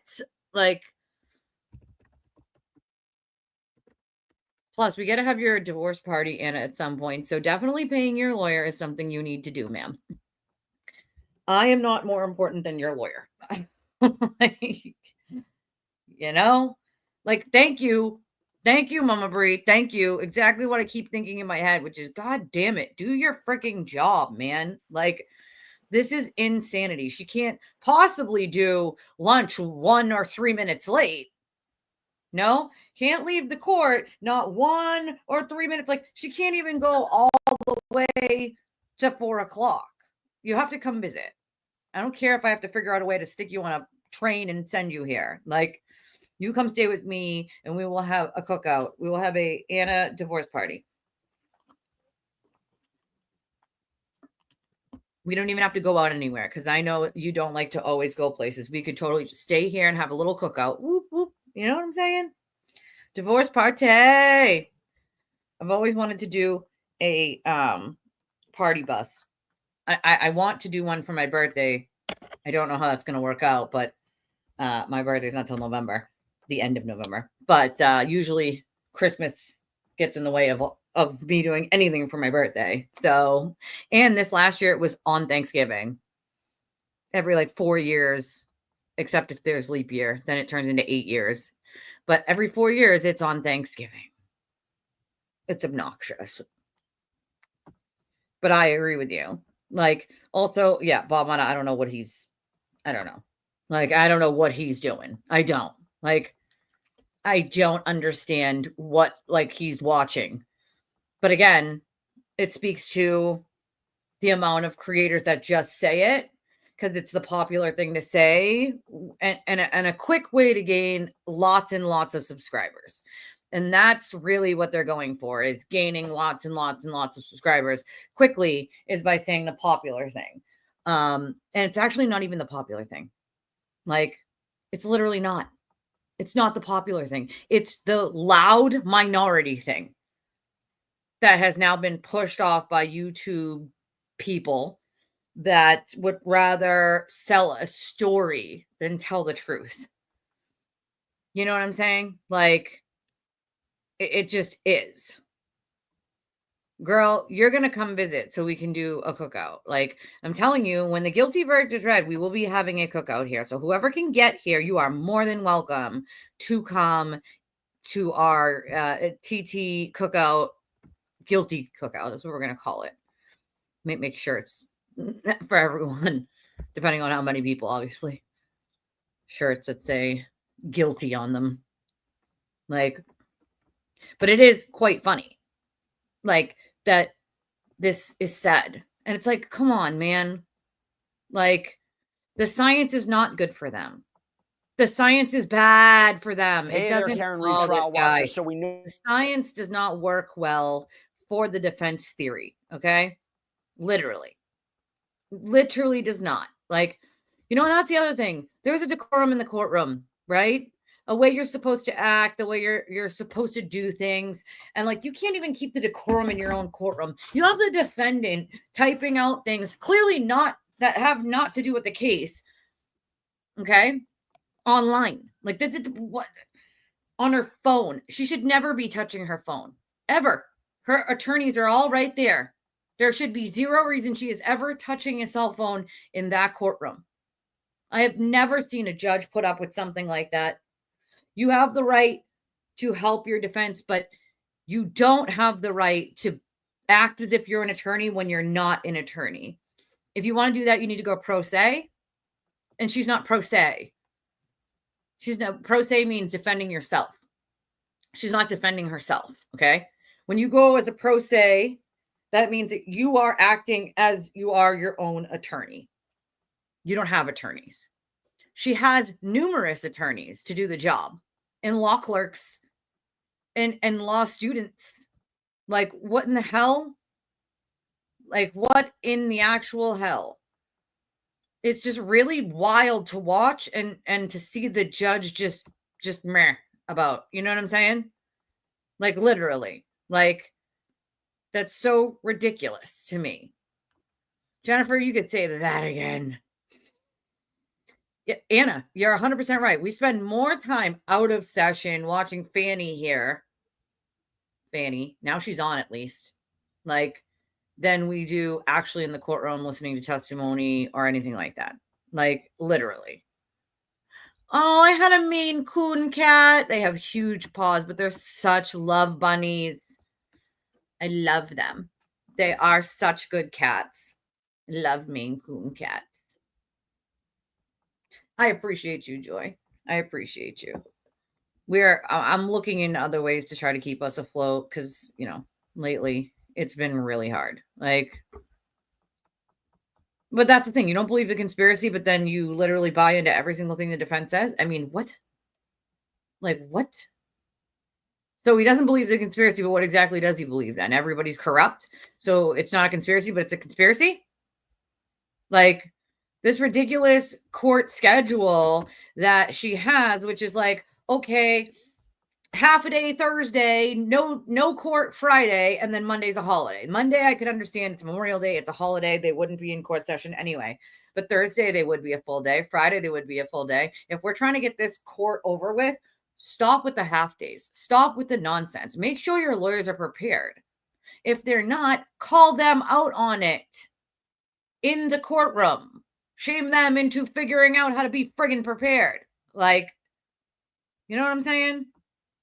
This is why we don't talk politics over here. This is why. We don't talk politics for that reason here, because I'm not a politic channel and it just breaks people's friendships up.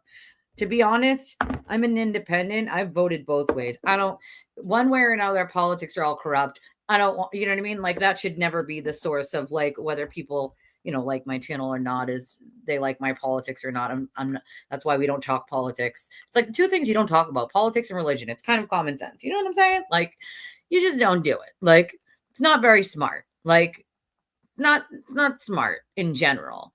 Plus, like, one of the things that I specifically do myself is put myself in the shoes of someone else, right? Like, that's how I always do things. Like, how would someone else feel, or how would I see it from the other point of view? It's a good way of doing things. It's extremely difficult, obviously, but like, you got to kind of like, okay, stop. I like to try to give people, you guys know, the benefit of the doubt, because I can't just shoot poo-poo and shoo-shoo everyone just because they said something that I might not agree with or like. And that's why I try not to do that, you know? Like, so what happened with, the train or a bus. There's a bus that goes from there to here, I think. There's a bus. So I don't know when he reported it, but we talked about it probably around 11 when they came back. One of the jurors, the male juror that was closest to the witness stand, was moved to where a female juror was sitting, which is in the middle in the back. And that female juror was then moved closer to the witness box where the male juror was sitting. So, I mean, he's a little late on reporting things. And also, he's only reporting that one juror has been moved. They were switched. So once again, you get half-assed information from that loser. Shocker! I mean, I could see her allowing her to use the laptop, but if she's not a pro se, like if she is not, you know what I'm saying, like representing herself, what would she need the laptop for? You know what I'm saying? Like, what would she need it for? For what? I know. She probably works long hours dealing with all the defense bullshit emotions dumped on her late after court. And at night, yeah, she definitely does, but you're still not even running a full day of court. You're still not saying no to a sidebar. And then even when she does, I've heard her say no twice now, once actually follow through with that no for about 5 minutes until they objected again and said, we need to be seen at sidebar. It's the exact same thing she did the first time she said no. Then they said 2 seconds later, objection. We really need to be heard at sidebar, Your Honor. No. She has the right to say, no, this isn't an issue. None of this is an issue. I see none of it as an issue, like in her own mind, and be like, no, there's no sidebar to be had. There's no argument to be had. No. Like, seen plenty of other judges be like, no, have a seat. We're moving on.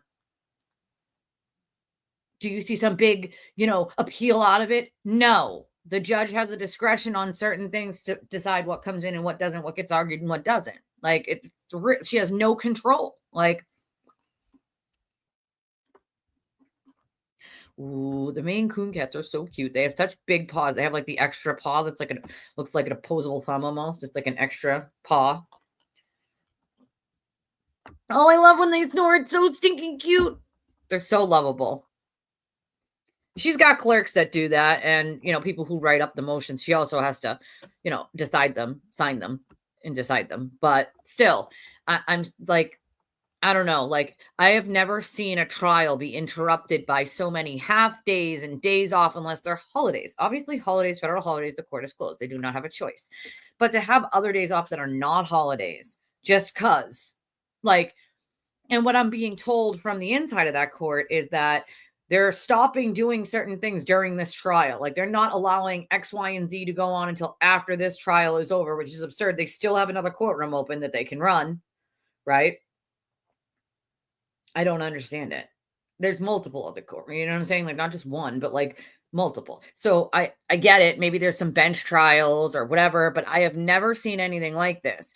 I live in Massachusetts. I've sat in on plenty of trials, and I have never seen a judge act with such disregard to court decorum, or basically the attorney spitting in her face over and over and over, and her just being like, okay, moving on. Like, I've never seen anything like it.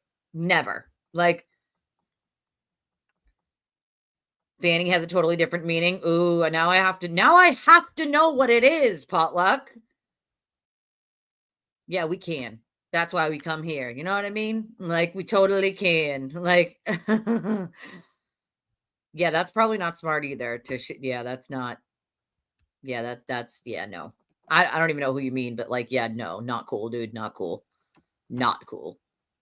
White supremacist is racist. You are correct. That is a little crazy. Like, yeah, that lunch means being back at 2, 3, maybe even 4. Screw it. We're in Bev's courtroom. Like, yeah, and then she leaves at 3:30, 3:40. It gets earlier and earlier every day. We get closer to 4 o'clock, and at 3:50, 3:40, closer to 3:38. And she's like, oh, well, we're wrapping up for the day. We're ahead of schedule. How could you be ahead of schedule when an entire day was taken off for a defendant to call in sick? Never heard of that before in my life. They'll wheel you in a wheelchair if they have to. Puke in a bucket. Like, a defendant doesn't get to take a day off in a murder trial. That's the most absurd thing I have ever seen happen in any courtroom. I really hope when this is all said and done that this judge takes a damn good look at the way she's run her courtroom and rethink it real quick. Like, you know what I'm saying?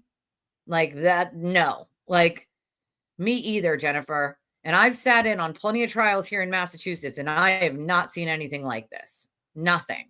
Like, she has a legal assistant and she has clerks. She's, I think, 2 clerks, and then whatever, 1 legal assistant, I believe. Like,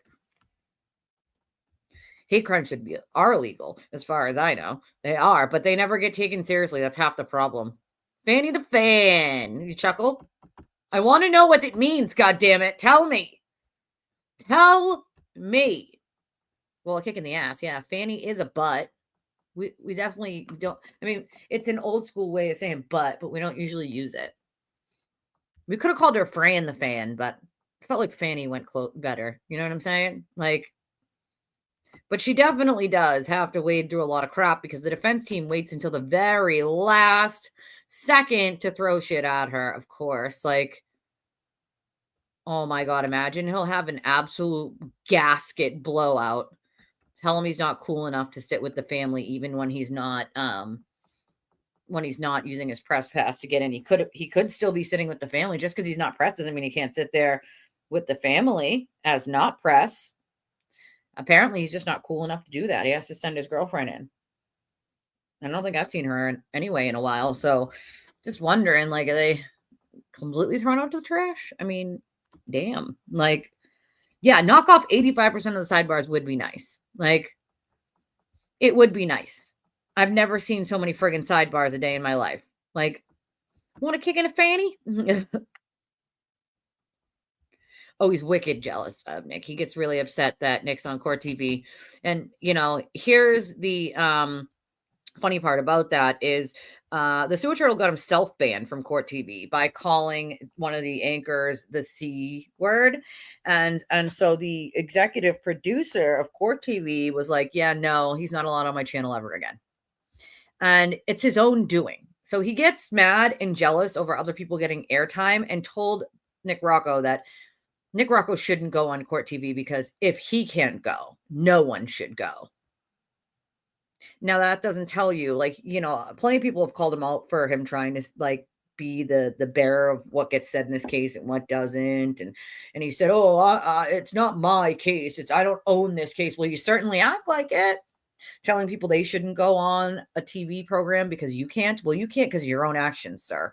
If you really cared about the FKR movement, right, you would want as many people as humanly possible talking about it over and over and over. The fact that he whined and bitched and complained and threatened the Roccos over the fact that he was on Court TV and that he was sitting with the family shows you what kind of whiny little bitch that he is. Sorry, not sorry. I mean, he whined about other people's views at the beginning of this. He'd get upset if other people had thousands of views. He got mad about it, complained, bitched, whined like a child. Like, this is the kind of stuff we're dealing with, okay? Like, his fifis are hurt over everything.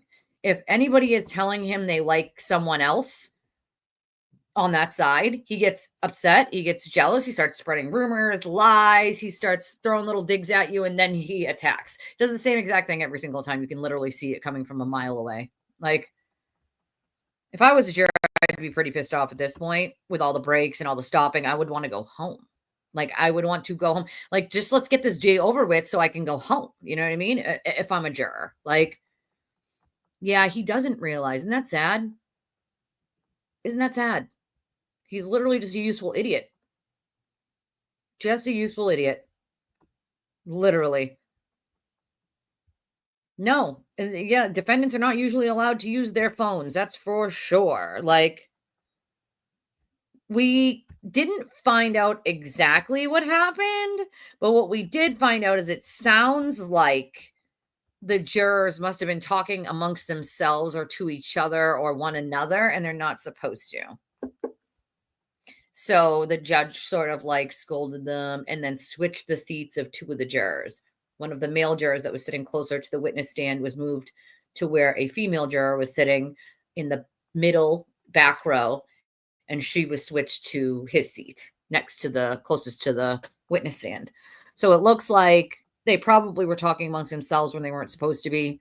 And the judge kind of gave them a little bit of a scolding, a little bit, like basically telling them it's important. They don't even talk to each other about it. Like, okay, cool, great, thanks. Like, and Joy said Bev could make her job so much easier by running her courtroom like she is in charge. Exactly. Rather than the defense team, in my opinion. And Karen, you don't deal with constant defense drama and rule breaking if you don't allow it. And that's exactly right, Joy. And she allows it, right?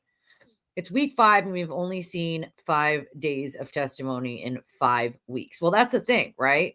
We saw Yuri Buchanan on the stand for 3 freaking days with the defense. Like, they kept him on there forever. Like, you know, the prosecution gets in and gets out. Like, that's the smart thing to do. Lay the points down, get in, get out. Front, bottom. It's hilarious. Like, oh, you gave up the cigarettes for vaping? Hey, listen, so did I. I gave up the cigarettes for vaping as well. Like, prison purse. Lady Yarden, I can't stand you guys. I freaking love you guys. Delta of Venus. I can't stand you guys. Yeah, again, the place of which no one talks. It's like the person you may never speak of. Poor rat. Oh my God, best movie ever. Just saying. Like, fanny pack. Do you guys remember the fanny packs from the 80s? Those were like the cool things to have in the 80s. And they were like neon colored. You know what I mean? Listen, I was born in the 80s and I still remember. Mid 80s, but still. Oh, he has already. He has. He threatened to call Tully because they wouldn't let him sit with him. You can't sit with us. All right. He had a Mean Girls moment. And they wouldn't let him sit with them. So he threatened to go to Tully if they didn't let him sit with them. the reads. They couldn't save him a seat in court. And so he got mad. My nose is so itchy and my eye, this one eye right here, but I keep trying to not itch it because my eyeshadow and my eyeliner. It's my bad for going outside and checking the stupid mailbox. The pollen is killing me. I got Claritin yesterday and it didn't work for crap. So Claritin out, I need something else. But he hasn't ratted them out exactly yet. He's threatened to. Bum bags, I can't. As a juror, I would have a problem watching the defendant be on her laptop or phone instead of engaging in a murder trial. What could be more important? I agree. And I think they try to play it up as oh, she's a part of her own defense team. You know what I'm saying? I love you. I freaking love you. I mean, to be fair, there's plenty of male language for some of this stuff. I mean, I don't think that's the thing. We have to trust them. There's 18 of them. There has to be decent people on there. You know what I'm saying? I can't. You guys are literally the best. You could make me laugh at any given point. I mean, things got a little emotional in the beginning today. The brain surgeon took me out. I'm not going to lie. I had to shut my camera off. I had to do a bit of a cry. To think about someone suffering in that way, that was difficult. That was really hard.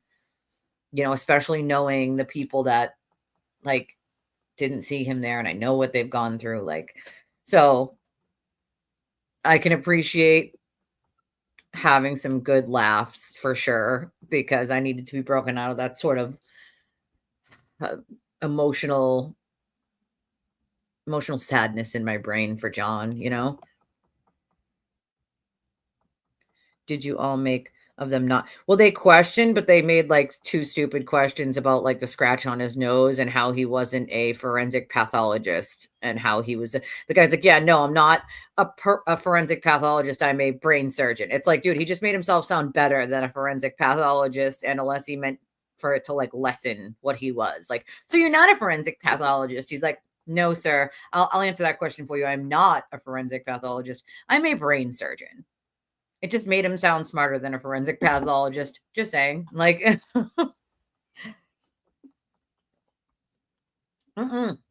You are not crazy to think that, Jezebel. You're 100% right. 100%. 100%. 100% right. If I was the jury, I'd be wondering why the hell she can't pay attention to her own murder trial. Why she can't look up, sit there and pay attention. Why does she have all those attorneys if she needs to be typing what's going on? That's what I'd be wondering, is what is the deal? Why does she have 1, 2, 3, 4, 5 attorneys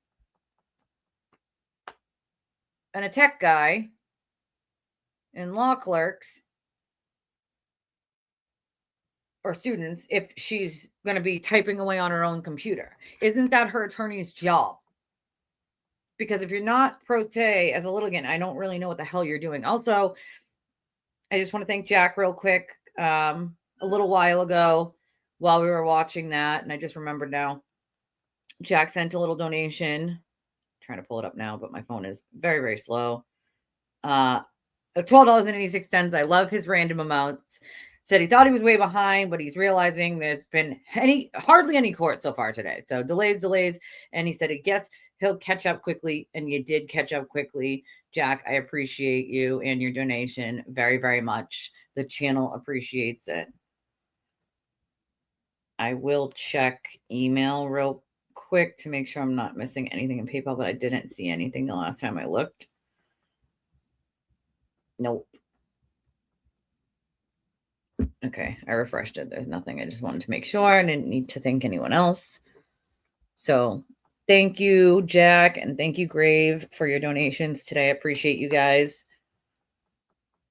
Alessi did not sound confident. She really would. And they'd probably be $1,000 shoes, Joy. Literally. You know what I mean? That's so funny. At this point on other platforms, I would post a film, including chimneys being collapsed in reverse, trains entering tunnels, explosions, and chimneys collapsing again. Well, that's what it is, right? Collapsing House of Cards. Wouldn't say no shit, wouldn't be no shit. Isn't that the saying? Yes, I have a crossbody. It's not a fanny pack, but I have a crossbody. That's what I use, a crossbody. She was a defense attorney. I did notice that, Maui. I did notice that. He wasn't picked for the lottery, as far as I know, the last 2 weeks or so. She was a defense attorney, and she worked murder cases the last part of her career before she was a judge. That's how. You know, a leave. Is that for allergies? Because that's what I need it for. Itchy eyes, itchy nose, runny nose. That's mostly what I get with the allergies is itchy nose, itchy eyes. Really itchy nose, though. And itchy, like on the inside of my eyes. I don't know where everybody else gets it. This is I've only had allergies for the last 2 or 3 seasons. Never had them before. So this is all new to me. So my nose gets wicked itchy, the inside of my eyes. And like, I have to like, and I try not to because I have makeup on, but like really itch, like, you know, makes my eyes red. I've never had itchy eyes like that before, other than like if you're allergic to like an animal, you know, then you get the itchy eyes. Yeah, the notes to Jackson. Flonase. I have Flonase, but all it does is make my nose run more and more and more. That's all it does. It's just literally, and then it makes my nose red raw because it just makes it run and run and run and run. MK. Or better. Like Top Gear. Yeah, I'm an 80s baby and a 90s kid, of course. I'm 38, so I was born in 86. So, I mean, hey. When she has to send kites, that's what we call letters from jail. They are called kites. So now they have email, but back in the day, if you sent a letter from jail to someone, that was called flying a kite. I do trust that there are people on that jury that know that she is guilty and will vote guilty. This trial, I agree with B. Harley, is better than the last one. I mean, even Ronnie, the juror, the one who's been doing his rounds since the last trial, said that he would lean towards conviction now with those clips, you know? Hank asking the jury to pay attention to top rear scoop on the back of Karen's car for the jury view has been bugging me. I'm starting to think he believes that caused the cut on John's right eye. No, that might just be where the glass landed or where he thinks the back of his knee or front of the knee was hit. I don't necessarily think that it has anything to do with the cut on John's right eye at all. I don't think that they think that he hit his face on that. I think they think that was the glass. The nose cut and the cut under his eye, I think they think that was the glass. Karen's the one who said that she pulled the piece of glass out of his nose. So if you use like her own words, realistically, you would say that's probably glass that scratched him here and here. Was a piece of the glass from the glass that was broken. Remember, the glass was found right near him, and the other part of the pieces of glass were found on the bumper. So, and then the rest of the piece of the glass was found right near him, you know? That's the other thing. Listening to it, knowing that she left him there.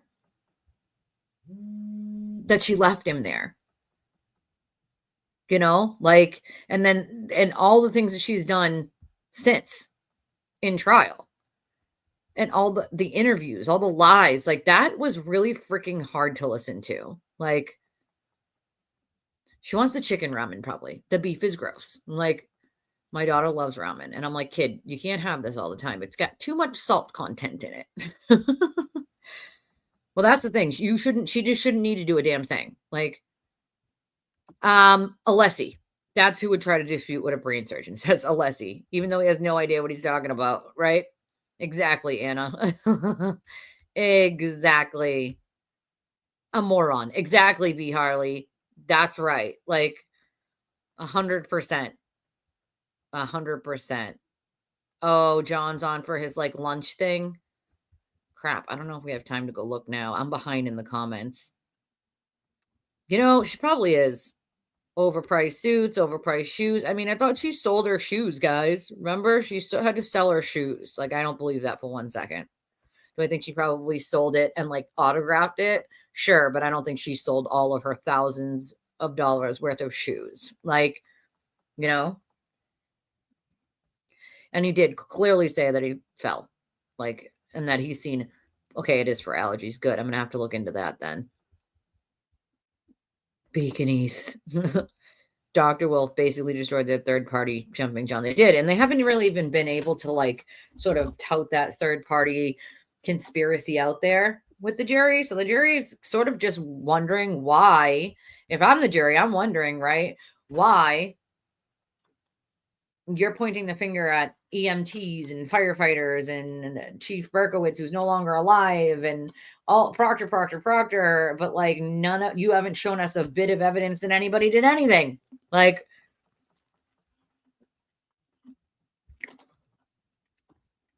no phlegm and stuff. Sometimes I get like that little itchy tickle in the back of your throat sometimes. Like, well, I have to clear my throat a couple times. I get that with the allergies, but not like post-nasal or anything. At least I haven't in the last 2 years. This season might be different. Who knows? I can't find the vodka fillets on the commissary order form. You know what's funny about that is when the sewer turtle first went to jail that first week, he cried in his cell and he kept banging on the door. And they had to tell him to shut the F up. It wasn't the Hilton. They had to tell him, like, hey, it's not a friggin' hotel. You don't, like, we don't come and bring you what you want because you're banging on your cell door, guy. Like, F off. Like, they had to tell him to shut the F up. Just saying. Like, yeah, that's exactly what they'll say, which is so funny to me. Like, that's how you know you are literally in a cult and brainwashed, when you have to say that a brain surgeon is dumb and doesn't know what he's talking about. It was in an interview not that long ago. I can't remember which channel it was on. I'll have to try to find it for you guys. But it was an interview he did. Maybe, does anybody remember off the top of their head which interview that was that Ronnie the Juror did, where he said he would lean towards conviction with the clips? I want to say it was Court TV, but I can't be sure whether it was Court TV or not. Like, cannot be 100% sure. Well, that's the thing. They didn't dispute it. Why? Why didn't they dispute it? Yeah, spoilers on top. A spoiler would be on top of the car, not on the bottom. Or like be on the back, but it would be like on the top of like a trunk, or like so for instance, on my Maxima, there was I had the trunk, and then the spoiler was like raised off of the trunk. So the spoiler isn't going to be like where a bumper is. It's going to be high up. The area they found the hair was on the bump, on the back. It wasn't on the bumper, I don't think. It was on the back, like, door for the trunk. The back part of the car. Like, my doctor told my son Zyrtec is the best allergy medicine. Good. Well, I'm going to have to try that then. I'll try anything that'll make my eyes and nose stop itching. A lobotomy, right? I love blueberry muffins, though. Love blueberry muffins. When my middle was little, one of my best friend's fiance used to bring her blueberry muffins all the time, to the point where she started calling him Uncle Blueberry Muffin. She started calling him Uncle Blueberry Muffin because he used to bring her blueberry muffins. Rear quarter panel, that's what it's called. Thank you. Raccoon eyes are not from punches. They are not. They are not. And I mean, I've explained raccoon eyes. Those of you who have been with me since last trial know I've explained raccoon eyes so many freaking times, it's not even funny. And very easy to understand too. You know, like, it is just lunch, my dear. Just lunch, Deb. Just lunch. Well, that's what they'll say. And so at that point, you have to know. Fox 25. Okay, so it must have. Okay, so it might be Fox 25, and you can go check John DePetro's X. I'm told it might be over there. I know I saw it somewhere, and then someone sent it to me, but I would have to like dig through. You guys have no idea the amount of emails and text messages I get per day. You guys can hear my phone going zzz, zzz, zzz every 5 minutes. Usually it's text message, email, DM. Like, I try to get through all of them per day after the show, but I don't always, because then I also have other things to do, like my own housework and homework and bath time and dinner time and all that fun stuff. I like to play with my kiddo when she gets home. So, you know, all that fun stuff. Yeah, just lunch. No room service. No room service in jail, you know? Yeah, he was. He had to sit in the cell and bang on the door and whine. Whine like a baby. Yeah, the brain, Dr. Wolf was good. You have to go back and watch the brain. He's a brain surgeon. He was very good. I thought he explained everything really nicely in a way that people could understand. I know, right? So good. She does need to stay in bed. Stay in bed. Stay. I'm giving you the stay finger. I mean, serious business when I give you the stay finger. You stay there in your bed, Ashley. Right? Then you would miss us and I would miss you guys. Believe me, moving is not fun. Been there, done that. He was commanding, right? He was a little like I have been told by many men over a lot of time in life that I am intimidating, but that man was intimidating. Like, yes, you can. Yes, you absolutely can, because you have to. You have a marshmallow leg. You have to. But I do believe he was extremely commanding. That is for sure. In my opinion, he was commanding. He was not kind of taking anybody's BS. That's for sure. Like stupid. Right? Let me look. Didn't look yet. I haven't looked in about 20 minutes since I read Jack's from earlier. Let me see.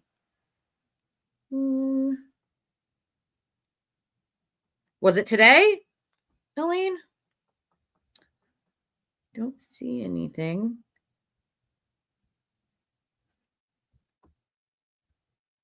I thought he was very, very, intimidating. We don't see anything, Elaine. If it was yesterday, I read all of yesterday's. If it was the day before, I read all of those ones. I don't see anything today. I see Jack's and Graves.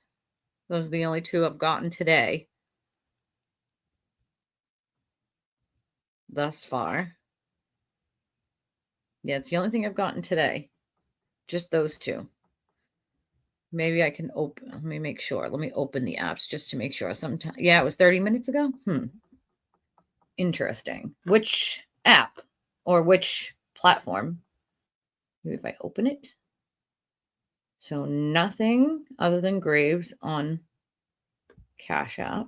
Let me try to open Venmo and see if that's. Wasn't it great? It was so great, in my opinion. Yep, the only thing I see on Venmo is Jack's. Let me scroll down a little and make sure here. Nope, just Jack's. And then, let me see here.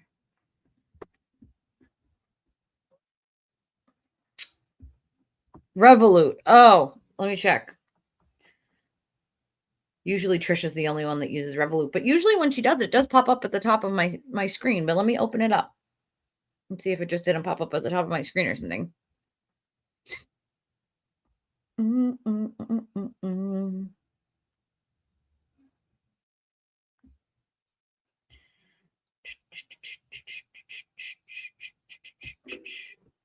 Let's see. Oh, yep, I see it now. Here it is. Yeah, it didn't pop up at the top of my screen. Oh, that's why it says, do you know and trust this person? I have to hit yes. Thank you, Elaine, for your $10 donation. Thank you so much. I appreciate you. Took me a second to find that. That's why, because it assumes that you don't know, like I don't know you for whatever reason. It wants you to make sure that you know that I know who you are.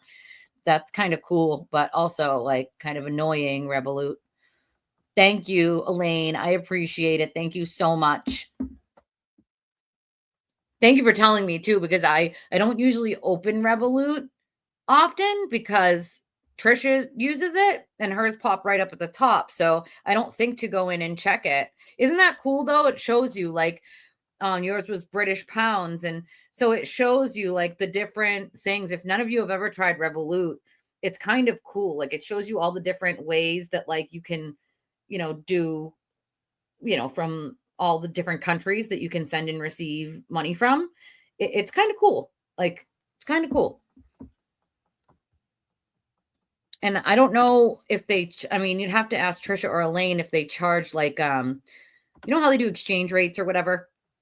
You'd have to ask Trisha or Elaine if they do exchange rates, but doesn't seem like they charge anything for exchange because I exchange it into my own currency when it gets sent to me in your currency. So I think that that's kind of cool. Like, didn't sell it yet. Well, still, even getting it ready to sell it, Joy, I know can be a giant headache. And some people do some upgrades before they sell the house. You know what I mean? Sometimes they fix the bathroom or they put like a jacuzzi tub in or they put more, you know, new tile in the kitchen. You know what I mean? Like, are you guys going to get like a condo or are you going to downsize? What are you going to do? I know it's too, she don't tell me full-time job moving out of anywhere that you've lived for years. You know, you're going to have years worth of stuff, things to get rid of, things to sell, I mean, I still need 2 dressers and a couch. I have a chair, but the couch didn't fit. Only a piece. The chair fit. And then my stairway is too narrow. So we tried twice. Didn't work. But the chair piece fit. So that's quite comfortable. But other than that, I still need 2 dressers and a couple, you know, odds and ends of furniture, some little things here and there. But the dressers are the most important, in my opinion. Yeah, that guy took no BS. No BS. None at all. Like, oh, I love it. I always want quick, amusing laughs. I love those. I usually check all that stuff when they've started up again. So I like listen and then I check, you know, incoming messages at that moment so that I can do both at the same time. You know what I mean? That was great. Well, that's the thing. Like, he didn't really have much to say to Dr. Wolf. I mean, what was he gonna... Yeah, right. He didn't throw in any LinkedIn in there, like to Dr. Wolf. I mean, you're going to try to tell a brain surgeon that he's not smarter than you. I mean, how do you even cross? There's no charge in LinkedIn. That is cool. I love that. Probably because when I exchange it, it would do it, I'm assuming. I think that's very cool. It's cool to know, though. So if anybody's looking for a way, like you have family that lives in a different country than you, Revolut would be a good option. Sending and receiving. It's new to me, but I like it. You know, it's very cool for people who are in a different country, and it does all sorts of. I mean, it does yen, like all different countries. Like there's a long list of you can send and receive to, which is kind of cool. Like, you know, the only way I can see them spinning it is by being like, well, he didn't 100% say he couldn't have been punched in the face, like, but he did. But the problem is if they don't use the words that say he didn't actually get punched in the face, then the cult just automatically thinks like, well, he didn't say he couldn't have got punched in the face. So, I mean, they don't listen to everything that's being said. So if he explains that, no, he fell, right?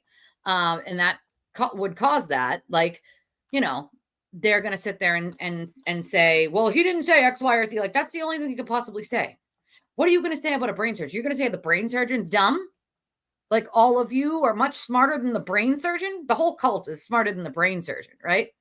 Brain surgeon doesn't know what he's talking about. Can you imagine saying that with a straight face? The brain surgeon is wrong. Like, about a head injury. Like, what? Like, what? Like, yeah, I think he knew that, like, there was no... Like, he kind of fumbled for a minute at the end there. You know what I mean? He fumbled. He was kind of like, what do I even ask this guy? Did you guys hear him? Like, he asked the first couple questions and then started flipping through the pages, not knowing what to ask. And he was kind of like, I think I'm done here. I don't think I'm going to delve into any of the other questions that I thought that I might ask this guy. And it's like, how are you going to debunk what he said? How? I would love to know. How are you going to debunk anything that brain surgeon just said? You can't, because science is science, right? The truth is the truth. Like, oh, Scorpio, thank you, my friend. She sent $7.77. I love that. Thank you so much for your donation to the channel. I appreciate you. I saw your thing and then I checked it. Right? Dr. Jackson should take a lesson. You probably should have taken that lesson a couple of marriages ago, though. Just saying, like, ooh, that sounds so good. JMS pepperoni grilled cheese. I still want the bacon grilled cheese. I don't know why. I just want the bacon grilled cheese. I've been talking about it for 3 days. I want it. Like,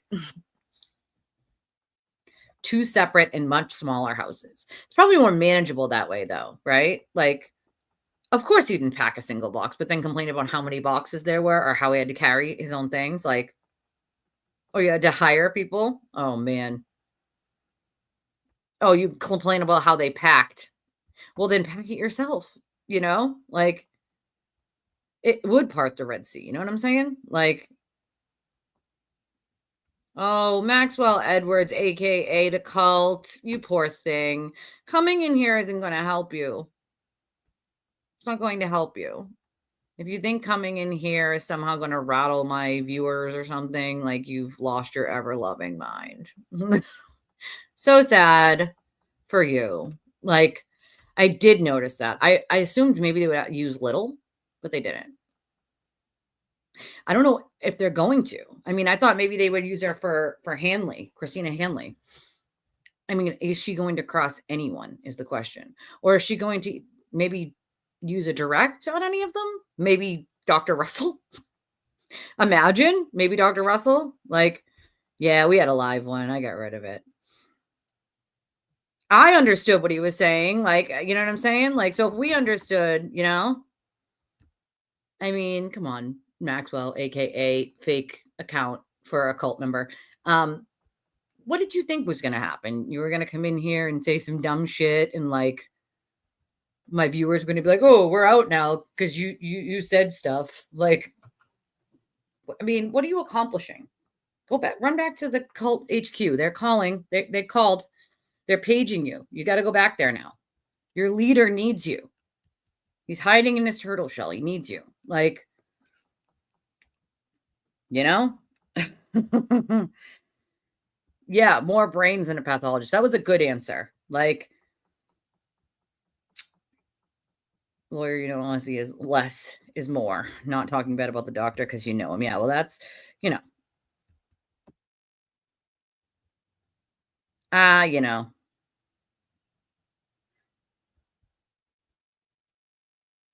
It happens, you know. I try not to entertain them for more than maybe 30 seconds or so. What I try to do is if people have questions, answer those questions. People who are on the fence, you know, that's what I try to do. Try to give everybody the benefit of the doubt because we have had people in here who have, you know, had questions and wanted answers and just kind of got sick of being in like the box, the echo chamber of the cult. And sometimes a reprieve comes in a way where they come here and they're like, wait a second, this isn't stuff that I've heard before, or wait a second, that's not what I was told.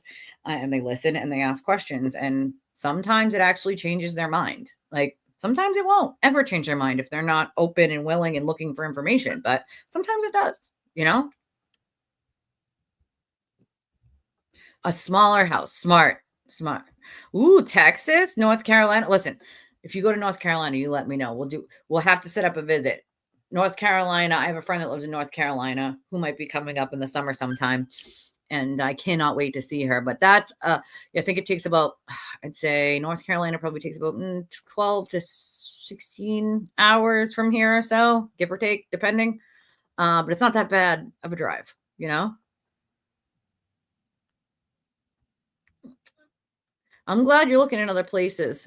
Texas is a place I want to visit for sure. North Carolina, I've thought about moving to North Carolina. I have a couple people that I know that live in North Carolina and they love it. They're not coming back. And I'm like shocked. Like they're not coming back. They don't miss us enough. No, I'm just kidding. They don't miss the prices in Massachusetts. And I don't blame them. It's way, way too expensive to live here. Oh, thank you, JMS. I'll check it. Anchovy. You can't have anchovies in the ER, lady. All right. I could never eat anchovy. I couldn't do it. Right? We didn't need any chew toys. We didn't, not right now at least. That's for sure. We did not need that. Like, we'll let you know when we do. Thank you, JMS. Thank you for your $10 donation. I appreciate you. Thank you so much.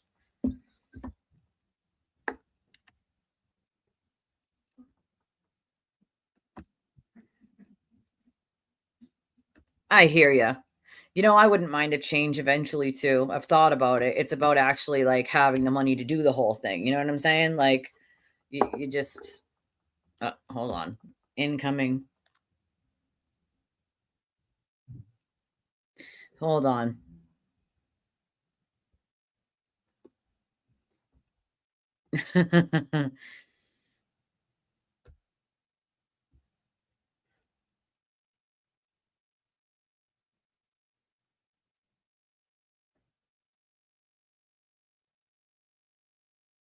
Hold on.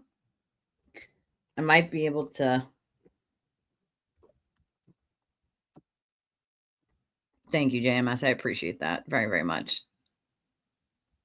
So AJ and Karen must have had lover spat the other day. We thought his wife renamed him a new one, but now they're back. I don't even understand how they work that. Like,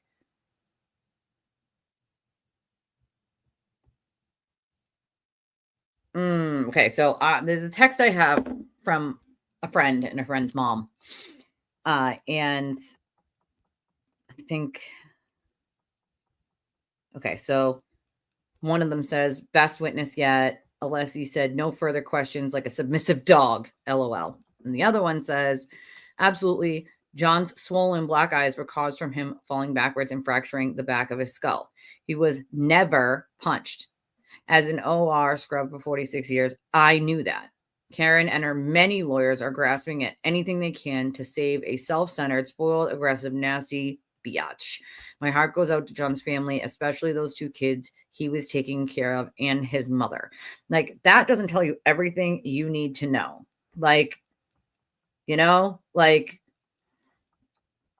so sad. Like, you know what I'm saying? Like, some people see this stuff every day at work, like, especially in the medical community.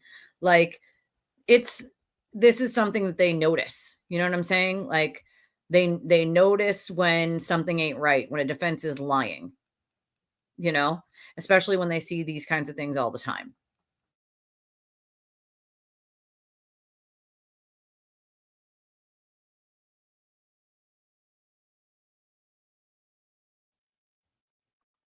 Trying to yeet me. They're trying to yeet me. I'm buffering. All right, I fixed it. Actually, the cult's upset today because Dr. Wolf debunked the entire conspiracy with one testimony. Dr. Wolf just destroyed all the cult's credibility. I agree. The cult's big mad. The real wolf came out to settle it. That's what we got to call him, the real wolf. Hashtag the real wolf.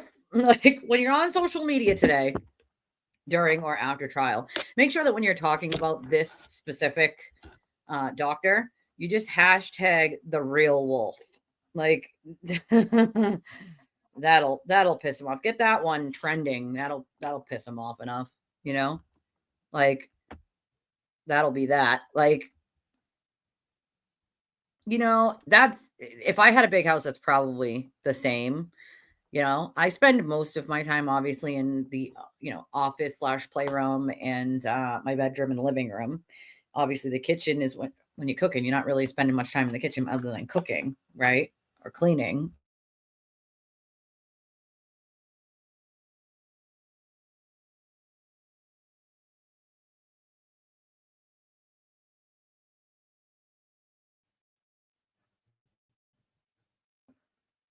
OMG.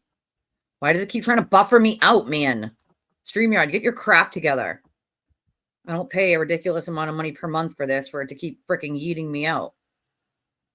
Yeah, shocker, isn't it? Isn't it a shocker? Shocker. Yeah, they cannot use third-party culprit now. They've made no evidence to prove a third-party culprit, so they kind of have to stick with the Bowden defense, which is the poor police investigation. That's what the Bowden defense is. Like, that's the only thing they're going to be able to do at this point, because they've shown no evidence to prove a third-party culprit to even go after anything third-party. Like,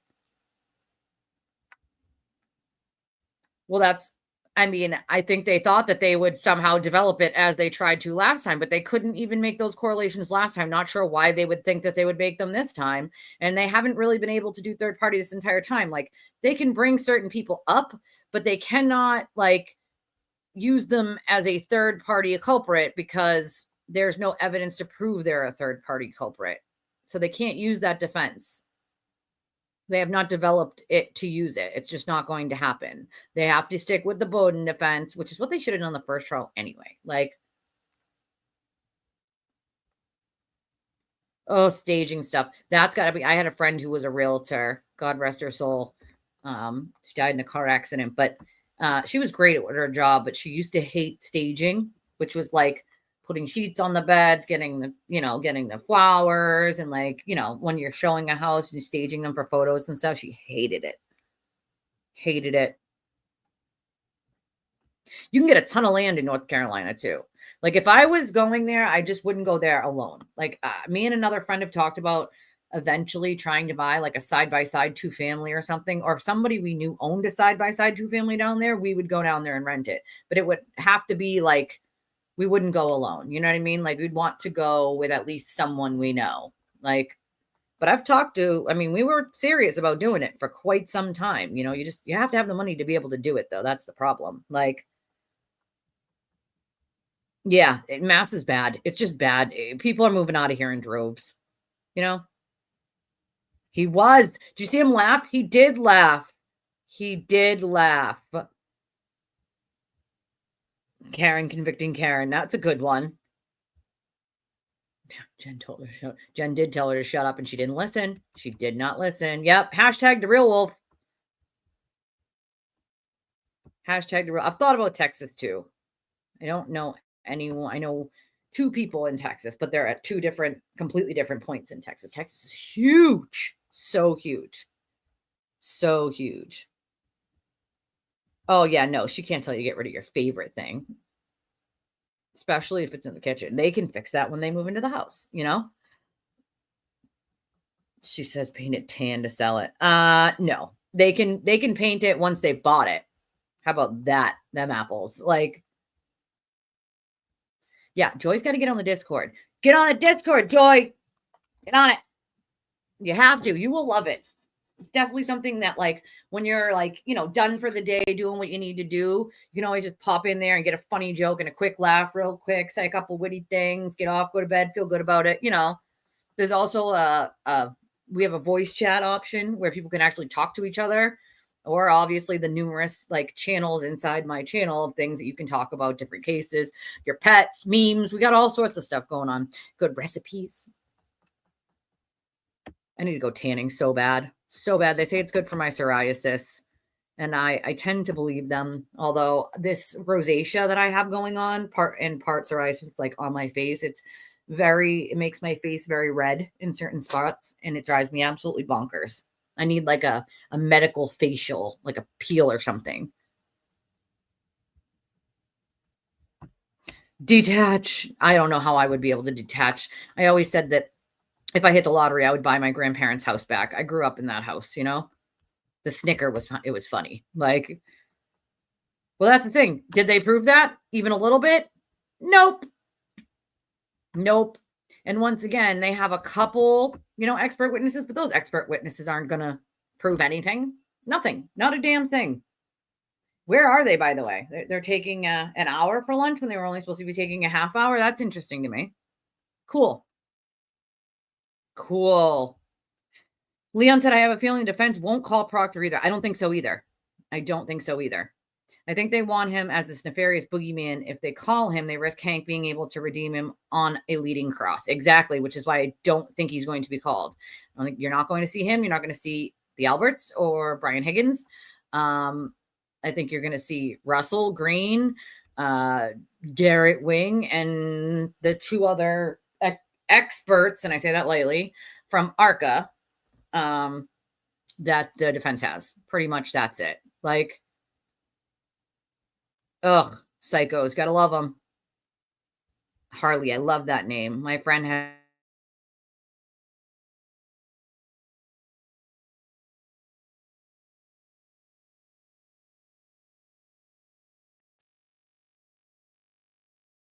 frickin' StreamYard keeps trying to play games with my computer. Harley and Bailey are my friend's 2 dogs. Harley and Bailey. Dog conspiracy poop. You might want to bring out your dogs right now. This is a good what? An armed man walking around Canton in a black hoodie and black pants. Breaking news. What? Shut the heck up. Am I getting an alert too? I don't know. My phone's gone off a couple of times, but I just assume it's text messages.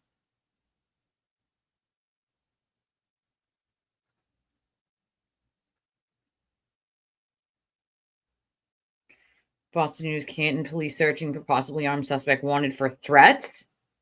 Oh, that's no good. That is no good. Yeah, see, I mean, I definitely need to do it just because like my skin really, really needs it. It's of course the cost that isn't gonna work. Canton police say scene is clear after search for possibly armed suspect. Police in Canton say the scene is now clear after search Wednesday morning for a subject wanted for threats, who they said could be armed. In a social media post just before 8:30 a.m., Canton police said there was a large police presence in the area of Will Drive. As they looked for a subject wanted for threats, they said the individual may be armed. A photo was released by police of a person they believed to be the suspect, who was appeared to be wearing dark pants and a dark hooded sweatshirt.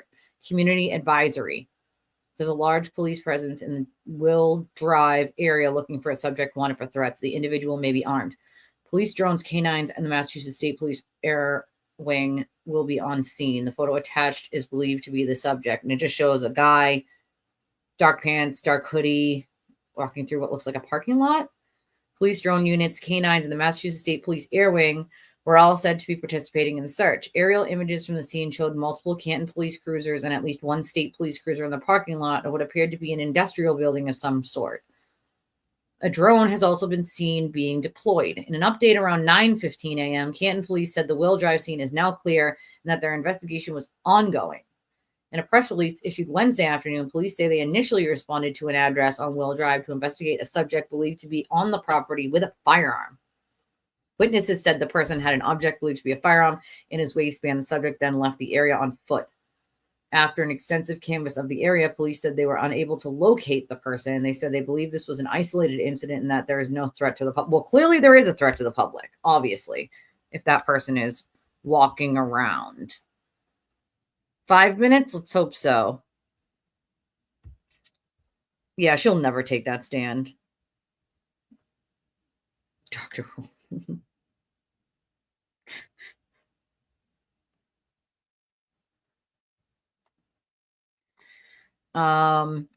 Yeah, you know, if she, that would be hilarious. Downloading Discord sounds, it is fun. We have a fun community. We do. Like, it would be a gift for the Commonwealth. You are totally right, B. Harley. Like, yeah, that's definitely, stay safe and lock everyone. If you're in Canton right now, definitely stay safe. It sounds like that person went over there to cause a problem.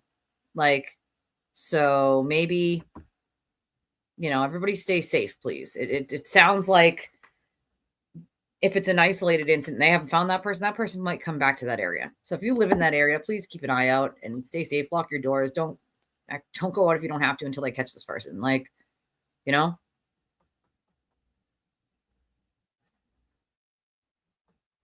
Hey, whatever works, you know? Right? Imagine. He'd cry back into a shell if somebody was in his neighborhood like that. He'd be locked himself in the basement. In his prison outfit to prepare. I mean, I would not be shocked if it's one of his lunatic followers, though, because this is what happens. Like, what's a self-tan? Like a self-tan, like cream? You don't want to do that, right? Like, you want to do, they told me it's the light. Like, in the tanning booth, it's like something about the UV light itself for the psoriasis. Like, yeah, that's how you leave my house. You come in as a threat. You know what I mean? Like, it's in our Discord if you guys want to check it out. Thank you, Jesse, for putting it there. Like, right? You got to get by the doggy first. Like, yeah, that's 30 minutes, but then take an hour. Like, that feels like either something's going on. Like, I mean, it's been over an hour at this point. Like, yeah, that's another thing that some of them turn you really, really orange, like the lotion ones. That's why I don't dare touch them. And like, they make you splotchy, you know? Sandy Bonds tanning lotion from Walgreens. I use tanning lotion, but I don't use the tanning like lotion that like tans your body without going into the booth. Like, you know, the self tanner that like is colored tanner. Something about the UV light in the booth does something with that helps clear up psoriasis. And I definitely need that help. It's on my legs and stuff. Yeah, I don't think he's going to call Mr. Reed. We can have Freak put the Discord link in, if he's still there, Freak. Pop that Discord link in there, if you will. The fan did just stop. I'm not the only one that noticed that. I did notice that it just stopped. It slowed and then it stopped. Interesting. We'll pop the Discord link into the chat, Deb. Just give us a minute. The fan just did stop, JMS. I am not the only one that noticed that. Looks like court's probably coming back any second. So do me a favor. Hit the like button, hit the subscribe button, share the video with some friends. If you can donate to the channel, it's extremely helpful. We definitely need the help to keep bringing you the content every day that we do. We have Cash App, Venmo, PayPal, Revolut for those of you who are out of country. I love it. It works great. If you've never tried it, I say give it a try, even if it's for family or friends. It's definitely better than some of the other options. And then we have a link for anybody who wants to just donate via credit or debit and don't have any of the payment apps. We'll drop that into the chat. It's also in the description of this video. And on Holly's good constructive criticism critique, I have added the Amazon wish list and the Walmart wish list that we have into the description of the chat as well, in case that's the way that you prefer to help out. Some people prefer to help out by just buying something off the wish list, something like, you know, paper towels or cleaning supplies or whatever. Like, and I can appreciate that too.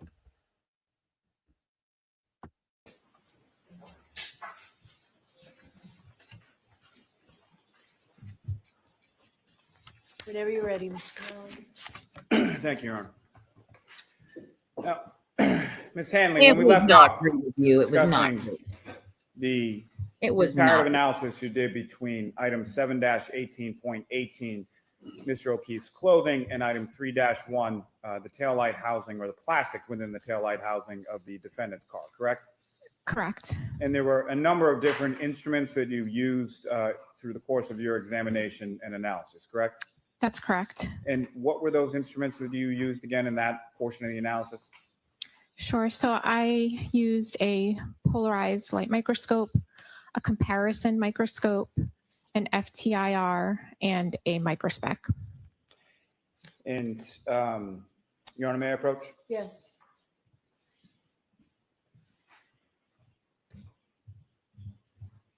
Showing you 3 documents, if you could review those a couple of minutes, please.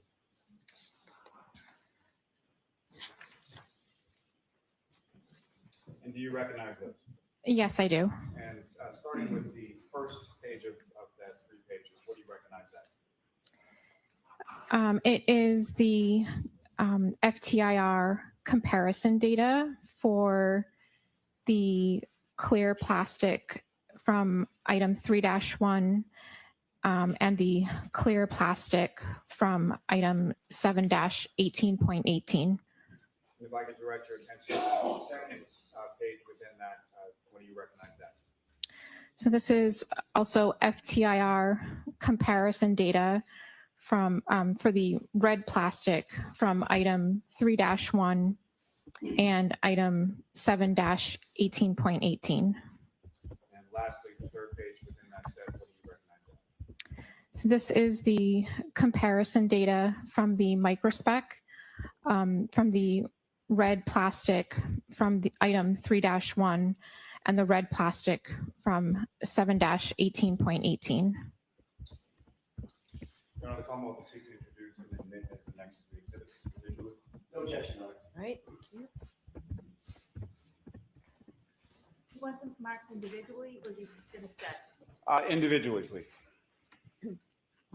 Thank you. I'm not necessarily going for the look of the tanning. I'm looking for the help with getting rid of the psoriasis. And part of that is the tanning boost light. If it was just the look, I'd buy the creams, but it's more for getting rid of some of the psoriasis, which the light in the tanning booth does. Thank you. And again, Ms. Hanley, when it came to your analysis of the clear plastic material from the debris from John O'Keefe's clothing and the clear plastic material from the defendant's taillight, what were your conclusions from that analysis? Sure.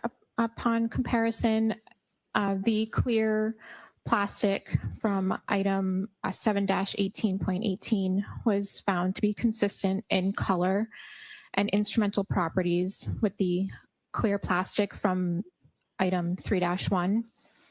Accordingly, the clear plastic from 7-18.18 could have originated from the clear plastic from item 3-1 or from another source with the same characteristics. Thank you. Your Honor, may I publish, and I'm sorry, I forgot already the exhibit numbers, but Ms. Gilman, if I could have the clear plastic.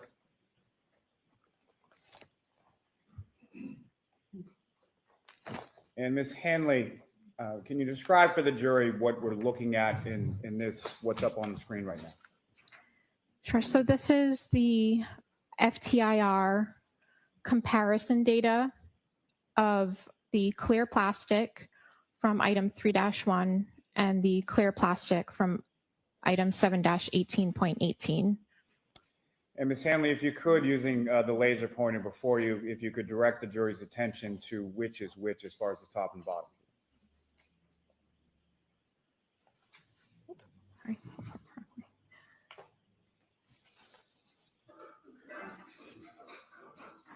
The top, Sorry, I apologize, Your Honor. That's okay.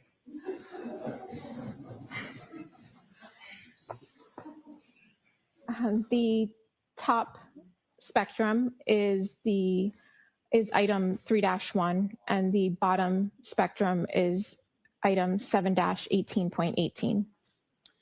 And Ms. Hanley, when you're comparing these two as far as the data that you receive, what is it specifically that you're looking at in your comparison as far as the data is concerned? So when I'm comparing the spectra, I'm looking at the peaks in each sample to determine if they are consistent or not consistent. Thank you. And if I could turn your attention to the red plastic material from the debris from Mr. O'Keefe's clothing and the red plastic from the passenger side taillight of the defendant's vehicle, what did you conclude in your analysis there? So upon comparison, the red plastic from 7-18.18 was found to be consistent in color, microscopic appearance, and instrumental properties with the red plastic from item 3-1. So accordingly, the red plastic from 7-18.18 could have originated from the red plastic from item 3-1 or from another source with the same characteristics. Thank you. And Ms. Gilman, if I could have the red plastic data. And Ms. Hanley, directing your attention to the screen again with the laser pointer, if you could delineate for the jury as far as which set of data is associated with which item. So the top spectrum is item 3-1 and the bottom spectrum is item 7-18.18. And again, if you could just direct the jury's attention with that laser pointer to the areas as far as the data peaks and valleys that you're looking at in comparison of this data. So when I'm comparing them, I'm comparing the peaks to each other in each of the spectra to determine if they are consistent or not consistent. And in this case, you found them to be consistent, is that correct? That's correct. And Ms. Gilman, lastly, if I could have the microspec data. And Ms. Hanley, if you could describe for the jury, please, what are we looking at in this particular data set? So this is the comparison data from the microspec of the red plastic from item 3-1 and the red plastic from 7-18.18. And as far as the data in any microspec, but particularly this one up on the screen, using that laser pointer, could you illustrate to the jury sort of what these individual lines or what this data means? So these are the samples that I ran, and they samples that I ran from item 3-1 and 7-18.18, and the spectra are overlaid in order to determine, to look at it and to determine whether they have a consistent or not consistent pattern. And from overlaying the data from the pieces of plastic from Mr. O'Keefe's clothing and the pieces of plastic from the defendant's taillight, what do you observe as far as from overlaying those two sort of data points? So I determined that they had consistent microspec data. Again, if you could just remind the jury as far as the microspec data, what type of data is that? So the microspec, it analyzes samples that have color. So it provides information of a sample's dyes or pigments. Thank you very much. Ms. Gilman, you can take that down. Thank you, Ms. Hanley. I have no further questions, Your Honor. Okay.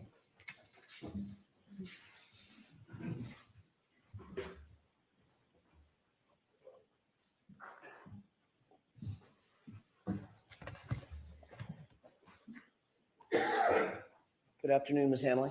Good afternoon. Nice to see you again. We met about a year ago.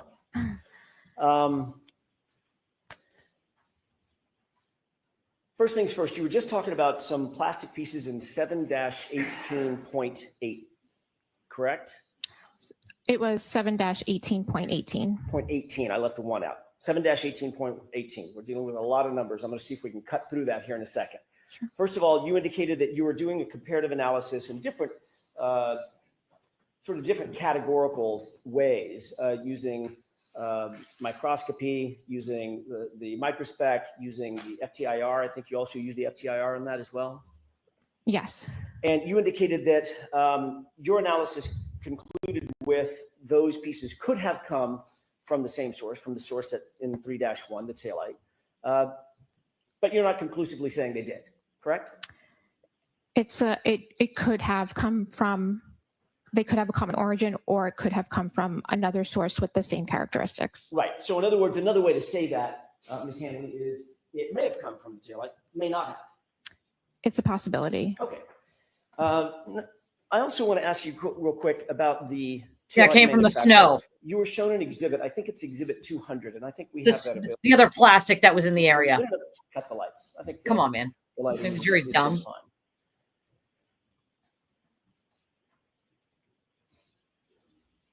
It's to try to make him feel dominant. This over is the exhibit or a women. photograph. That would of never exhibit work with me. 200 that you saw just a second ago. Quick question about that.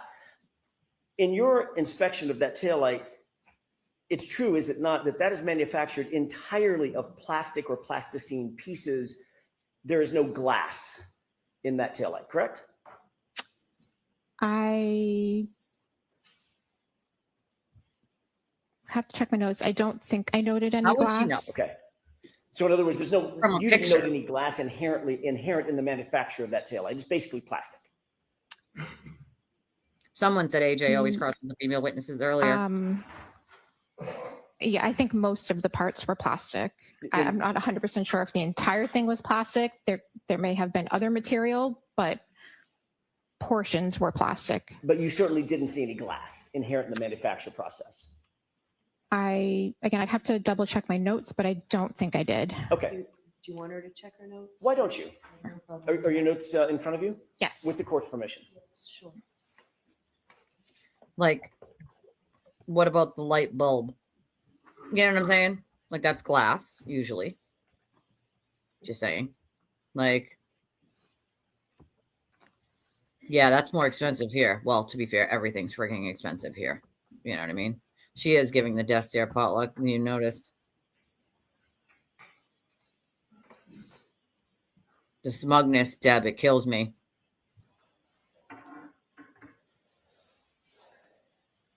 Oh, it's LEDs. Is that what it is? Either way, no, the Commonwealth is not saying that the glass, right? The driveway reflector, that's what it was. Nobody is saying that the glass So came I from did the- not make any notation that I noted portions that were glass. I'm also saying that. Final point before we get into the actual analysis on any of the glass. I want to shift gears to just the glass material that you analyzed and that you looked at and you inspected. Damn, You I wish saw I had an no LD blood, around here. no skin, no biological material, no tissue, human tissue or otherwise, on any of those pieces that you inspected, did you?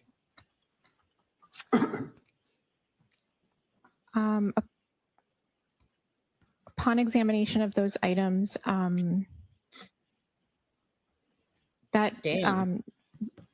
making observations of those types of material, that's not my area of expertise. I don't think I noted anything that was maybe consistent with that.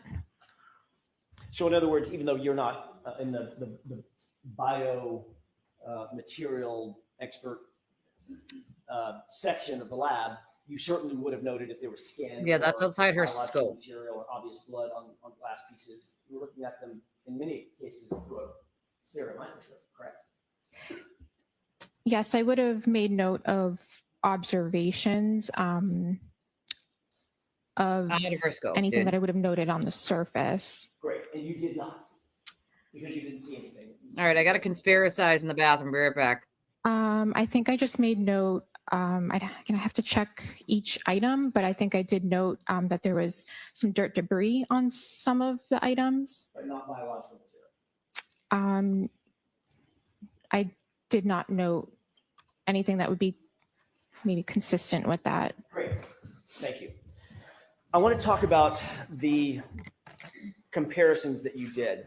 And you'll forgive me, I'm a visual learner. So I'd like to talk about it in 4 categories. Okay. Linear categories. Category 1, item 3-2. Category 2, item 3-3. Category 3, item 7-12. Category 4, item 7-14. 3, 2, 3, 3, 7, 12, 7, 14. Can we talk about them in those particulars? Sure. Okay. 3-2 was the cup, correct? That's correct. Okay. And I'm going to use the word cup rather than glass for obvious reasons. You can get confused by that. So when I say the cup, do you know what I'm talking about? Item 3-2. Great. 3-3 are the 5 items that were found on the bumper, claimed to have been found on the bumper by MSD or crime. Okay? Yes. 5 items, A, B, C, D, and E, correct? Correct.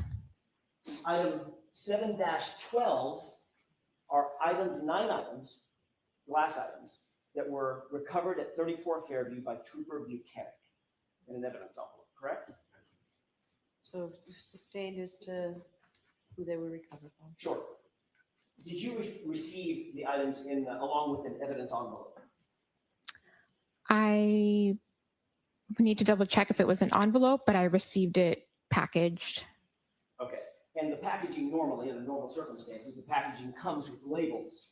It gives you reference about where things came from. For instance, when Mr. Lally asked you, were you aware or did you become aware that items were claimed to have been found on the bumper? You didn't actually find those items, but that was the description you were given, correct? That was the description of the item in our limb system. Okay. And going back to 7-12, that's our 3rd category. Was that described as 9 pieces of glass that were found at 34 Fairview by a sergeant by the name of Buchanan? Or do you recall that? I am not sure who recovered them. Or what it said on the evidence envelope? That's what I'm asking. I would have to check my photos to see if it says that. We'll get to that in just a second, but fair enough. 7-12, 9 items, A, B, C, D, E. And if my memory serves, I, K, and L. I'd have to refer to my notes to. Can you please? Yes.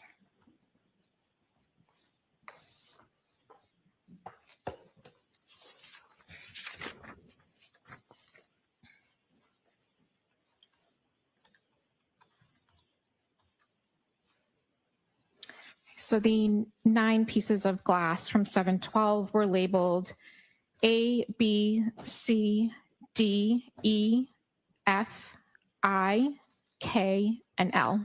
Great. And then finally, what was in 714. That's an easy one. One piece of glass. That's correct. Okay. Your Honor, may I approach? Yes.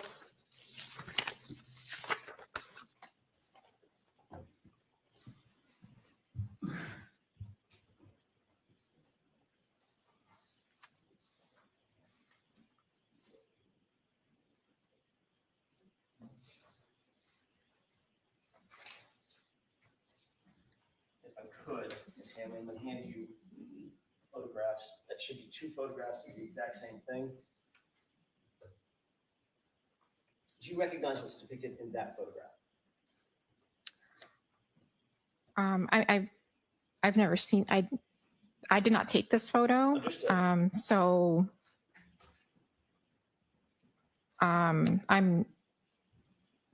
not. I haven't seen them, so I don't know. So I'm asking you to look. I know you haven't seen that photo. Does it look like the cup? It looks consistent with the cup. Okay.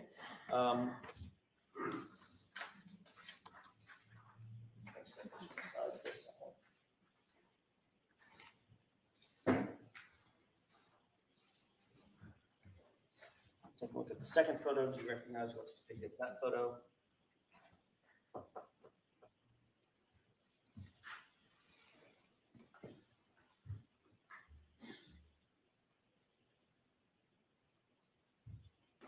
So I did not take this photo. It appears to be a photo of a container that another analyst took a photo of item 7-12. And item 7-12 once again included plastic pieces and 9 glass pieces, correct? Correct. Do you see the evidence label on the very top of that evidence envelope? I'm not sure which label you're talking about. One under the red tape. Yes. Does that appear to be a label marker that's done to maintain chain of custody?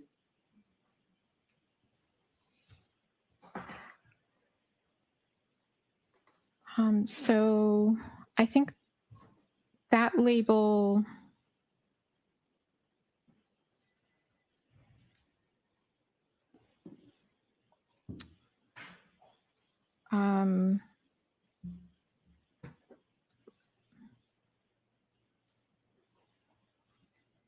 Sorry.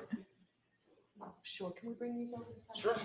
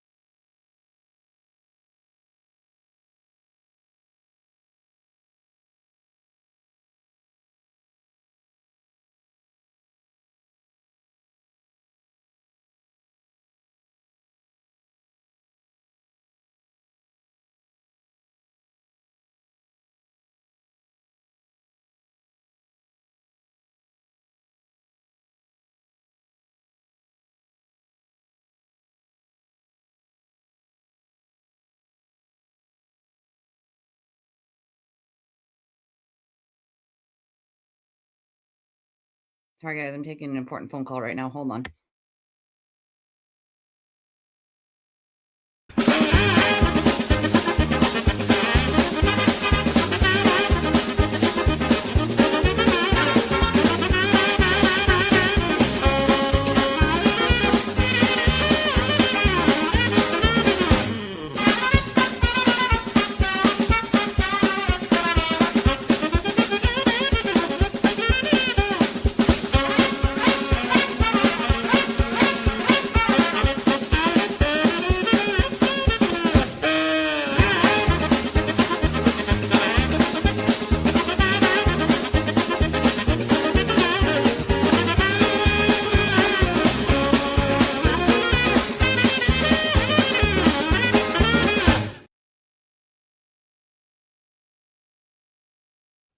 was conspiracizing in the bathroom and taking an important call, trying to do a million things at once per usual. I mean, I don't really know what Alan Jackson's getting at here. With again, outside the scope, ask the other analyst. You're asking her things she wouldn't have the answer to. You know, it's just insane to me. Like, no yeeted. Although I'm getting sick of StreamYard eating me. It's definitely StreamYard. That's definitely has nothing to do with me. That's StreamYard. Although it's really obnoxious, I'll tell you that much.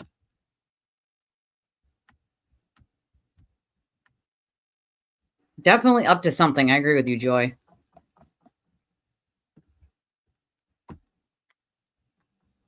Photos she's never seen before. You can't ask her about photos she's never seen. Like, chain of custody is really all they got. Like, Anna's right.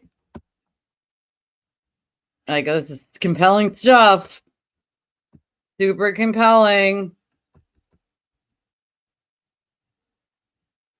I'm trying not to. I heard the gap in it for a second.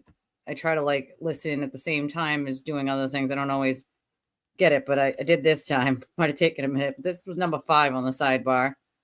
He doesn't really have nothing else to argue about at this point. Like, exactly. She has no knowledge of it.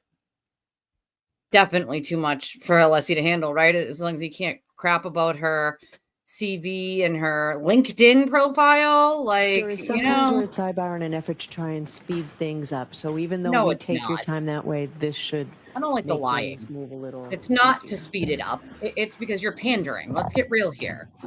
So you can cut that down. Thank you, Ms. Hanley. I agree, Joy. Previously, we'd already looked at what's been marked for identification as triple G. I was asking you about what has now been marked as triple H. If you'll just look at that, what I'm most interested in is, do you see a name, a trooper's name in the middle of that? Oh, here we go. Trooper Proctor. Yes, I do. Is that Buchanan? It looks like it says that, yeah. Okay. And just so we're clear, that bag is associated with 7-12 of your analysis. The item Right. 7-12, correct? Yes, again, I didn't take this photo, but I have, yeah. I realize that. It says 7-12 Yeah. right on the photo. Yes, yeah. That's all I needed. That's all I needed is to establish you didn't take the photo. I for identification. Do you see a name associated Yep, with that already bag? up. Yes. What name is that? Proctor Buchanan. It's actually a little hard to read. It looks like it says, it could say Trooper Proctor. Okay. And that is associated with 7-14. So what? Correct? It is labeled as, excuse me, Their job to label 7-14. Thank you. And finally, does that Oh my God, did they enter it into evidence as troopers? Gee, that's such a bombshell. of that bag, which is a single piece of glass in 7-14? This appears to be the photo that the analyst prior to me took of item 7-14. And that would be Analyst Valier. Correct. You see her initials there. Yes. Okay. Thank you. So the Why four didn't you categories, ask her? just so we're clear and we can stop using so many numbers because they can get confusing. 3-2 is the cup, right? Yes, 3-3 is the bumper glass, correct? that is correct. 7-12 is the Buchanan glass, correct? You just looked at it. Yes. Okay? Buchanan, you know you're saying it wrong, asshole. Buchanan. Buchanan. Correct. So when I make reference to those, I agree with you, Ian. I by feel like those there's a clip names, soon. You'll know what I'm talking about. Yeah. Yes. Hesitant. No, I just, Exactly. I'm just used Joel. to referring to them to the item numbers, but I will try to stay with you. My brain will melt if we continue that way. Can she do it both, Mr. Jackson? Sure. Any way that you wish. I have another document that I would like to approach. Oh, with. for effing sake. Let's talk about Proctor and Buchanan some more. Here we go. This is not compelling. I'd like you to take a look at that. Right. But it's all their fault, so I'm not guilty. No shit. Imagine. That'd be great. Have you ever seen that before, or a variation of it?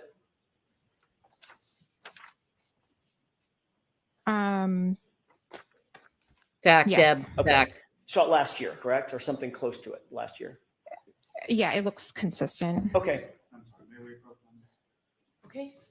If there are She- any yeah. others, Mr. Jackson, why don't we bring all the... This is it. All right. Number 6, y'all. And I'm telling you, Hank's doing this because she cannot testify to what other people did, didn't do, their names on the bags. It's wholly inappropriate. Should have asked the analyst that had it, or them, or Buchanan when he was there.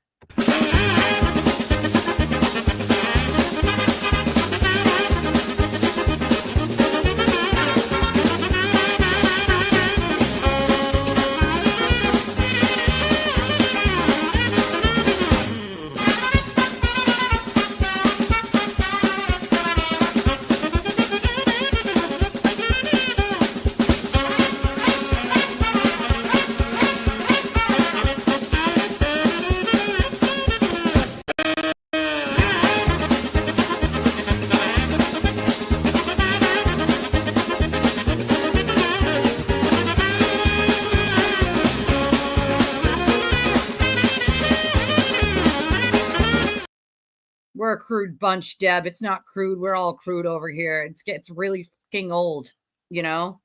You're not arguing evidence. You're arguing names at this point. Who put it in for evidence? Oh, shocker. It was the troopers who were investigating. Oh, no. What a bombshell. You know what I'm saying? Like, this is boring. Especially on an already dry subject matter, like Casey said. Like, this is, I mean...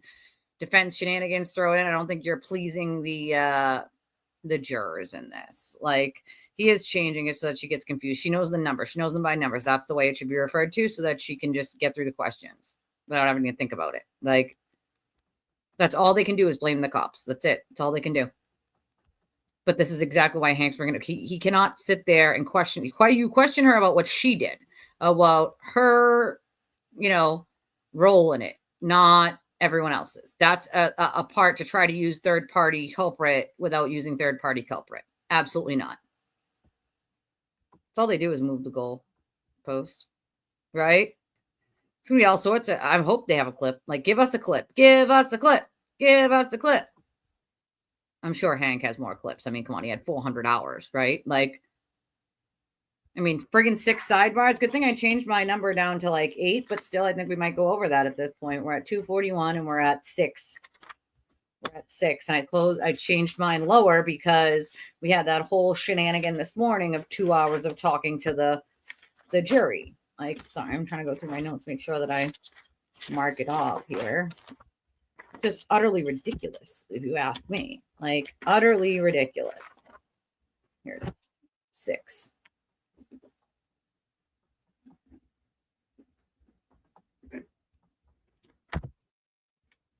Yeah, don't worry about sidebars. We'll move things along. I mean, that's the other thing I don't appreciate. Like, the judge is lying. It's not to move things along. It's because they're arguing about something. It's nothing to do with moving things along. Like, that's another thing I don't appreciate. Like, don't patronize me, Your Honor. Like, people are idiots. I don't know what sidebar is. Like,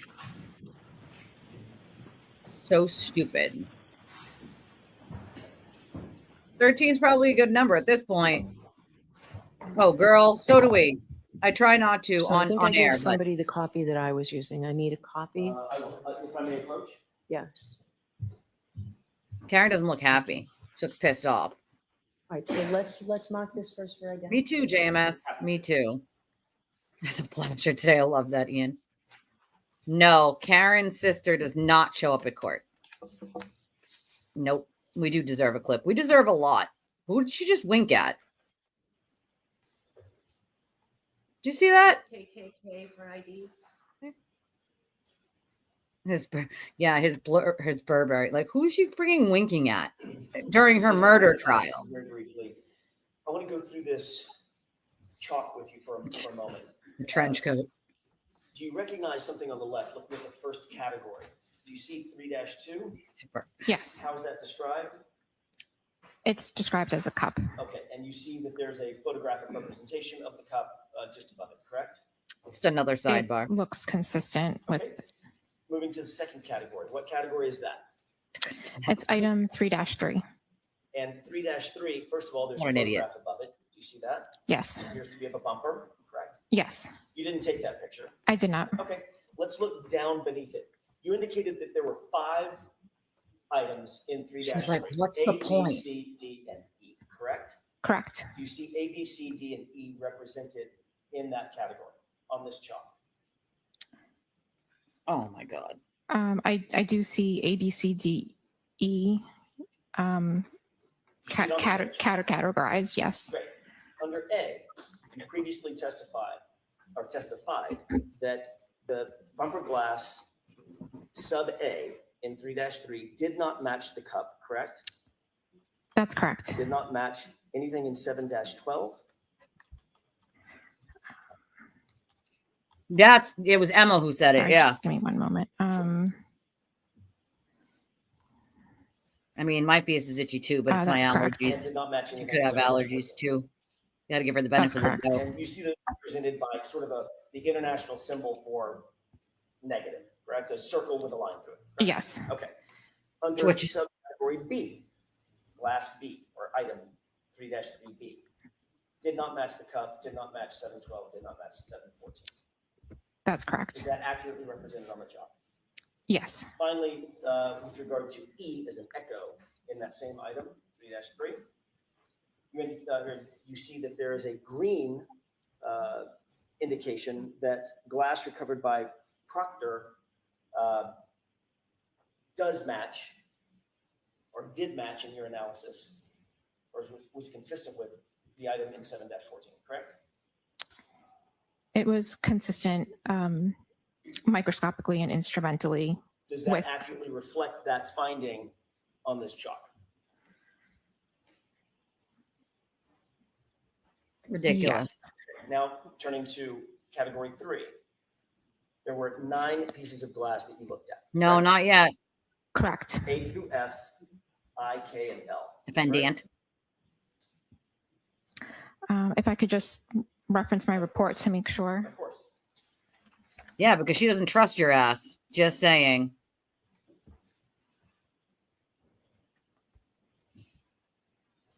He's definitely wasting as much time as humanly possible. Yes, those are the correct letters. And A, B, C, D, F, and K Stupid. all matched the cup. That's what I do. I put a line through it. Again, I would just need to confirm with my report. Take your time.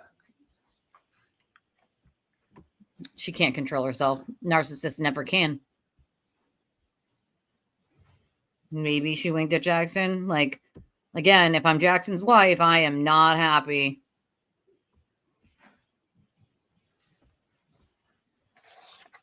Yes, so A, B, C, D, F, and K All matched the cup. had a physical match to 3-2, the cup. Is that accurately represented on this chart? With green. Yes. And E is an echo, I is in India, and I think that's L is in Lima, did not match the cup. Correct. That's correct. Okay, is that Probably because it was the other cup. Now that we know. And finally, There was a last second category, cup. 7-14, that is the single piece of glass that was recovered by Trooper Proctor. That did not match the cup, and it did not match anything in 7-12, correct? And if you need to check your notes, feel free.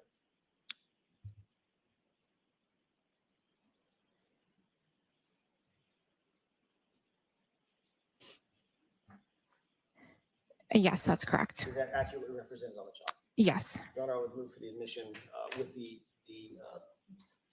amendment that the court indicated at sidebar of triple K. Okay, I'm going to allow it in. 205. For what, though? 205?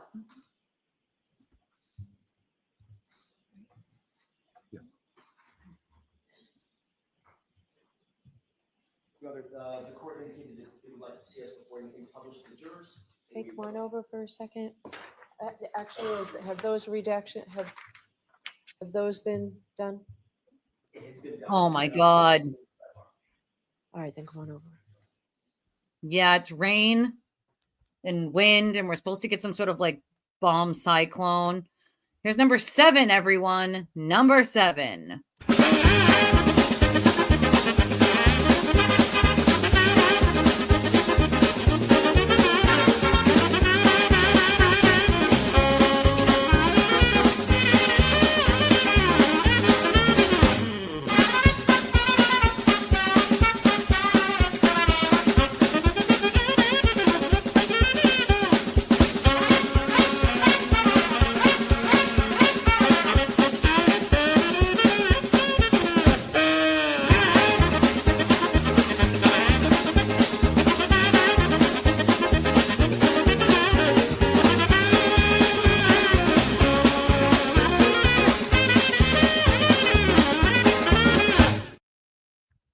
I remember that case. Judge Ito.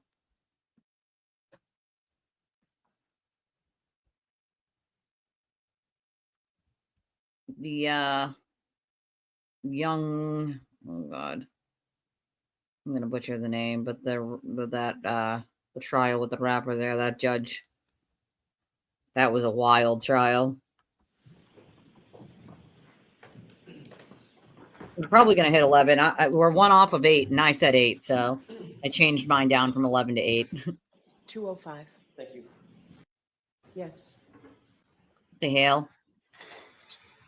Ms. Hanley, you see the chalk that's been, or actually what's been marked as Exhibit 205 in evidence on the screen? Yes. Is that consistent with what you and I were just talking about at the witness stand? Yes.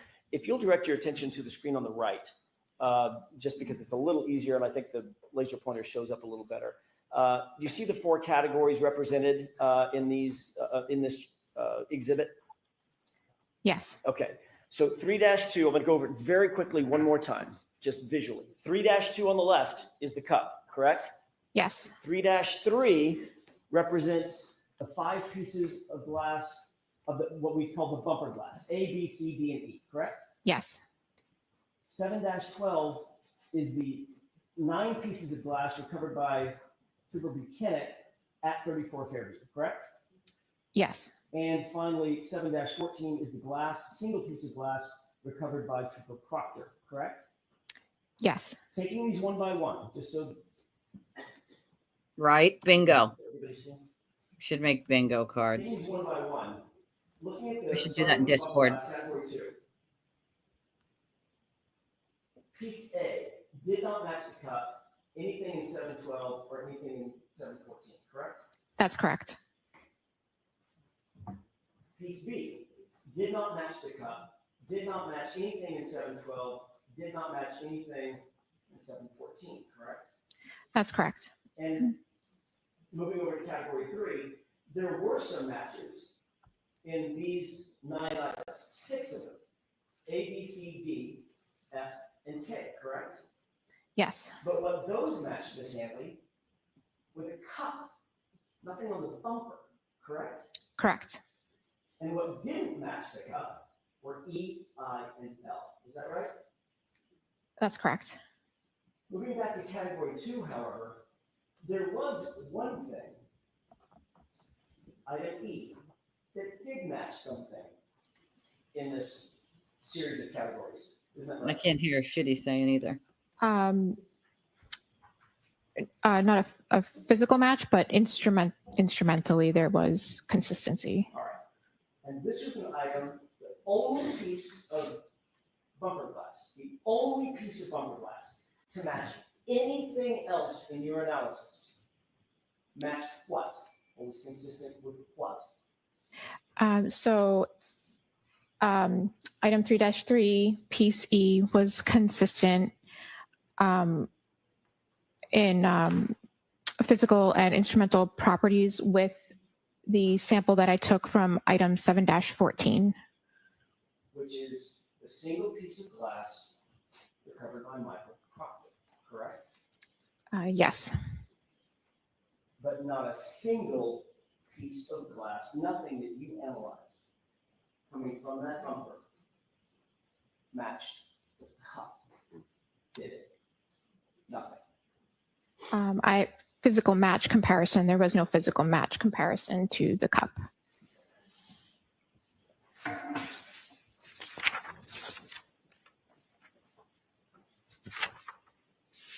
Are we done with this, Mr. Jackson? We can take this down, Your Honor.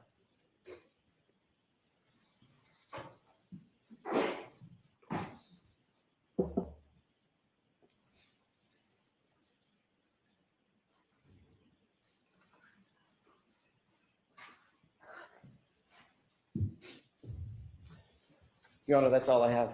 Thank you. Mr. Lally?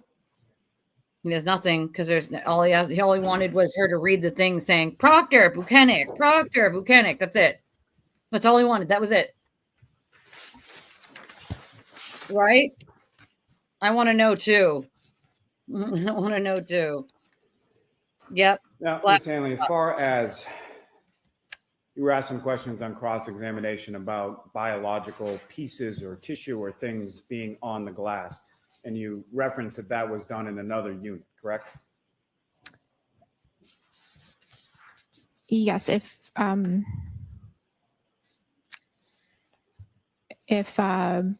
that type of examination was needed, that would be done in a different unit. I'm going to allow that, but next question. Which unit would that be conducted in? What? Objection. So the objection sustained. You need more, Mr. Lally, before you. You don't need more. He asked about Now, it. as far as What do you mean? Oh my God, did she listen to anything the defense says at all? Wondering. He asked about it on cross. He has the right to talk about it on redirect. You don't need any chart that you were just presented. As far as the 4 photographs that were depicted in there, have you ever seen any of those 4 photographs before? No. Do you know specifically who or where any of the items 3-2, 3-2, 3-3, 7-12, or 7-4 were physically recovered from? I just have the description that's put in the LIMS system when it's submitted to the lab. And do you know that 3-2, the drinking glass, was recovered by the Canton Police Department on January 29th, 2022? Objection. Do you know that item 3-3, the bumper glass, was recovered by Ms. Maureen Hartnett from your lab on February 1st, 2022? Sustained. Do you know that each of the 4 items were recovered by different people on different dates at different locations? Yes. No. He's the one who brought this up. He has the right to do it on recross. I don't think the judge listens to a goddamn word that the defense says at all. It's like she doesn't even listen to a single word that they say. Like, once they bring it up on cross, you don't need a foundation for it anymore. It's already been brought up on cross. You have the right to redirect on it. Is she not listening to anything that the defense is bringing up on cross? It's literally the entire friggin' cross. Like, am I going crazy here, Joy? Or like, I mean, Joy says, what? That question was the basis of the entire cross. She's not even paying attention and is so obsessed with defense getting a fair trial. She's now become ridiculously unfair to the Commonwealth. Now we're talking about Joy's an attorney. So like, I know that I'm not crazy when I'm saying these things. Like, once it is brought up on a cross, they have every right to redirect. You don't need a foundation for that. It was brought up on cross. Therefore, you can address it on redirect. It's literally the entire reason they did a freaking cross on it. It's like she didn't listen to a single thing they said. I mean, you can't put the toothpaste back in the tube. So guess what? Jury still heard it. They got the point. Too bad. Like, Ms. Hanley, from your conclusions that you testified about before, you found that the item 3-2, the drinking glass, was consistent with 6 different pieces from item 7-12 that were found in the roadway outside of 34 Fairview Road, correct? That's correct. And you also found that piece E from item 3-3, the bumper glass, was consistent with the single piece from item 7-14 that was found in the roadway outside of 34 Fairview. Two Road. glasses. Is that correct? That's what I thought. Yes, that's correct.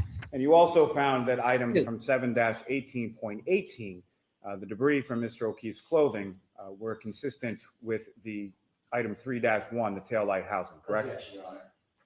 Sustained as to form.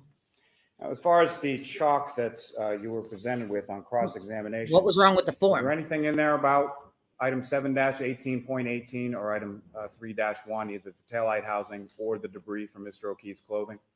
No, there was not. Nothing further. Anything? Very briefly. So in sum, Thank you. not a single piece of glass on that bumper could be connected to that cup, correct?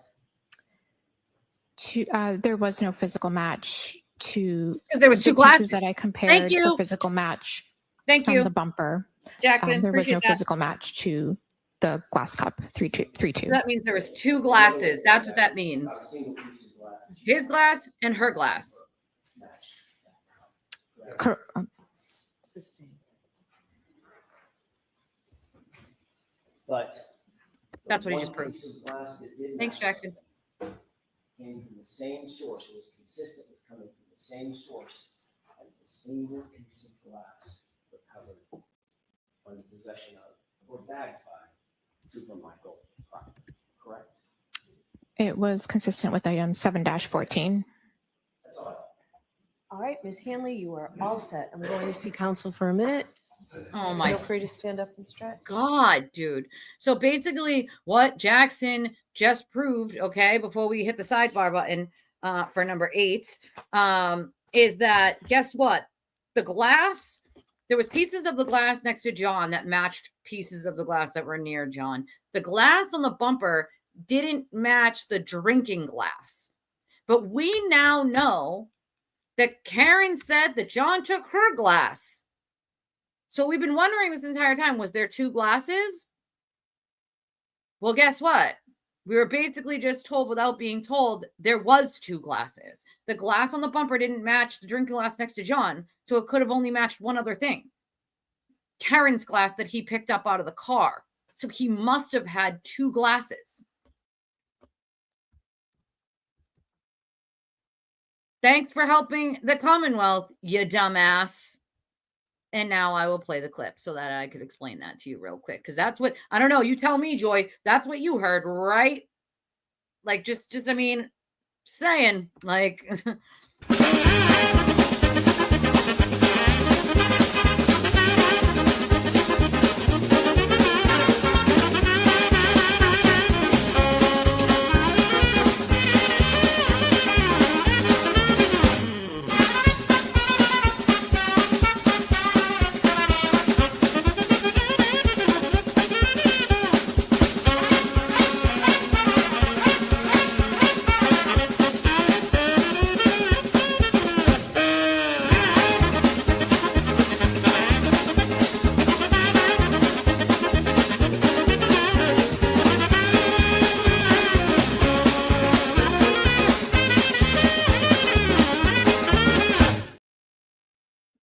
I'm now wondering if she's going to end the day.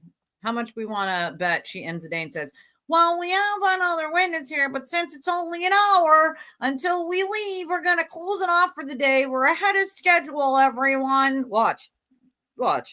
If she doesn't, I'll be shocked. Earlier and earlier every day. Here we go. All right, so jurors, I know you don't like it when we're in sidebar.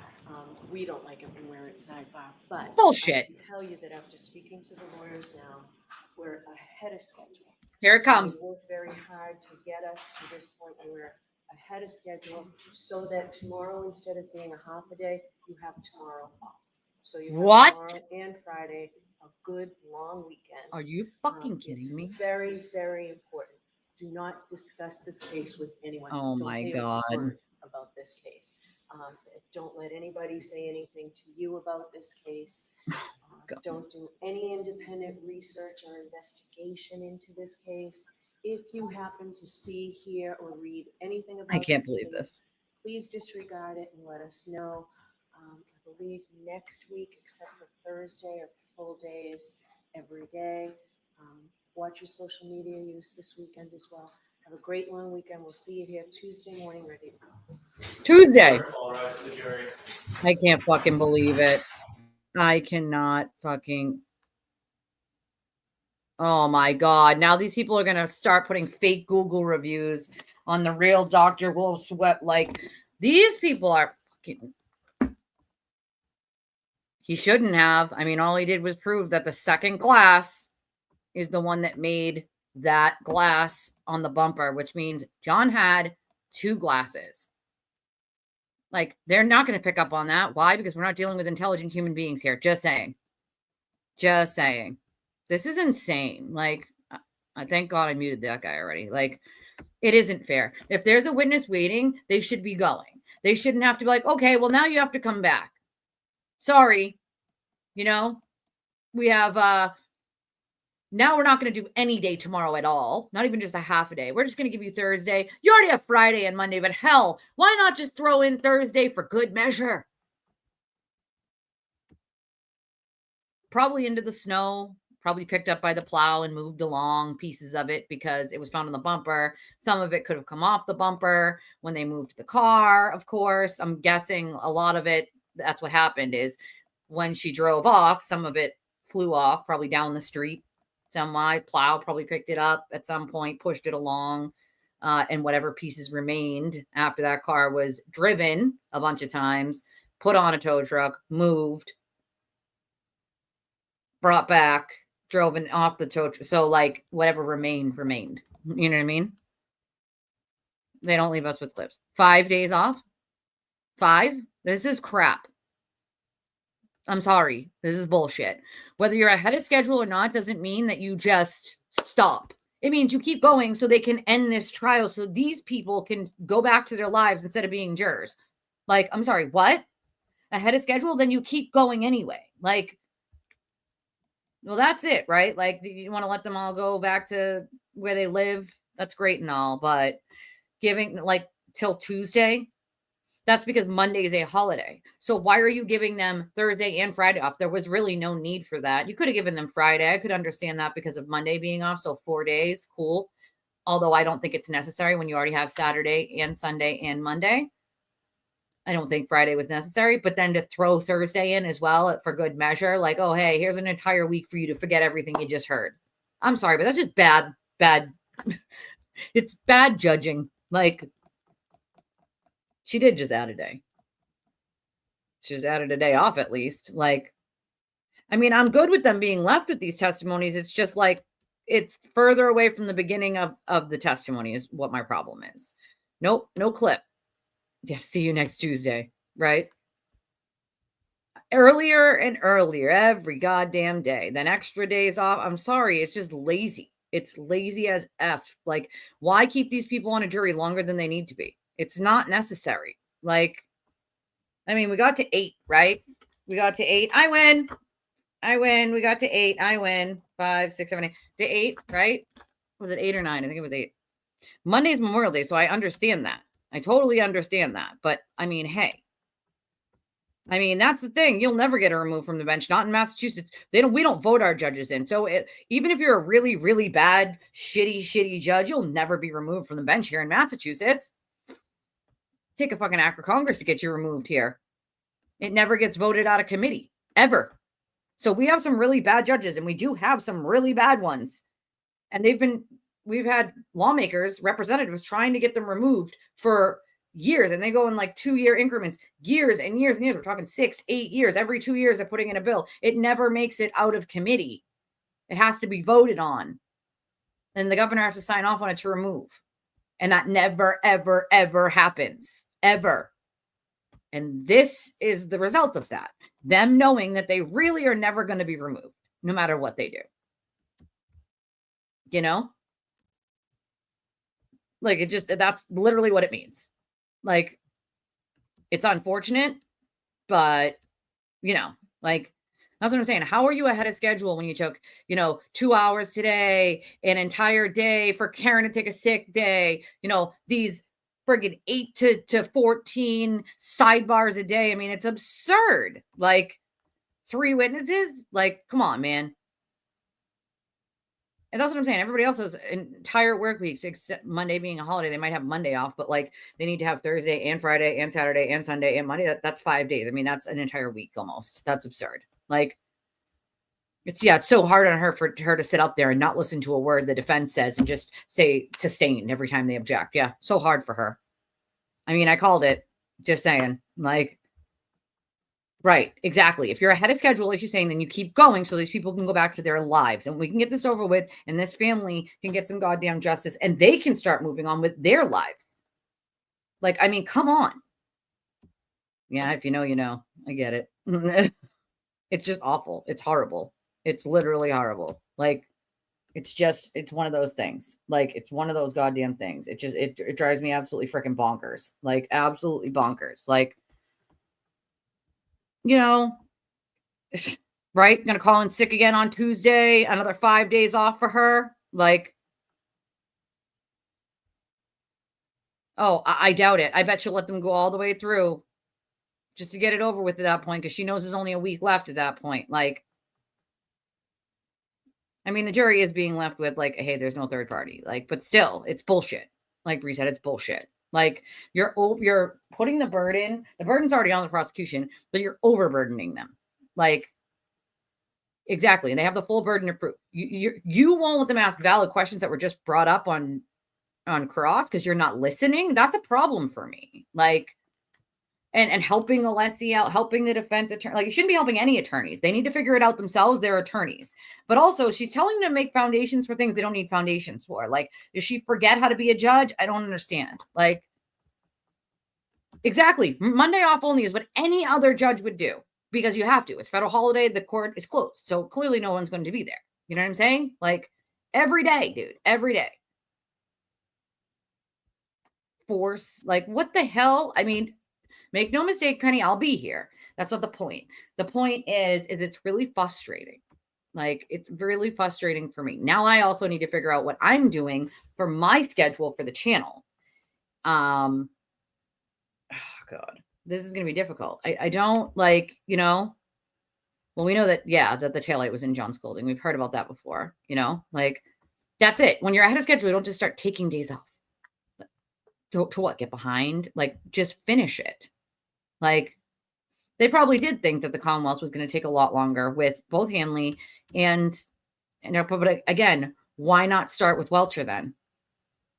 It interrupts the prosecution's case over and over and over. Jennifer makes a very valid point here. The longer we get from the beginning, they start to forget things. You know what I'm saying? Like, it's just ridiculous. Like, I mean, we're going to review points, obviously. I mean, you guys know I usually have Saturdays, my only day off. So Saturday, I won't be here. Tomorrow, I might start a little later than what we normally do. I'm not going to start at 8:30. Court's not starting at 9. There's really no reason. I'm thinking more like 9:30 tomorrow. Yeah, I think more like 9:30 tomorrow.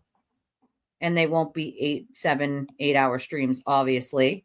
And maybe 9:30 on Friday. No motions, no hearings, no nothing.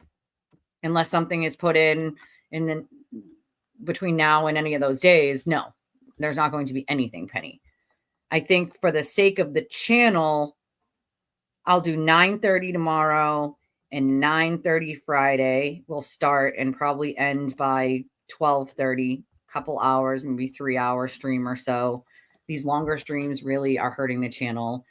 We're hanging on by our fingertips over here. And we need shorter streams to sort of try to get back on track here. We have our Sunday show. I have Saturday off. We have our Sunday show. I still have not decided what I'm going to do about Monday. I, of course, will let you guys know by Friday what I've decided to do about Monday. It is a holiday. That doesn't mean I'm going to take it off, but we'll figure it out. We will figure it out. I would want to keep going if I was Jur. I would want to get it over with. You know what I mean? I would want it over with. Done. Like, I would want it completely done so that I can go back to my life. you know, and you also have to think about the victim's family too. Like the witnesses, like, don't you think they want to go back to their lives? They've done this twice. She doesn't think about them. Like, yeah, you think about the jury, but like, what about the people who have done this twice over the last 4 years, who have been harassed to oblivion? Don't you think they deserve to have this over with? Like when you get picked for a jury, like, and you accept that responsibility, you know, especially when you're told that it's going to be a very long trial, they knew this already. Okay. So pandering to like everyday people who are doing their duty of being on a jury, it doesn't really make sense to me when you have a victim's family who's done a trial twice. 5 days was unnecessary, completely unnecessary. We already had a day off for Karen's shenanigans. Okay.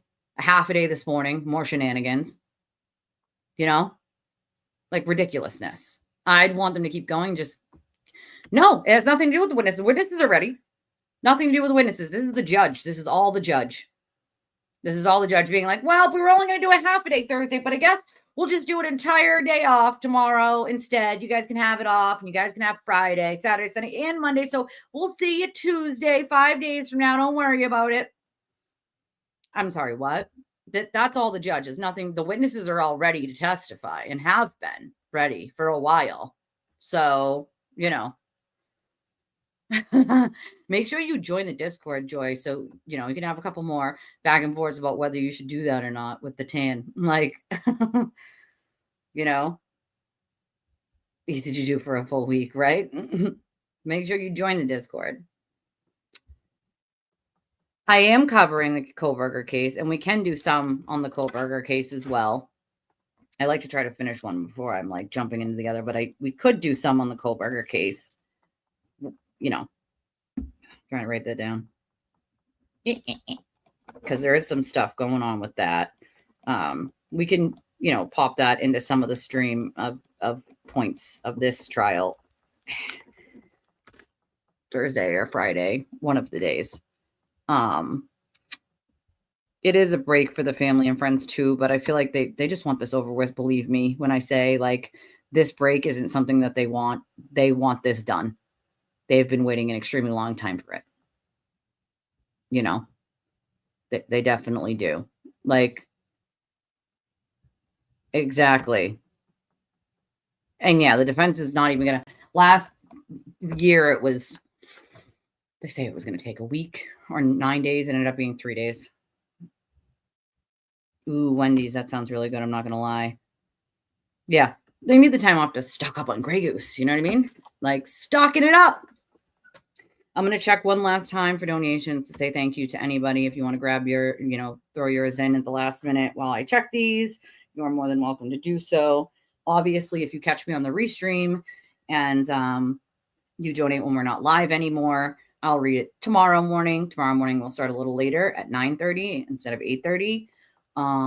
All of the ways to donate are in the description to the video as well as in the chat. So if you're watching on a restream, all of the options are in the description as well, along with the Amazon and Walmart wish lists. That was a great suggestion from Holly. I appreciate that. Yeah, it'll be like 1.5 days. Yeah, 1.5 weeks. I think it'll be like 5 days. If I had to guess, I would guess 5. I think they said like a week to the judge, but I don't think it'll be an entire week. That's for sure. Sorry, I'm just trying to make sure that I don't miss on saying thank you to anybody. I don't see anything. I just want to make sure.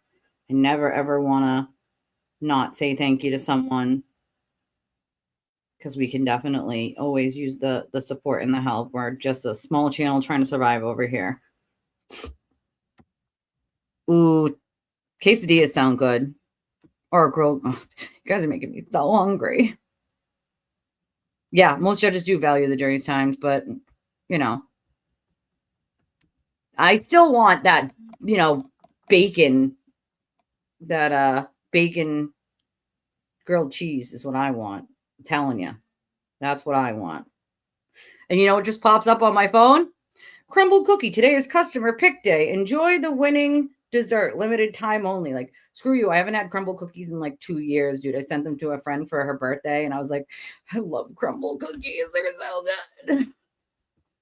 No, they're definitely not going to call Higgins. I know that. I don't know about Proctor, but I'm guessing no. So we can only guess on that one, but I'm still guessing no. I'm guessing no on that. But if you haven't joined our Discord, join our Discord. Hit the like button on your way out. No, yeah, believe me, we just went over this, Jess. You want to hear my rant for a few minutes? I just what the effed for about a good, couple minutes. Hit the like button on your way out. Hit the subscribe button. Share the video with some friends and family that are interested in getting to know the truth on this case. I love your faces. If you make a donation while we're not live anymore, I will read it in the morning. I will see you guys at 9:30 tomorrow morning, not 8:30, because there's no court. I will see you all at 9:30. I love you. You guys know how to get a hold of me. twistedtragedies3@gmail. That is also in the description to the video. And also on Discord. Make sure you join our Discord. I'll see you guys in there in a little bit. And I love your stinking faces. Bye.